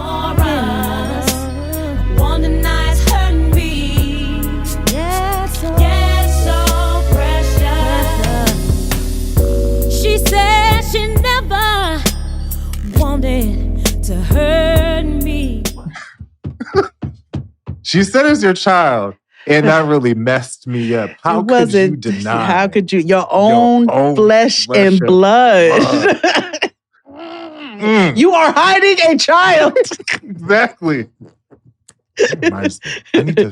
I know we're anti-consumerism, but I really want a Grindin hoodie from Pusha T's Grindin Coffee Shop. I'm not okay. We are not anti. We are anti-over-consumerism. There's certain things that you want, and you want to always have it. You know what I'm saying? So, yes. Grindin Coffee. That is genius. Why? I need a hoodie. I need one. I also need to go to the actual thing. It's down near where Fury live. What does it I look don't go like? down there often. You can go to grindandcoffee.com. Okay. He hasn't even set up the thing yet, actually, so Okay. don't. Okay. I was on his social, and I was like, oh. And it's like Grindin Coffee Co. And I was like, oh, I need that. It's funding. It's funny because I do have a clip song on my playlist. Keys open doors. Keys open doors, but that's not it. Even though I have a hard time because I really actually very much enjoy the clips. But one of their I have an idea. What? One of these episodes, we should take like regional music because like Virginia in itself has so much. Pharrell, the Clips, Missy. Even though we're gonna have to put all that other stuff to the side and just focus on the music. But we go for that. You know, we have to do that a lot. At this point. That nigga is still not included in that. Let's be very clear. And when we say that nigga, we're talking about the bald one. But Virginia is my favorite Clips track, I think. I love Virginia. I think them niggas are sliding on that fucking beat. They are paying homage to their home, to their background, to their familial drug activities. And it's sonically very pleasing for me, even still in 2025. Virginia, where ain't shit to do but cook. Pack it up, sell it triple price, fuck the books. Where we re-up, relocate, re-off them roofs. So when we pull up, it ain't shit to do but look. In my home, sweet home, I keep... Like, I'm sick of Pharrell dropping new Clips music at his little fashion shows or whatever. Like, stop doing that. Give us the actual music to the streets. The Clips is one of those groups that... never really got the chance to just be great because these record producers all want to be in the videos and be their own artists and stuff. I think they like the Clips release some good fucking albums. Yeah, but you don't think they should be a lot. Well, part of it is that Malice went gospel. You know, he got saved, which I love. Yes, King. You know, so he's like, I can't rap about Keys opening doors anymore. Because Malice was kind of like the better rapper anyway, but that's fine. It's always, out of the duo, it's always the one that defects. Tina. We all... Malice. But then the other one is always very like fiscally successful. Like Pusha, that nigga like said, I'm getting into he's EDM, sign me up, nigga. Like coffee, sure. So, you know, but I think they were supposed to do some collaborations. I heard that a couple years ago, but I don't know what came of it. But Virginia is one of my favorite Clips tracks for sure. What you got? My next song is one of my favorite songs of all time. From one of the greatest albums of all time, actually. Connected is one of the albums that you don't really hear talk about how it's constructed often, but it's one of the first albums that was recorded remotely. And where the producer out in the Netherlands, Nicolay, and Fonte and other artists live out here in America. And so they got it all together and was able to produce Connected out in 2004. And one of the greatest songs on there is called Come Around with Darian Brockington. So on my list is Come Around by The Foreign Exchange. The more I give, the more you want it. Baby, I try real hard to make you happy. Maybe I don't say you love you like.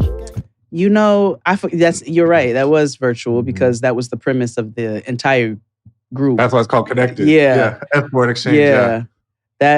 Yes. And y'all did that. You were ahead of your time. Shout out to my nigga Tay. Shout out to Nicolay. Shout out to Zoe.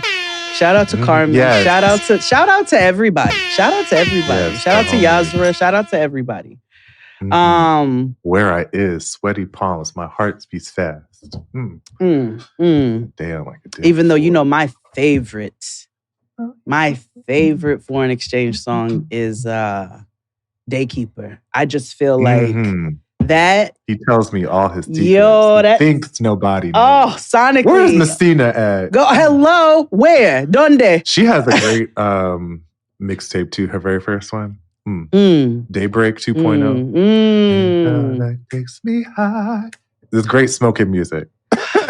Which I enjoy. Take me This next song is, it was also hard from this particular group. And who I pay homage to on a daily basis. Yes, I have some Crocs. I do believe them to be one of the ugliest shoes in existence, but they are also one of the most comfortable, and I am in the kitchen a lot of times. And so I pay homage to them every single day. And I was trying to figure out was it Triumph? I don't know. Is it Cream? I'm not sure. What is my favorite? But one of my favorite Wu-Tang songs is not only just my favorite just because I like listening to it, but also because it is a message that needs to be carried through our lives. And we need to be, how we talk often about how there's not enough shame in this world. Wu-Tang's Shame on a Nigga. Yeah. Shame on a nigga who tried to run game on a nigga who's buck wild with the trigger. Shame on a nigga who tried to run game on a nigga who's buck saw fuck ass up. Yo, hot 1, hot 2, hot 3, hot. Old dirty bastard, live and uncut. Styles on. Shame on a nigga who try to run game on a nigga. And I mean that in every way possible. Politically, murderously, financially, Jack and Jilly. Like, shame on a nigga who try to run game on a nigga by the Wu-Tang. Rest in peace, old dirty bastard. Yeah. I got two more because we could keep going on this for days. God. Okay. I know. All right. I'm going to do two more. My second to last one, it's a newer one. Okay. This song was everywhere. And I like when new music makes me feel like this is classic and I could hear this at any time. Like if I would have heard this like in 92, I would have thought it was like, maybe we need to do three more. Okay. I know. Let's do three more. So my third to last one is Jungle, Back on 74. Back on 74.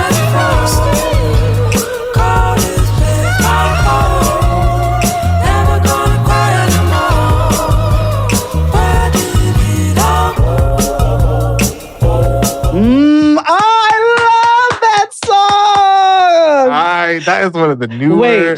I love them. Okay. If we're going to go new, you know who I am. Wait, hold on. We're going to. I love Jungle. Keep me high on the same line. We get high on our break time. If we're going new, I've already I know everybody. Okay. Cleo Soul's already on my classics, my favorite artist list, right? Because I love Salt. I love Cleo's voice. I love the fact that she doesn't oversaturate us. Like she's very intentional about what she puts out. But another new band that has quickly entered my favorites. And this song ended up blowing up, but Mary and I have been playing this. Let me tell you. Cocoroco's Abusi Junction. Play a snippet. You have a device? You want me to play it? Yes, it's easier for you. All right.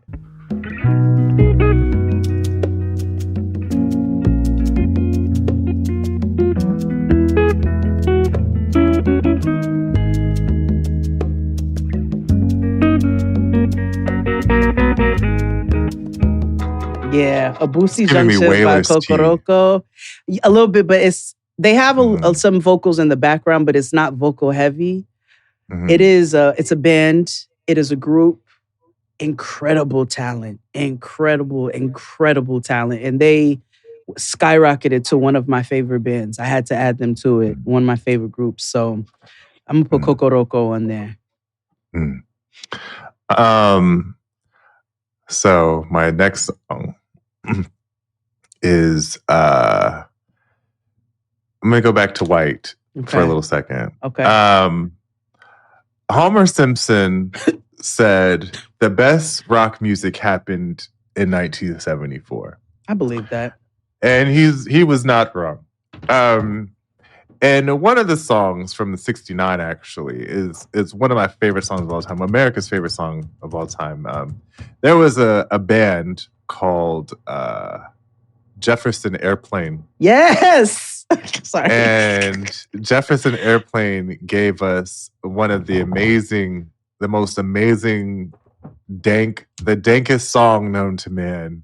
Danker than anything George Clinton or Snoop Dogg or anything but could put out. Boo. But these whites put out a song called White Rabbit. Now, that's not the song I'm putting on here. Oh. Because we all know that song. Yes, we do. Now, Jefferson Airplane broke up not too long after that, and they reformed called Jefferson Starship. And Jefferson Starship, which is the next song I'm going to put on my list, came out with a song called Jane. Okay. And that is on my list. Let's see here. Listen to the first verse, and you'll be like, I see. Oh, hell I say. There's some oil in those. I already know this is fire because of the fucking cover art. Even the intro.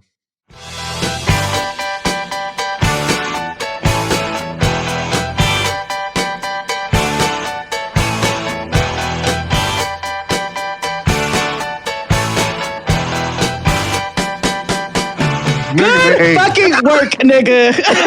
Very motherfucking good. That was good, nigga. Oh. Yeah. Yes. Mm-hmm. Yeah. Oh. I ate that. Okay. That was some good white music there. No, it was. And that's my era. Music. That's my when I tell you that goes in my yacht rock, because that's yacht rock to me. Yeah. You know what I'm saying? Maybe not as much. Maybe it's more Jenny in the club, but either way. Damn, that was good. Oh, that was good. You know what, white man? I'm not ending with a white man. But no, I can't. But and you all know how I feel about Ambrosia's. That's how much I feel. That's one of my favorites, but that's not what's next on the list. I think we have made fun of this man as children. You know what I'm saying? I think because we didn't fully appreciate his musical genius, honestly. My boy's lyricism and intention in his songwriting, you got to go back and you got to give it a good listen. Billy Joel's Just the Way You Are. Yes. I took the good times, I'll take the bad times, I take you just the way you are. Yes. Is a beautiful fucking song to dedicate to somebody. Like, if somebody sang me Billy Joel's, if it was not Billy Joel and a nigga came to me and said, I wrote you a fucking song, two white men could write that song. It's Billy Joel's Just the Way You Are and Elton John's Your Song.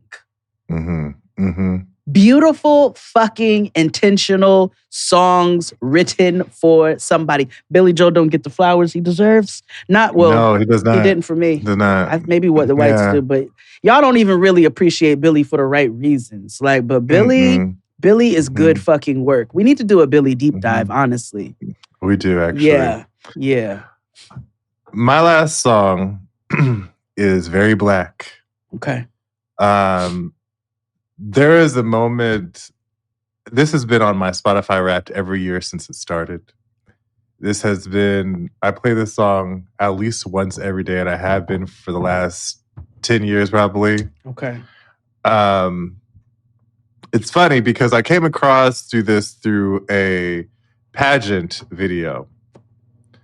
And there was this young woman who was performing this song, and she, I I want to say it's Jada Barbie Bryant. I can't remember her name. Mhm. But if you look up this song and you'll see, and you write pageant next to it, you'll find what I'm looking for. Okay.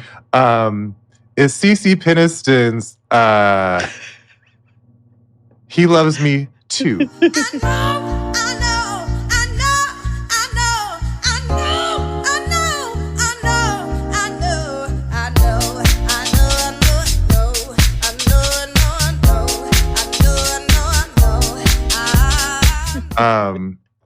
The Steve Silk.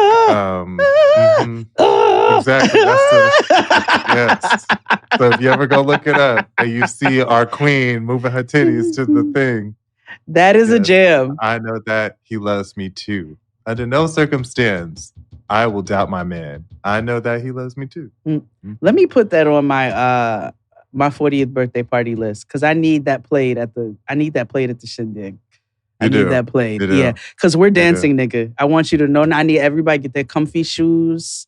Like, we are dancing at my birthday party this year. It's gonna be a groove. Yeah, it is going to be a true auntie party. I'm getting niggas out of the corner. Like, niggas, I need you to dance. Okay, let's see. I think I'm going to end this with one of my favorite songs of all time. A Brooklyn Queen. An evil yatch sometimes. I can say that because I've met her, but still a queen. I'm giving her flowers, and I always will. And some of Queen's finest, who still have relevancy to this day. But when I tell you the Firms, it's technically Nas's song, but Affirmative Action. Who could relate? We play for high stakes at gunpoint, catch 'em and break, undress 'em time with tape, no escape. The Coleon, Fettuccine, Capone, home in your own zone to get kidnapped and clapped in your dome. We got it sewn. The firm, all the wars unknown. Lower your tone, face it. Homicide cases get thrown. With the Lou in the background. Foxy, I don't give a fuck. Please do not write me and say, but Nas wrote, I don't give a fuck, nigga. She slid on that beat. Yeah. Okay? She slid on that fucking beat, and then you put that Lou in the background, and it's my fucking British nigga dream. And I am a maiden lady in a gown with a bustle and a blunt in my hands, playing a Lou. Hear ye, nigga. Affirmative Action is literally one of my favorite rap songs of all time. Yeah. So I'm going to let that be my last track. Okay. Okay. This was fun today. Yeah. We have so much more. We'll have to do a part 2. Yeah. But anywho, you all friends, all of this could be found on our, well, mine is the XD's Grooves. If you look at my playlist, it's there. Yes, look in his playlist. All there. All of these music, because even the songs you have, I have on here. Okay, great. Wonderful. Then go look at XD's Grooves. Yeah. Until next time, friends. Bye. Yes, we're moving on.